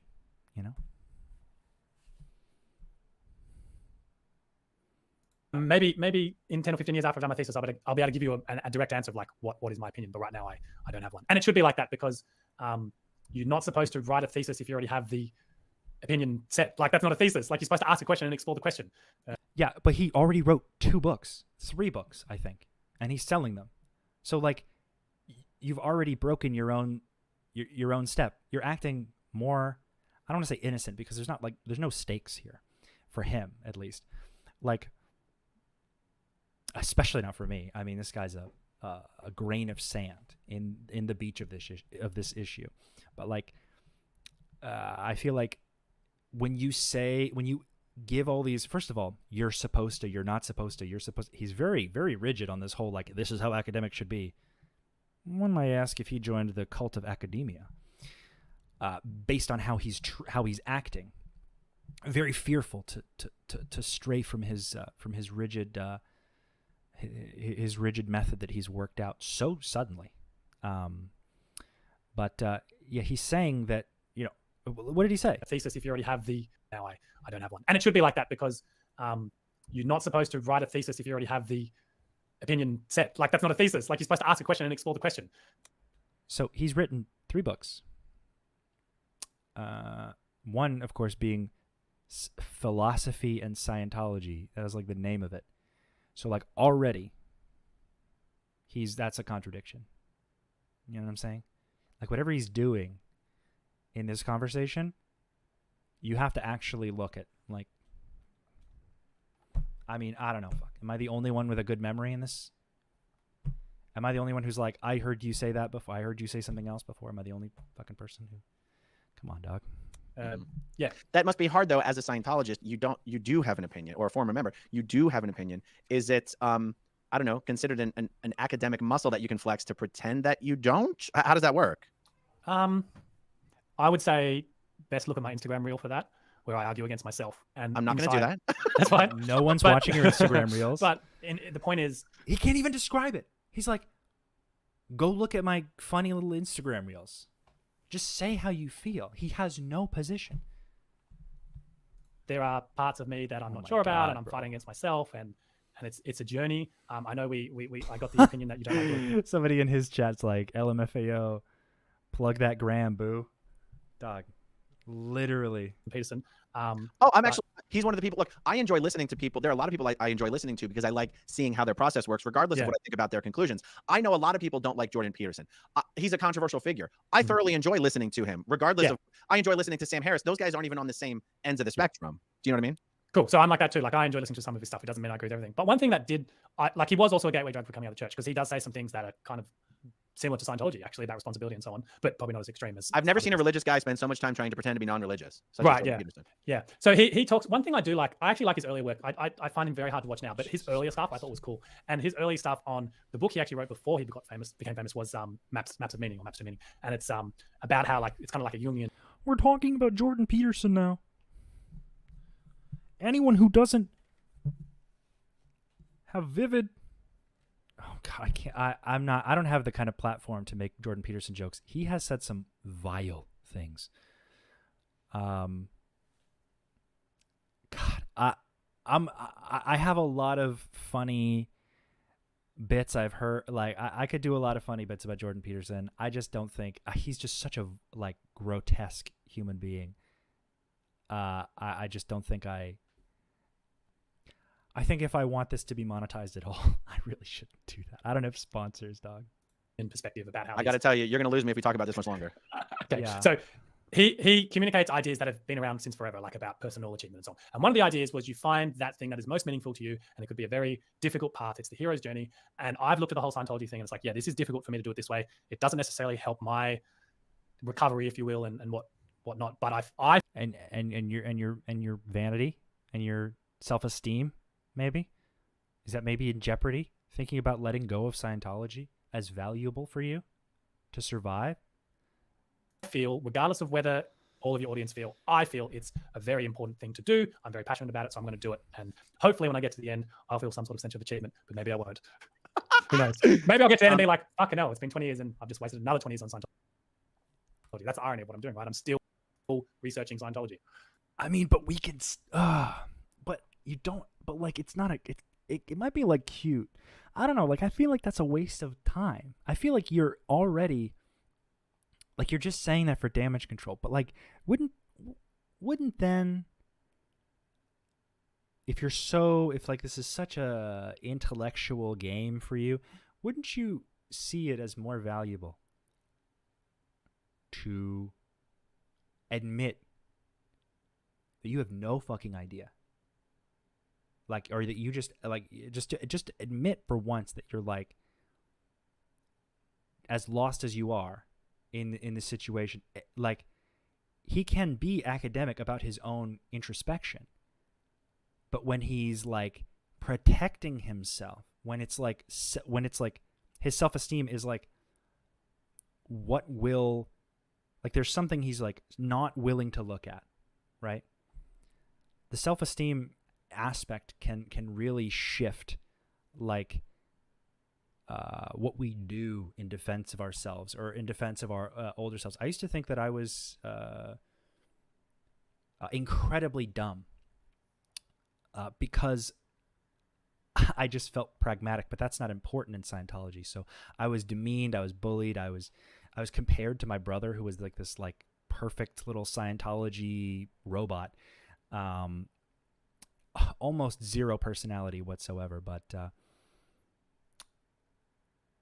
we never really got along as kids, so it wasn't until we were all on the Scientology page that we ever actually hung out.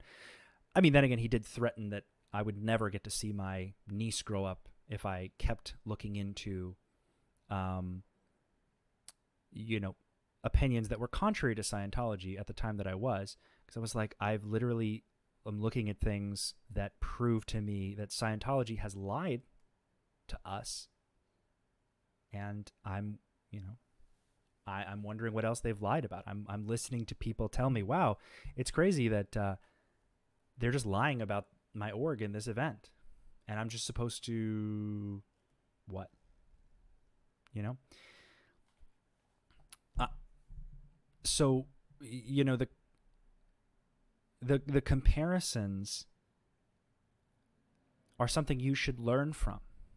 Like, he doesn't have to do, he's like, I guess because he's being honest about it, it makes it okay to like dive into this. Like, yeah, I might ruin my life and realize I wasted my whole life on nothing. Well, that would have been just as much as my worth in Scientology. Maybe you're worth more than spending your entire fucking adult life researching something that will give you no satisfaction. You know everything about Scientology, I'm sure, but there's certain aspects of it that you're not willing to come to terms with.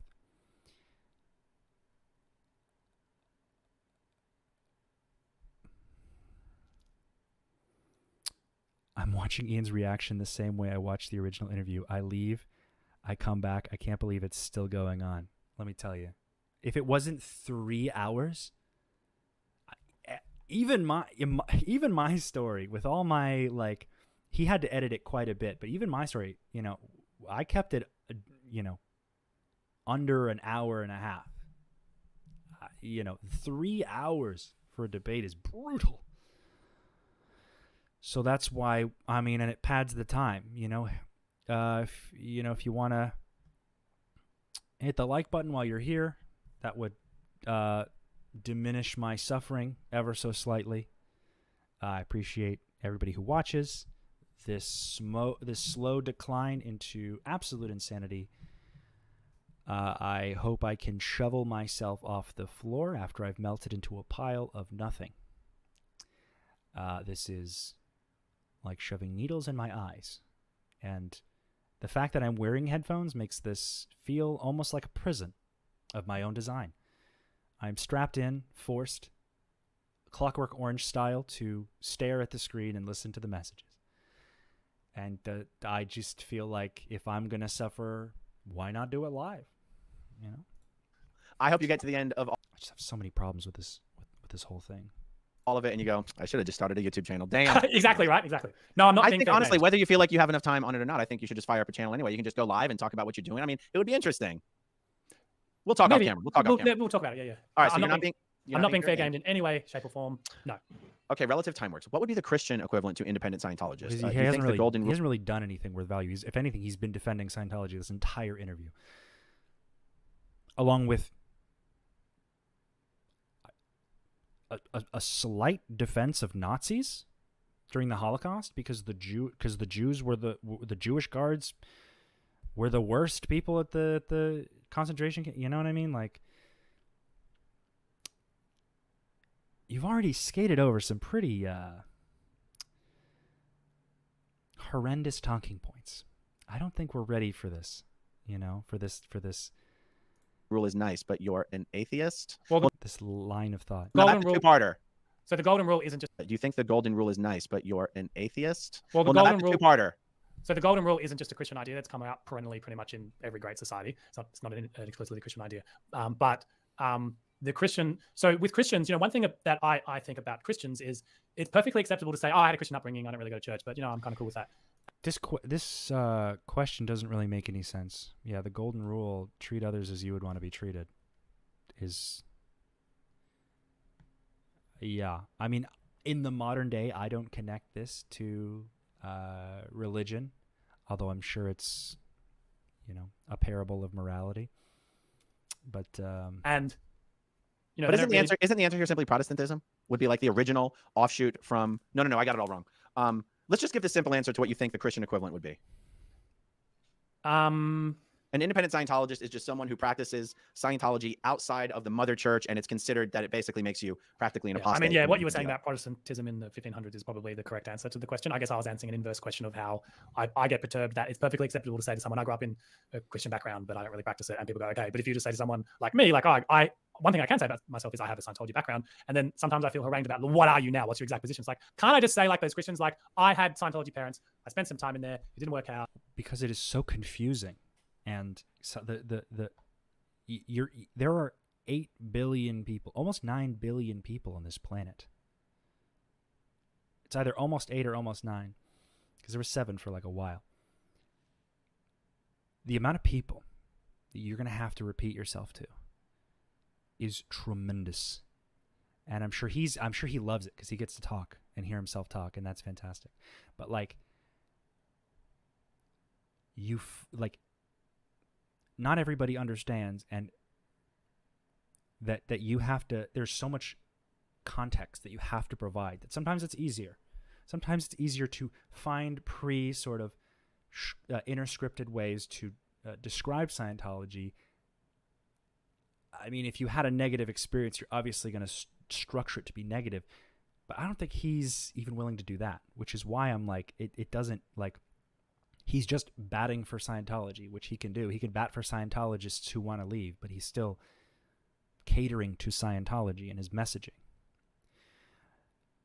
Thank you, Juliana, for the super chat. Take my money as a sign of respect for your bravery. I appreciate it. I don't know if this is bravery or like anger manifested in like hyperfixations, but I can say I get a little jittery before a stream, so maybe it's bravery. Bravery to me is being afraid and doing it anyway. That's my favorite definition for bravery. So, sure, I appreciate it. And now I'm like, whatever on it. Like, why can't that also be acceptable? Do I have to take a position? I think that's totally acceptable. Who do you feel like, not who like names, but where do you get the most pushback on being able to say something like that? From what quarters? The Twitter sphere? The Twitter sphere, Chris for one. And honestly, I've had some run-ins with people at uni, you know. Oh, okay. Like I said to one professor of Eastern philosophy, like, someone mentioned you do Buddhism and I wanted to do a thesis on Scientology when I'm done. And maybe they said you might be interested in that. And she turned around and said, I don't believe in crystals and that sort of stuff. And Scientology's hurt people, so no. And she said this in front of other philosophy professors. This is when I first started uni. I was really embarrassed. Wow. And that hurt. And yeah, and it's true. Like, I mean, not everybody's going to, like, he's hurt that people don't want to politely discuss the intellectual nature of something like Scientology when she knows it's hurt people. So having no interest in doing that, they don't have all of your mind context. They can't just, no one can just imagine everything that's going on in your mind right away when you say something. Maybe that's part of the difficulty that you're having, but I just find it a little weird that he thinks that that's, like, he gets offended because nobody sees from his point of view. But he is offensive because he is not looking through anyone else's point of view but his own. He considers it, but it's kind of I don't get the impression that he gives a single shit in his methods. It's nothing that he has heard will deter him from giving Scientology a fair shake, which is what I disrespect about him. What I don't respect about him, I should say.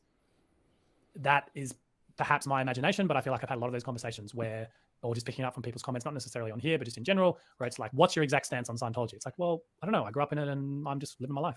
Interesting. All right, Prince Muskie. Does Tom Cruise get in trouble for not following LRH rules, guides in making films? Surely he doesn't do it the way LRH taught. That's golden. I love it. Prince, I think they give Tom Cruise a pass on not following the Golden Era Productions advices on lighting and all that kind of shit. Okay, Cornelius has asked this question so many times, I'm finally going to bring it up. Jason, did you hear the Hubbard lectures for Class 5 or Class 4 auditors? Like, imagine if Jason was doing this about NXIVM. Oh, well, I know that, like, very recently it was a sex cult that branded women and manipulated people into becoming literal by name slaves and masters to slaves to Keith Raniere in a sort of weird, covert MLM sex cult. Like, let's just talk. Like, I don't want to talk about who did what. I just want to talk about the benefits of his systems, and I want to talk about, like, you know, Keith as a researcher, and it's like, no one is doing that. No one is doing that because Keith was a sociopathic narcissist who systematically broke down and, like, ruined people's lives, made them starve themselves for him, made them subservient to him totally. It doesn't matter how effective his technology is. We know why it works. We know why they did that. We know psychologically what he did to push people to bend their minds. The mind isn't some like magical, ethereal, cosmic box that you keep everything in. You can be hurt by verbal suggestion because you're like, the mind is like a fragile thing. So that's why that's just an analogy. Watch The Vow and tell me how much you would like this guy rooting for the technology of Nexium to survive in the next millennia. A comparison, not a direct relation. About hypnotism. Not specifically. I have heard him talk about hypnotism in the basic lectures. Yes. I get the feeling there's a more to that question, though. There's another second question that is the person read all asking of me, do I not accept that Hubbard was practicing hypnotism or something like that? Or can you tell me, Aaron? What do you know? What did he say in those lectures? That's the thing. Anytime Hubbard ever mentioned hypnotism in his lectures, he mentioned the fact that he had studied hypnotism. Yeah. He mentioned the fact in Dianetics, in fact, the Dianetics process, particularly book one, the procedure given in the book Dianetics, not later New Era Dianetics. He refers to the Dianetic reverie, a sort of light hypnosis, but not deep enough to do harm, whatever. Even in Dianetics, he sort of does warn the auditor against, improper use of Dianetics procedures could lay in hypnotic suggestions. I remember lectures where Hubbard did brag about being able to hypnotize people. But, I get a little defensive when people mention things like this. And if I thought about it a little more deeply, I might, there might be reasons I get defensive that I'm not presently very aware of. I will see people who've never been in Scientology take certain. I'm not also saying that, I don't want to speak for people. Every ex-Scientologist who feels, terrified or confused after leaving Scientology should seek the help of a specialist or evidence-based therapy, including every SPTV creator, including Aaron. I remember Aaron saying specifically that he doesn't want to talk about his story ever again because it hurt him so extremely.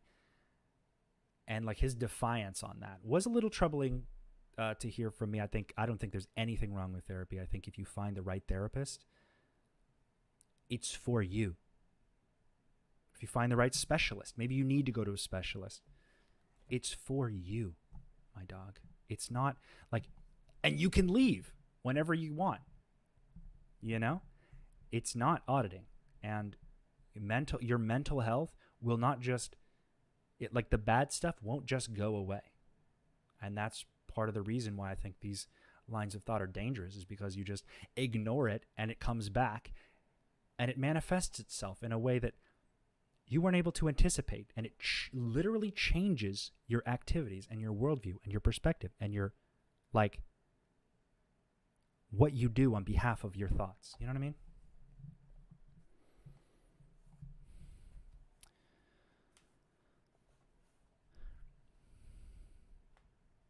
Exactly. Again, L. Ron Hubbard deliberately went out to condition people. Yeah, that was his goal. His goal was to make a religious structure that worked. Maybe he had to make some shit up and maybe he had to like flex it, but he was not honest with anybody about his intentions. And I'm not saying, again, when I say someone needs therapy, I don't mean like you're broken, bro. You need to get fixed. I see therapy as something extremely beneficial to my health and my life. And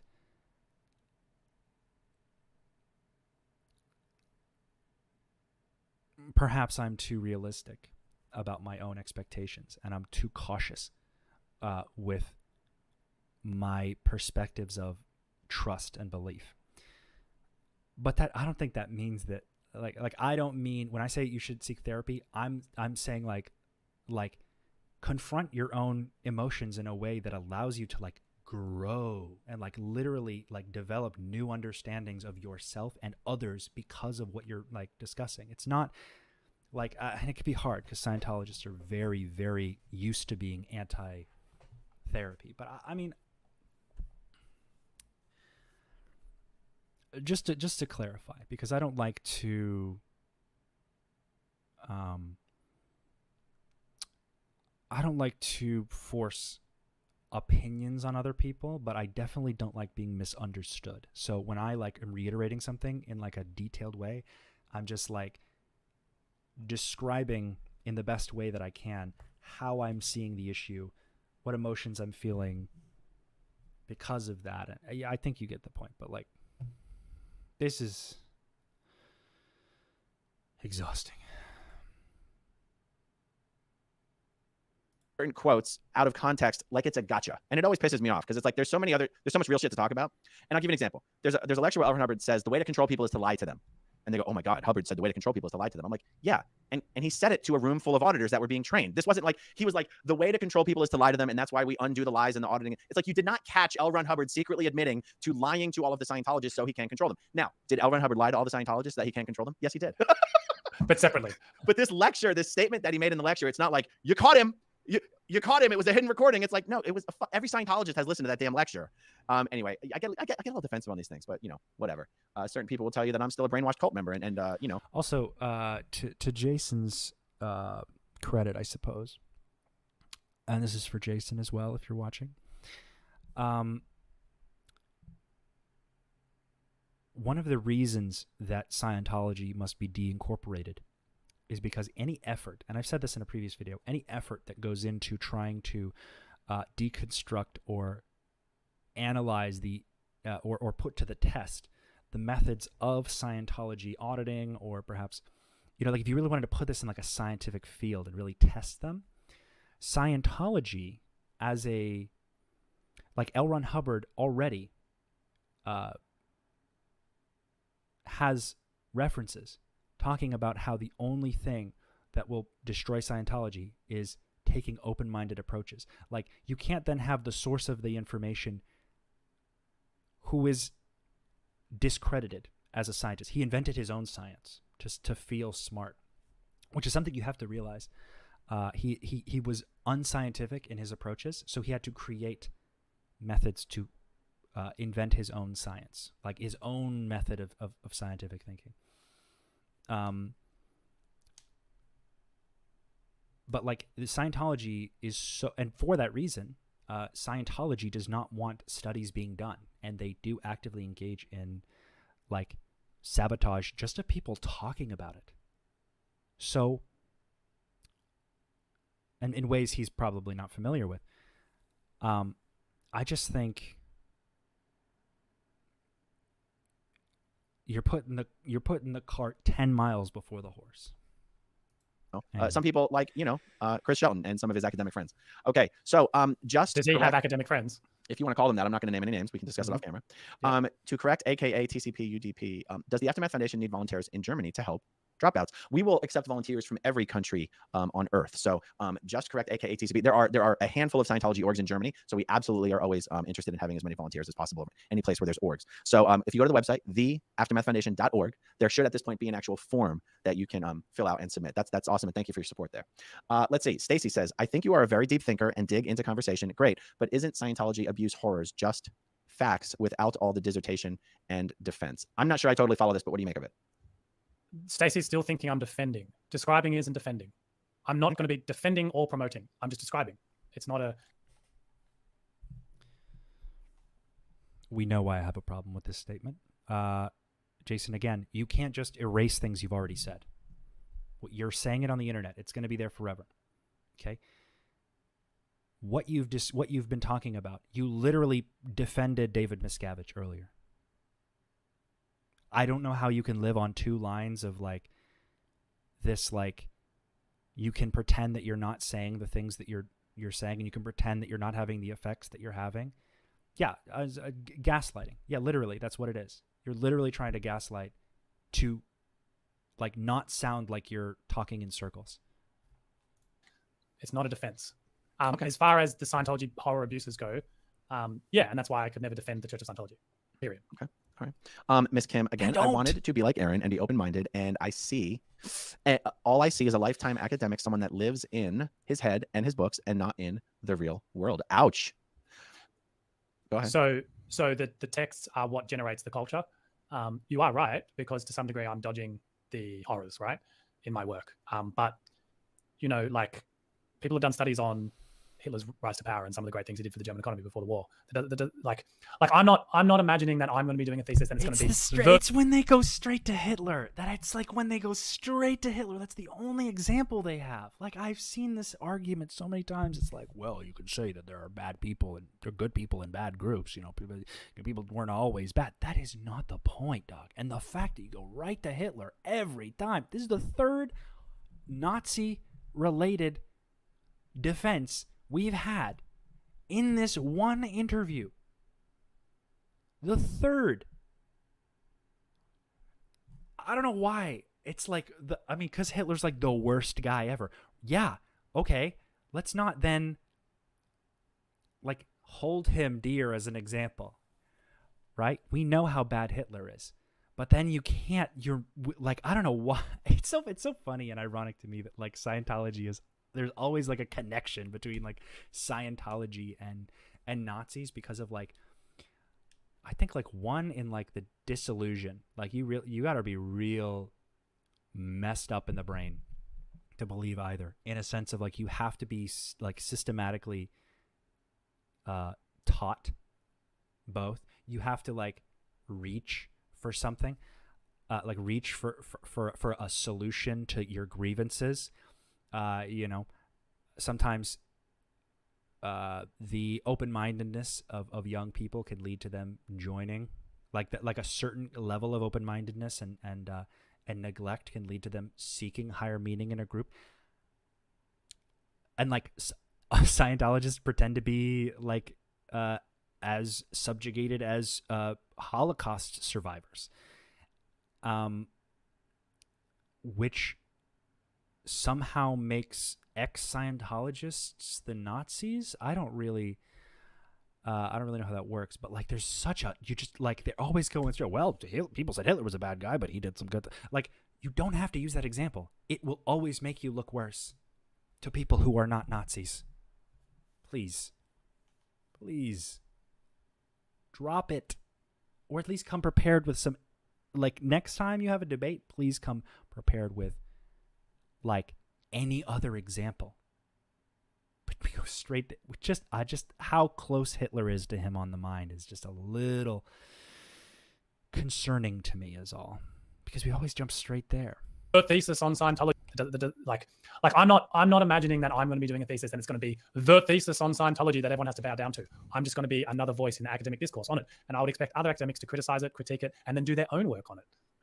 I think I've just seized upon what is actually something I would fundamentally object to what you're doing. Sure. If what you're saying is you are only going to examine the precise written word on the page. Mm-hmm. Yeah. That's not what Scientology. That's right. is. Yeah, that's fine. Like, to some degree, I'm not even doing a thesis on Scientology then, right? I'm doing it on the textual analysis of the written work of Scientology. Yeah, totally fine. Yep. I don't want to overreach like this guy. You see how Aaron also knows this guy's full of shit? This it's the book again. I just feel like what he's saying, I don't even think he knows what he's saying. I think he's trying to get one over on Aaron, and like he's not smart enough to like roll it back. He's not smart enough to turn what he's said into what he wants it to sound like. So like I don't know if he's gonna get anybody on this road, but like in this book, dog, he is just off his rocker on this. I'm speaking for all Scientologists. That's not what I'm gonna be doing. Yeah. Okay. All right. Yeah. And just because I said that, you just believe me. Lori Plays says plunged into the religion and politics. Oh, plunged into the religion. Politics next. Point taken, Lori. Point taken. Okay, this is Jeffrey Augustine from the Scientology Money Project channel. In my opinion, Jeffrey is actually a religious scholar. So, is he? Well, I call him that.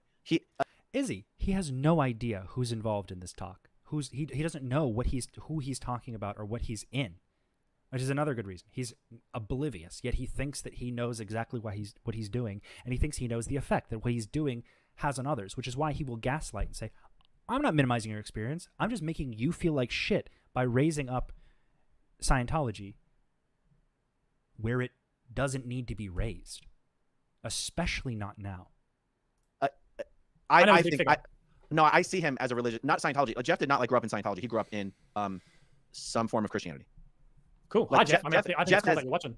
Jeff has deep historical religious knowledge. Okay. And actually, are you familiar with him on my channel, Jeffrey? Yeah, Augustine? I haven't watched him specifically on your channel, but I've actually listened to some of his podcasts. And like, I know who he is. I'm like, cool. He's listening. Okay. Good. In my opinion, Scientology is. But you didn't know his background. Interesting.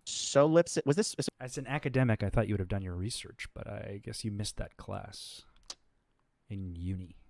This supposed to be solipsism is when you basically can only know yourself. It's like oh shit, I never heard of that word before. Yeah, I grew up in a cult, guys. I'm sorry. In my opinion, Scientology is solipsism erected upon Hubbard's logical framework. The Thetan is an irreducible entity who ultimately mocks up their own reality. That's a complete. That last sentence there is completely accurate representation of Scientology. So he's talking my language here, and yeah, what he's saying is an interesting take on it. And at this point, I don't have a critique. He probably knows more about it than me. Okay.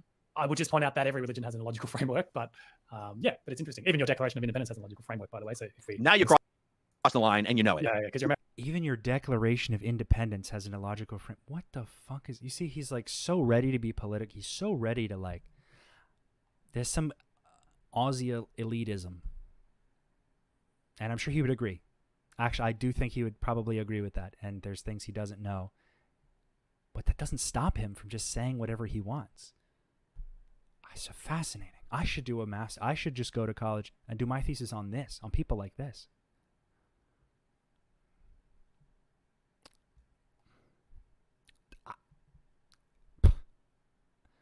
I'm at a loss. but no, it's just a point because with some like, oh, well, all religion has like, yeah, but also constitutions have logics in them, and like it's a thing. We're human. Who cares? But we're not talking the about sort of thing that Jeffrey Augustine's talking about here. Constitution. That's the sort of thing that I would be investigating. And yes, the Thetan is an irreducible entity who ultimately mocks up their own reality, and I could write pages and pages on that. That's fantastic. All right, SPTV Tattoo Warrior. The answer is in my tattoo. That's a real tattoo she got. Wow, that's I have video. I have video of her getting crazy. Please don't get me as anything. Please don't tattoo me on your body. I'm happy being very distant from. I mean. So I don't think this is I think some people are just like this. I don't think this is like an SPTV caused thing. I don't think there's like people who are that dedicated to it. I just think some people are very susceptible to like the fanboy aspect, to like the what is it called? Parasocial relationships, which is something I think everyone should look into. But like, thinking that we are like a family because we're all talking about the same thing, or like thinking that because like I have personal relationships with everybody in my chat, which I see them and I converse with them and I talk with y'all. You're all people. You're all real human beings. But not everything everybody says is going to have like some indelible impact on my life. We're talking about this because it's the topic today, and I care about helping people understand the differences there. But like getting an SPTV tattoo, that's a lot. I'm sorry, that's a little bit much for me. No, he wouldn't write the pages and pages. He's such a bore. The pages and pages have already been written. He just wants to be LRH or David Miscavige. Ian's face is right on my left forearm. God.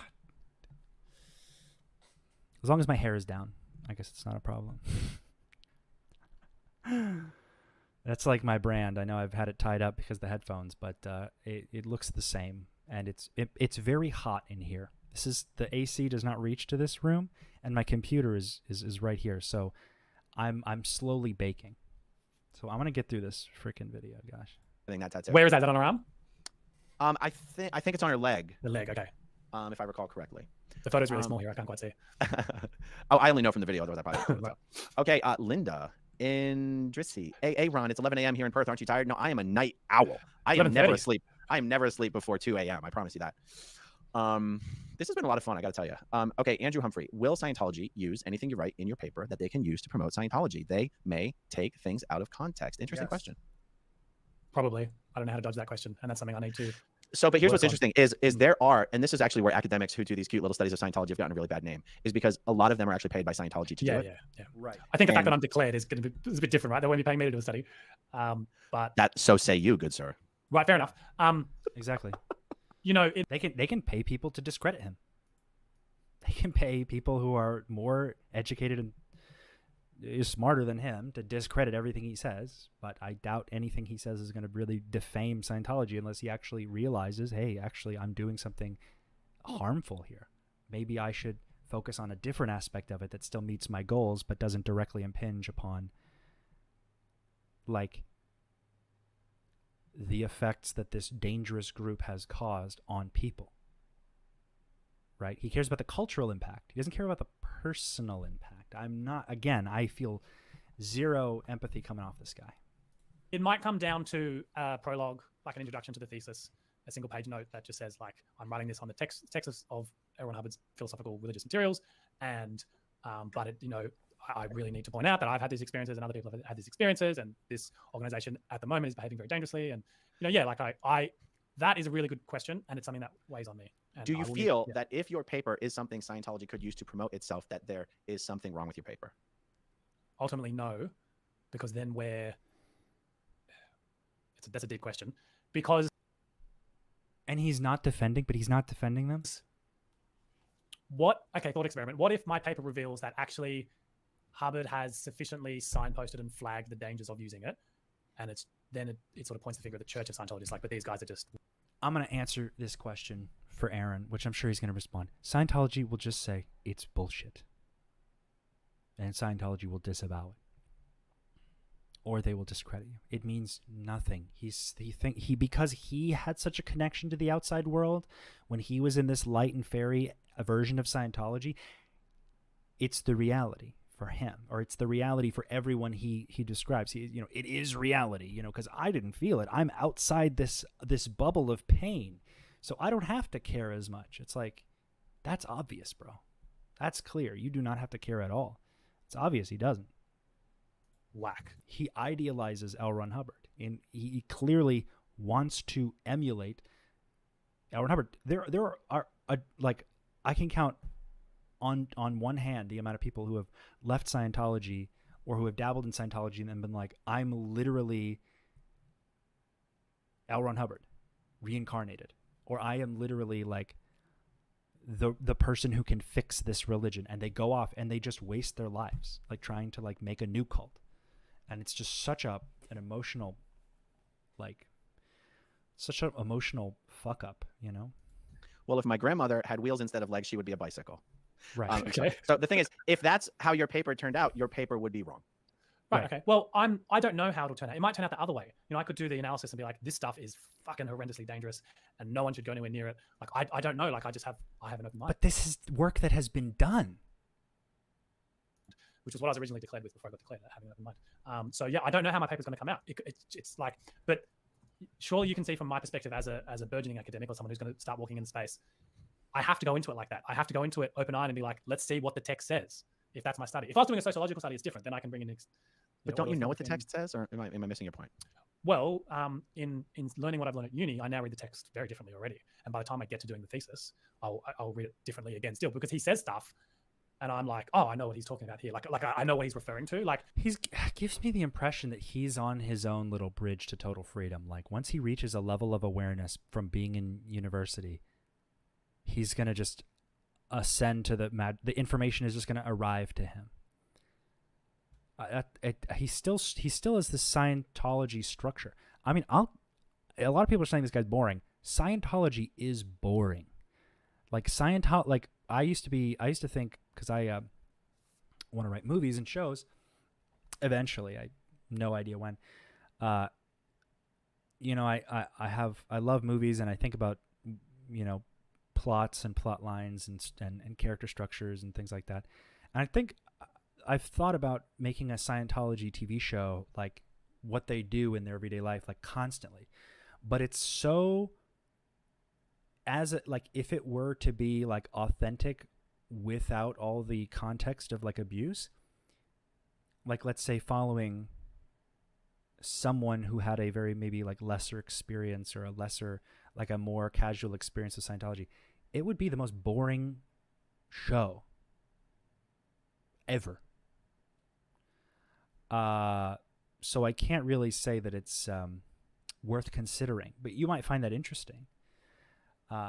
It shows that you have like shit you got to work on, and maybe you don't understand why people are so upset at Scientology, and you may not empathize with those people, but this is the reality, you know? No, he's the first intellectual who has ever had these revelations. Marvel at the big brain. Exactly. He thinks he's discovering this all for the first time, which he is, but he doesn't understand that people have been talking about this for decades now. People have been articulating this for a while. He's just not interested in looking at that because, one, he has to validate his own intelligence, and two, he can't just let go. He can't just like let go of being a Scientologist. It can't all have been for nothing. Are you saying people have been talking about this and I was just in there and all the information was there to begin with, and I was locked in by my parents, and I was locked in by my indoctrination at an early age? Are you saying that this is just something that has happened to people before and that I'm not special? See what I mean? One thing I'll say about my time in Scientology was, and maybe this does sort of acknowledge partly with your like Plato thing, is like I would never particularly have too much interest in finding out too much about the other stuff. I'll just like, oh, that's what Plato is, like get back to Scientology. But now I have as much interest in other systems of thought. So when if he brings up Plato, then I can go, actually, he's wrong about what he says here about Plato, or I can be like, yeah, he's made a good point. You know, and that's a different perspective. You know, I'm glad you mentioned the Plato thing again, because the thing is, L. Ron Hubbard in his works and his lectures and everything did constantly mention other source references, but you would be mistaken if you thought he ever suggested that the people he was talking to should also go and read those. He never did that. I don't know. That's where I do know. I mean, it's not, in some level, it's just not good enough to say I don't know. Like, people do know. It's not unknowable. Like, in the culture, yes. No, not in the culture. In the lectures. Never did he ever say, this is where I got this information from, and you should read it too. Oh, right. Like, he never makes that direct. Yeah. He never said, here's my list of recommended readings so you guys can have as broad of a depth of knowledge as me. He wanted to be the sole source of knowledge, but claim that his knowledge was bolstered by thousands of years of thinking men. And yet people, for example, he makes a lot of references to Buddhist beliefs. I've had Buddhists tell me almost everything he says about Buddhism is incorrect. A Scientologist would never know that because he doesn't recommend that Scientologists go study about Buddhism. In fact, if you did, you would get in trouble for being other practicing. Exactly. I think Aaron has a stable position, and he understands enough about this subject, and he's spoken to people who have been in similar positions as him. He has actually like facilitated so many conversations and so many stories, and like been in the middle of so many, like he's heard so much about it. He's properly, and he's been affected by it, and he's been publicly emotional. Crying on screen is gonna do something if you have a big ego. It's gonna really hit you, because you think of yourself as less for crying on TV or anything. I think it's powerful. I think if you're able to show emotion and bury yourself, it is like it's strength, because none of the people who are claiming they have the biggest dicks in whatever field ever seem emotional at all. It makes them unhuman, unfeeling. Anyone who smiles at you and tells you that that they know what it's like, you just believe them. But when you see it in front of you, it adds like layers to the struggle. It becomes more authentic, more real, more believable. It means something more. And I think Aaron's had his moments for that. I think if this guy's crying, he should do a stream. He should just start streaming, just like without any real purpose or reason. Just watch stuff watch all the SPTV stuff on stream and see what happens. Listen to people's stories. Be emotional. Like, allow yourself to be a human being, and allow other people to have feelings that are as strong as yours, and if not stronger, that can influence your opinion. People have higher authority than you on this. People have higher authority on the topic than me on this, on Aaron on this. There's layers to this whole issue. He's like a first-year college student that comes back home on winter break and tells everyone what they already know about life. Exactly, Destiny. Exactly. So, given what you know about that stuff, then could you imagine that someone who, I wouldn't call myself a critical thinker at large, but I've done critical thinking. Unlike Chris, I've actually taken the unit and got a high distinction in it. Like actually who's done work and been put through academic. His teacher said he good critical thinker, so he good critical thinker. He's the best. A teacher gave him a high credit for his critical thinking in a class. So sometimes, so he can just say whatever he wants and claim that he's a critical thinker. He doesn't have to do any critical thinking after that, but I'm not saying he doesn't. I'm sure he does in his own way. But a computer is only as good as the data it receives, And I think we're dealing with some pretty problematic data. Rigor, who is so used to having ideas pushed back. That's every time I get a paper marked from my supervisors or professors. That's so they're critiquing how I'm writing and how I'm thinking. So surely you would, in your mind, can you not see that? Imagine that by the time I get to the thesis, I'm going to have a very critical eye, and I'm not going to be coming about it from the point of sycophancy or like trying to win anyone over. Look, I want to make it clear. I do fully appreciate the point of if you're going to truly embark on what is supposed to be an unbiased academic study. Well, that's actually why I was asking. I don't even know how it's possible to do that on something you already have personal knowledge and experience with. Clearly, it's a challenge. Feel free to tackle the challenge. I don't want any of this to be construed as me criticizing your effort. Then where's the debate, Aaron? I'm sorry, but then this isn't a debate. Then a debate has a meaning. A debate has a certain structure to it. That's not what this is. Especially when you say, I'm not going to challenge who you are or what you believe. That far be it from me, the opponent in the debate, to do that. I have an answer for you, so I'm going to jump in, Aaron. So, if you allow, when I first was at university, the first thing I wanted to do was prove that Hubbard was a Scientologist. And my thesis was all going to be about proving how Hubbard's actually, Scientologist, a philosopher. I was going to prove that Hubbard's a philosopher in a thesis. And then I started running into ideas, and I got shitty with the church, and they got shitty with me. And then the next thing I wanted to do in my thesis was show how bad Scientology was. That was my second thesis idea. And I was going to show how bad Scientology was by philosophical analysis. In learning the different things I've learned at uni, I've come to a point where I understand that that's not how you do a thesis. And a thesis is just looking at something through a particular method, through a particular lens. So whatever the method is, or the lens, will direct the direction of the thesis. But I have no interest in either of my first two thesis ideas. I'm not trying to prove that Hubbard's a philosopher or that Scientology's bad. I hope everyone collectively watching just breathed a sigh of relief, because that actually, what you just explained, I think answered a hell of a lot of questions. Particular lens. So whatever the method is, or the lens, will direct the direction of the thesis. But I have no interest in either of my first two thesis ideas. I'm not trying to prove that Hubbard's a philosopher or that Scientology's bad. Yeah. I hope everyone collectively watching just breathed a sigh of relief, because that actually, what you just explained, I think answered a hell of a lot of questions.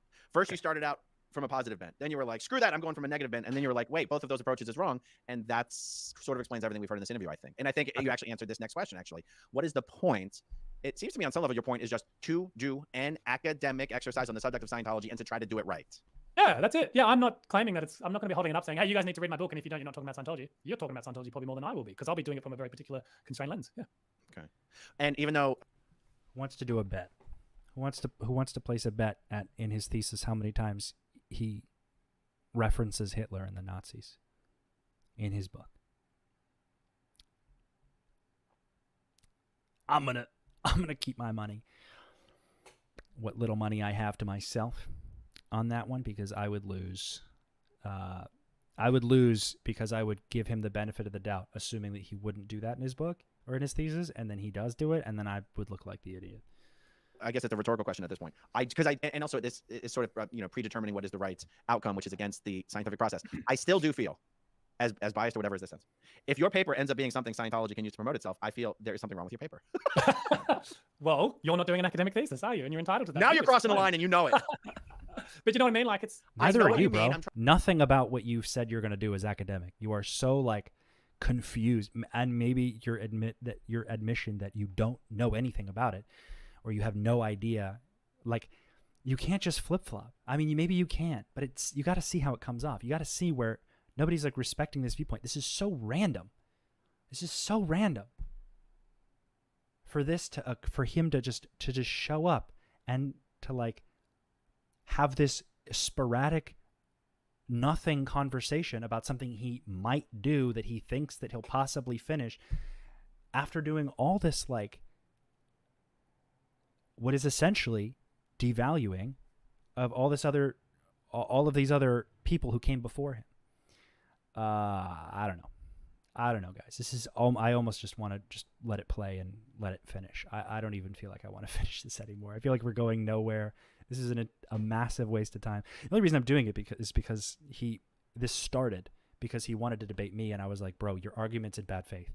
And then Aaron did the noble thing, I think, and wasted 3 hours of his life having this conversation with someone he realized he's not gonna that it's not gonna go anywhere, you know. So he did this. I dodged a bullet here because this is exactly how I thought this was going to go. I would have gotten extremely frustrated with this guy, and he would have definitely turned tail and run. Trying to reconcile these two things in my brain because I couldn't be as blasé and as non-confrontational as Aaron is. But it's almost like you mentioned some people will do some studies of, the rise of the Third Reich and contributing factors, and somewhere in those studies you will hear some positive influences, economically speaking, of the Third Reich and whatever. And I guess no one would ever confuse I had a really good analogy going there. Well, I got it. Who's going to then say, oh, we should bring the Third Reich back because Hitler did some great things in the early days? Like, it's not what's going to happen, right? Right. It's number 4. And we are gonna just glaze over the fact that he said Hitler did some great things in the early days. We like to give credit where credit is due, apparently, to the Nazis 4 times in a single interview. I'm just gonna let that one sit. Well, sort of like that of nobody would go. Correct me if I mistake this. Someone might do academic studies about parts of how the Third Reich came to power and whatnot. But I don't think an academic is going to sit down and go, now, has anybody ever examined with an unbiased eye whether the Third Reich, I don't even know what analogy I want to use here because analogies get people in trouble. Mm-hmm. I feel like having a background of Scientology, knowing Scientology, and then approaching it going, gee, I just don't know how this study is going to turn out, seems so disingenuous. I'm having trouble wrapping my mind around it. Okay, well, Let me give you a bit of history with me. When the basics, so I was about 20, and I'd pretty much at that time decided that like Scientology wasn't giving me what I wanted in life. And I was actually almost thinking of not walking away entirely because my dad was still alive and was very into it, and I don't think I would have been allowed to do that almost, like it just wouldn't have worked. But I came to a point where I was disenchanted with it. And then the basics came out, and I bought a set of the books and studied them at home on my own. And I didn't talk to anyone about it, didn't listen to anyone, and I didn't do the extension courses. I was just like, no, I started with the original thesis. They're like, oh, you got to start with dynamics. Like, no, I'm just going to start day dot. Casey says, yeah, all of the other evil people like murderers and other cults, he solely uses Nazi references is very interesting. I think the same. I think the fact that he has to tell us his whole fucking life story just to get a single point across, or like to answer a single question every single time, is like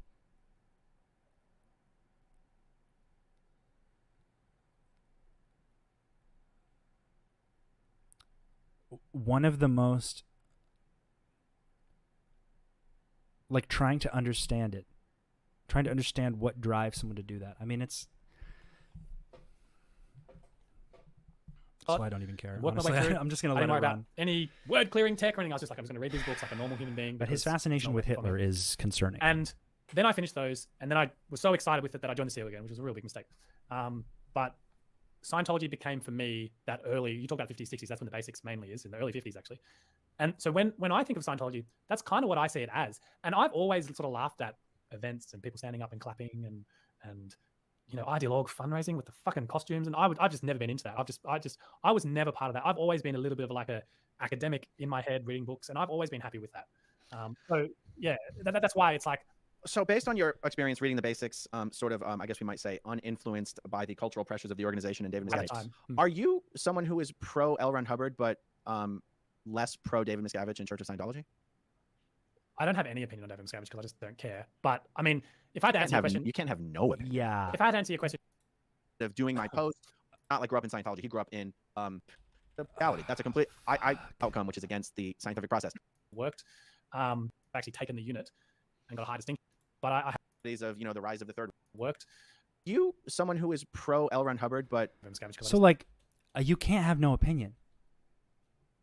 You are not an academic because you have no opinion. That is not what that means. An academic isn't some like jack of all trades. It's someone who has a focus in a field and who discusses it with people, like who develops an understanding on something from both sides, but nothing in your field of work requires you take a neutral stance. You can write about them in their equal parts. But like, I don't think anything of David Miscavige, because thinking about being in a harmful cult and thinking that anything I did was actually did more harm than good hurts to think about. It actually causes me discomfort. So I simply just stopped and decided to write a book about how Scientology is actually maybe not great, but not so bad, because I think it made me smarter. It's like, don't care. But I mean, if I had to answer your question, you can't have no opinion. If I had to answer your question, yes, that would be something you could say about me, but I would never phrase it like that. Probably the more pertinent question is, what do I think about L. Ron Hubbard? And I think of him like I call him Hubbard. I don't call him LRH or anything else. And the reason I call him Hubbard is just the same as I refer to Nietzsche or Plato. I just refer to him. I think of him as a philosophical figure. Well, you can call me Sally, but do you think L. Ron Hubbard and his philosophy is a positive force for good in the world? I mean, this is probably what people are trying to get at. Like, they're like, we don't know what's happening. Because he has no message. He is dancing around and gaslighting and walking back. Oh no! And I think that as the years went on, he drank his own Kool-Aid and started to tighten it up into draconian terribleness. But the early stuff, the philosophy of it, not saying the psychology as in the therapy of it, but the philosophy of it, I think of it just like I would think of Nietzsche or Plato, who, Plato, his ideal society was like ruled by communist aristocracy, and they had shared wives, for example. I don't know about any of that shit. I grew up in a cult. But you know what? But you get the analogy or the metaphor. Or what I'm saying here is, other philosophers like Wittgenstein Wittgenstein hit a child over the head so hard that the child apparently died and he fled the town. He's a famous philosopher. Schopenhauer's philosophy is that we all stop procreating so that mankind ceases to exist. It's not like other philosophers who are considered mainstream. But did he start a group that he pressured people into? Like, you can't. You're not having your cake and eating it too here. You're scraping the icing off and calling it a pie and saying, well, because it reminds me of a pie, it's a pie. It's like, you just took all the night. I have no idea. I can't even, he has no idea what he wants or what he means. I'm being repetitive. Philosophers are all great guys. You might have even seen that meme that goes around that's like, is there a reason why philosophers all look like serial killers? And they put up a few pictures of philosophers. Like, there's something to that. Like, philosophy, when I say if I think of Hubbard as a philosopher, don't get confused and think that means I think he's a great guy. I just think he's a philosopher. That's fine. All right, Jack Stevens. And then we'll wrap it up after this one, okay? So if you're going into your thesis with an open mind after studying the tech, you decide, oh my gosh, he's right. Then you're going back to, so if you're going into your thesis with an open mind after studying the tech, you decide, oh my gosh, he's right. Then you're going back to Scientology. I think I'm reading that right. No, that's good. I'm glad we're ending on this because this is something I was speaking with my wife and some other people I won't mention because they're still in Scientology. I bet she's nervous. Yeah, right. Because she's like, no fucking way we're going back. And I said to her, this exact. Gotta wonder who are they talking to in Scientology? Is it the Bromwell family breaking the rules? I don't know, Osa. I'm gonna check in with the Bromwells, see if they're not bending the tech a little bit. Because Jason says he's talking to people that he knows. You should know who he's in contact with. That's a big no-no. You're not supposed to do that. Exact thought experiment. I was like, what's going to happen if I do the thesis? Like, obviously, if I do the thesis and it's all terrible and I'm like, nah, this is shit, I wouldn't go back. But what would happen if I did the thesis and this happened and I'm like, oh my God, actually, there's enough here. I don't know because I can't see the future. His excitement. Oh God, his excitement is like, what if I'm right? What if it is good? Like, what if I can become the new LRH? What if I can make Scientology work? He's so fucking delusional. Jesus. Jason, how can you pretend that you don't know what you already know? Yeah. No. I'm saying I don't know what I would do if. No, but I mean, it seems like there's actually, you're actually keeping things open for the possibility that I might get to the end of this research project and decide that Scientology is in fact good. How can you pretend that you don't know what you know and your knowledge can only come from something that's going to happen? Because I haven't done it yet. Because to me, Scientology isn't the Church of Scientology and the cultural experience. To me, Scientology is the written word and the lectures. So if I was to do an analysis on the written word and lectures and go, actually, Aaron's like, then I have to then grapple with, but can I deal with that group?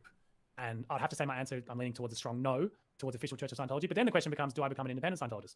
I don't know. I feel that what happened last time in session, I don't ever want to go in session again. So even if I was to become a philosophical Scientologist after the thesis, I don't ever envision. The reason I'm unsure is because who knows what the fucking. If you had asked me 5 years ago, would I be here now? We know. Who the fuck knows? We do. Oh my God, I'm yelling. I'm sorry. No, just it wouldn't have even been possible to even consider. Oh my so God. who knows what's going to happen in 5, 10 years time? I don't know. All right. Yeah. Well, safe to say that you're on a path. It's your own path. It's your path to travel. You have every right to travel that path. I'd be, I'm definitely interested to see how this goes for you. Dude, I'm interested no in one, to talk to you. no one in his chat is like he just realized he lost. He lost a losing battle. I mean, this went nowhere. This went absolutely nowhere. Everyone in the comments is like, bro, you gotta slow down. You gotta look at what you're saying. And he's like, I've looked at what I'm saying. I don't know what I'm saying. I know, and I both know and don't know what I'm saying. I don't know where I'll be. I don't know if I decide to go back to Scientology, but I don't want to be controlled. So it's just so much chaos. I can't fucking stand this. This is why everyone is more or less on a consensus that this is a bad faith argument. People are confused. People are like, what the fuck is going on? Aaron realizes this is going nowhere. We're 3 hours into like a conversation that has done absolutely nothing but embarrass this guy who probably should not have done this. I'm sure he thought he knew what he was getting into, but this isn't going to change his mind, which is the worst part. None of this is going to change his mind. You can't force somebody to have empathy, and that's a shame. But I believe that this is about the time where Aaron realizes that they're going nowhere. He doesn't understand why he's not being as concise. I think Jason thinks he could talk himself out of a cyclical mindset by like gaslighting and rolling back. I think Aaron doesn't give a shit. And I would agree with Aaron. I have no idea how to just get Jason to realize that he has to have a complete thought, and he's allowed to have opinions, definite opinions. He's allowed to also heal from trauma that he may have. If he's terrified, if he was terrified at the idea of David Miscavige walking into a building, if that scared him, like he says, that alone is probably a little speck of trauma he should work on. Something, put the fear of fucking God in him. There's a fear aspect that is latent through the fabric of Scientology. It is because Scientology is a game not of right or wrong. It is about ultimate survival or eternal slavery. Ultimate freedom at the top, or any other route leading to eternal suffering and slavery, much like most religions, but it's literal slavery because this is a prison planet, right? So if he loses, he doesn't know how he'll live without it. I mean, there's all the information he needs is there, but he seems to be also involved in a lot of toxic ideology that is very biased toward what he was forced, I guess, to learn or influenced to learn. The ideas from his development in Scientology are sort of motivating his current stances, and he's I'm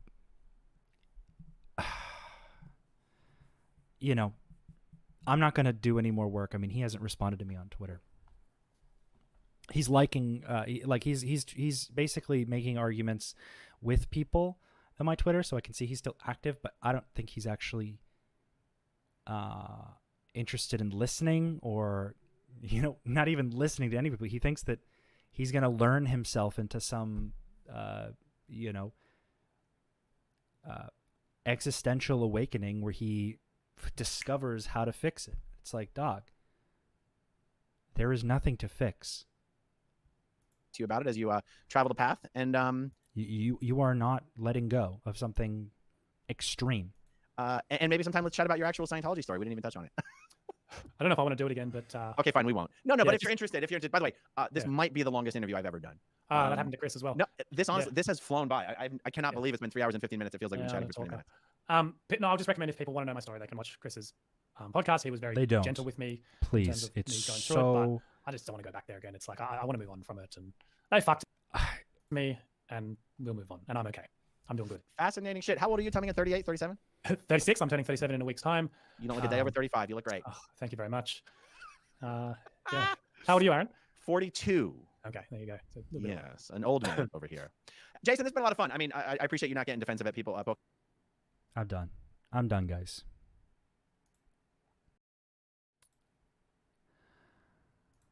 Let's decompress after that, okay? Let's deconstruct. I'm closing the tab. Oh. Well, no, I needed this tab for this reason. God damn. That was painful, guys. I'm like sweating. I'm like exhausted having to like mentally reason because I have to like do a lot of thinking for him. In order to speak on behalf of a perspective, I should have an idea of how that person feels. I'm very good at like being empathetic. I don't like to call myself an empath because I don't really believe that it's something supernatural or like it's some, but I can very intensely feel other people's emotions if I want to. I put myself in their shoes. I take it seriously as like an exercise of developing, different perspectives, and some are very uncomfortable to be inside, to covet, but it's an exercise. You dip in, you withdraw. You dip in, you withdraw. You reach, withdrawal. It's not that, okay?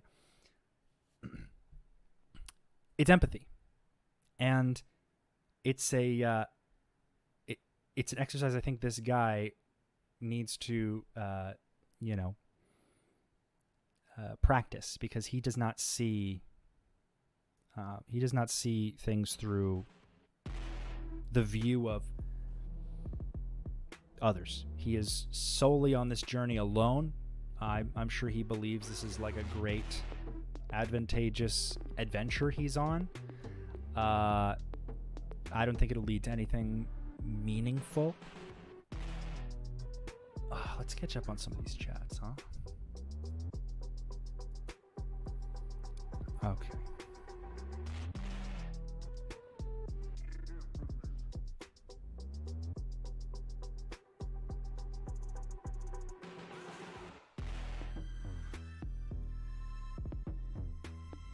And for all that, he's 30 what? 36? He's turning 37? I just turned 27. So that shows how little time it would actually take if he just decided to be more vulnerable. You know what I mean? Just allow yourself to fail so that you can start over. Your road to Scientology can just end. And it'll hurt a little bit as you get through. But that is how people grow. There is no evolution without experience, right? And you're gonna cry, and you're gonna feel pain, and you're gonna hate yourself a little bit. But on the other side, you can build piece by piece this thing you want to make.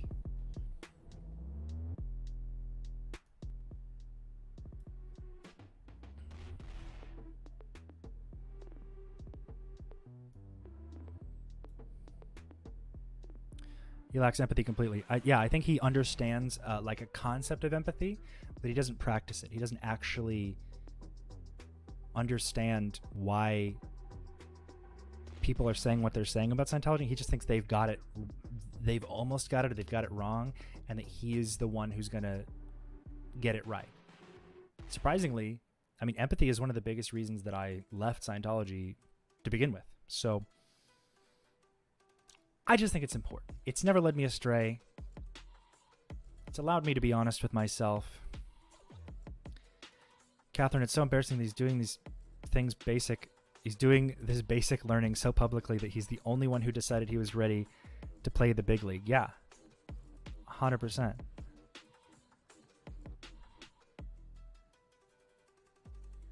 I posted that docu on one time on Google Plus I got a critical comment on that post. I looked that person up. He was the head of the Quanted PR team. Okay, interesting.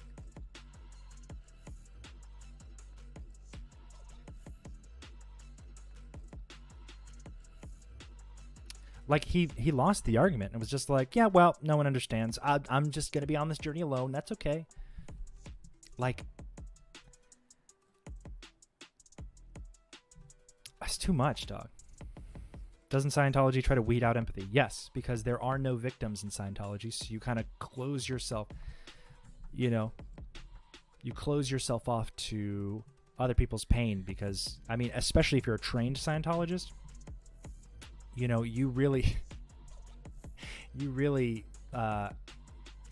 can't allow yourself to feel sympathy or empathy or put others' personal beliefs or ideas or feelings above that of a technical service. Like, tech is always above everything. There's something called HE&R, which is human emotion and reaction. This is a concept of if a superior tells you to do something that you don't want to do or that's not your job or whatever, and you have any response to it that is in any way emotional or like if you query it or react to it in a non-optimum way, it's HE&R. It's backflash.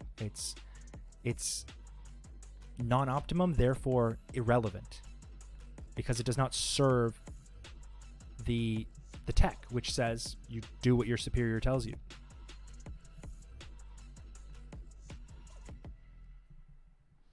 Do you feel like there's more to that than de-empathizing process than bull baiting exercise, or is more incremental systemic over the course of one's Scientology experience? Yeah, the latter. I mean, it can be both. It depends on how certain people are interested in groups because the group is helping people.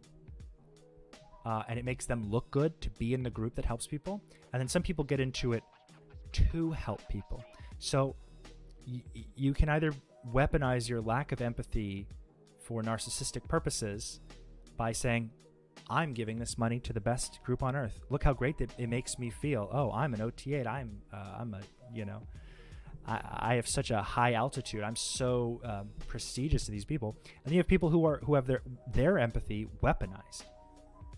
And the latter group tends to have to lower their self-esteem to participate, to be allowed to use this technology. They are willing. They want to help people. So they let Scientology break them down and remove the logical parts of themselves and just direct it. Those people are usually the ones who leave, and you can tell because they're highly empathetic.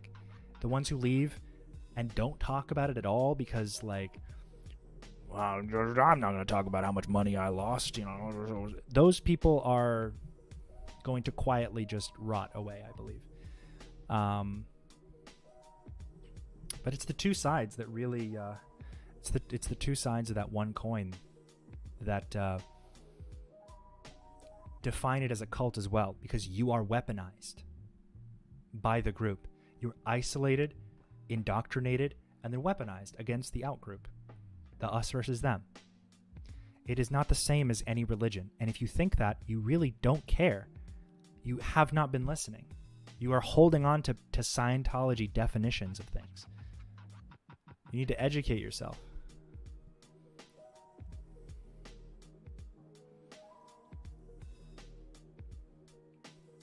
You're either with me or against me, and life really is never that way because humans are complicated. Right. And you can choose to not think like that. You can choose to not participate in certain activities, like all the SPTV drama. I'm out of it. I talk to these people individually because I'm not a Scientologist who disconnects from people. I don't have to agree with what they say, but we aren't all in this to be lovely best friend family members. We have a goal. We have an opportunity to educate people on the dangers of Scientology and lessen their power.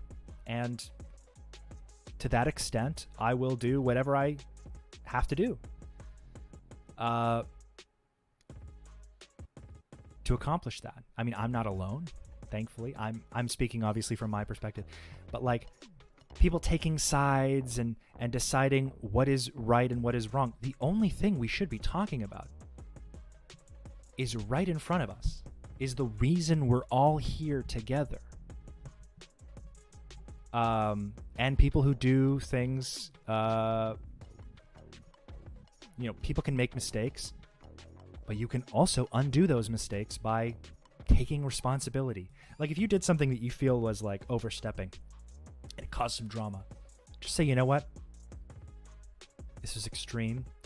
I think we're, find out what about it was upsetting. I mean, like I do think through communication we can break this down, but you can't set such rigid boundaries against people. It's not going to kill you to hear an unflattering opinion from someone you know. Doesn't mean you have to treat them extra special. Doesn't mean you have to treat them very differently. It just means that,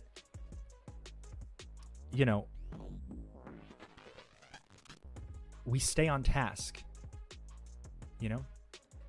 I'm not having, slumber parties with the SPTV crew. We're not gathering on the weekends and sharing our quotas for people who've left Scientology. I'm not on anyone's payroll. There's no like structure to this, which is what I think should be emphasized, because Scientology has a massive budget to put many people on the payroll to do the opposite of what I'm doing.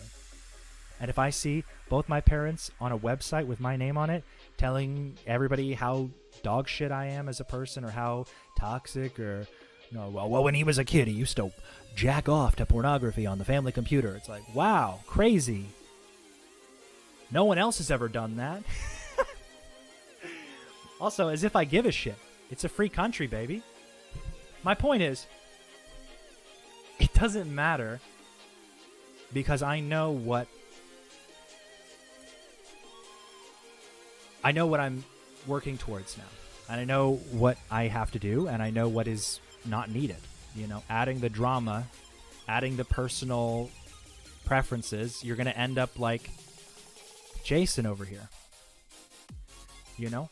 I'm not perfect. I'm not supposed to be. I'm a human being. I do shit that I want to do because I can do it. And I don't have the right to detract or overstep onto other people and their experience unless I feel like it's detracting a net good, or perhaps adding to a net negative of people being happy and safe and thriving. Scientology has an incredible negative, like a literal, like in my head, there are literally metrics of adding positives or detracting negatives. And there's like so many different categories. I'm not even going to try to make it like a quantifiable, I'm not going to give it rules or anything, because it's very subjective. Very subjective. And I have a very specific memory that helps me, use and organize these things. I call it a logic hardware, but that's only, sort of a little cute little name I call it. I don't think I'm right, but then I've learned to not overstep onto things I don't know, or talk about things I don't understand, or haven't looked into. Or if I am interested in talking about something that makes me emotional, I have to learn about it. I have to learn what's going on, So I think Jason probably thinks he's still an immortal being who's trapped and needs to escape, and I hope he gets out. I hope he escapes whatever trap he's in, and becomes the leader of his own little Scientology sect or whatever he wants to fucking do. I don't know. I'm just happy that I'm not, because we were technically family if you think of it like that, because I was married to his wife's cousin, so we had more in common, than we think. I just think I don't believe he has the right to ignore people in this community when they have something of value that he is diminishing by what he's doing. You know what I mean? If he's detracting from what these other people are doing or saying, I don't think it's valuable. Especially if he's not adding anything of benefit. He's just saying things that have already been said in a speculative Scientology forward way. I don't think it's beneficial for what we're trying to do. And if there's not a lot of nuance in that, I don't know what to tell you, brother. All right. That's all I'm doing for today. Let's wrap up. I'm going to read a couple more of these comments.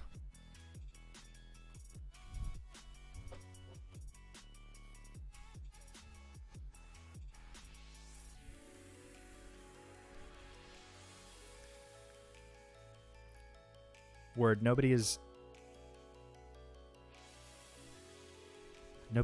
theying to be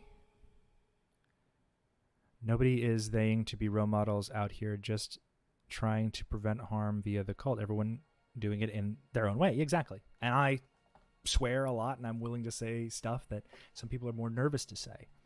And that's okay. I can do that. You get less of me, but I feel like when you do see me, I want you to have some substance. I want you to have some quality. I want you to leave with something. So hopefully you've learned something from this exuberantly exhausting exercise. And thanks for coming by. I'll make sure to plan my next one. I always say I'm going to do one, and then I wake up that day and I'm definitely not going to do one. So I will see you all in the next one. Peace.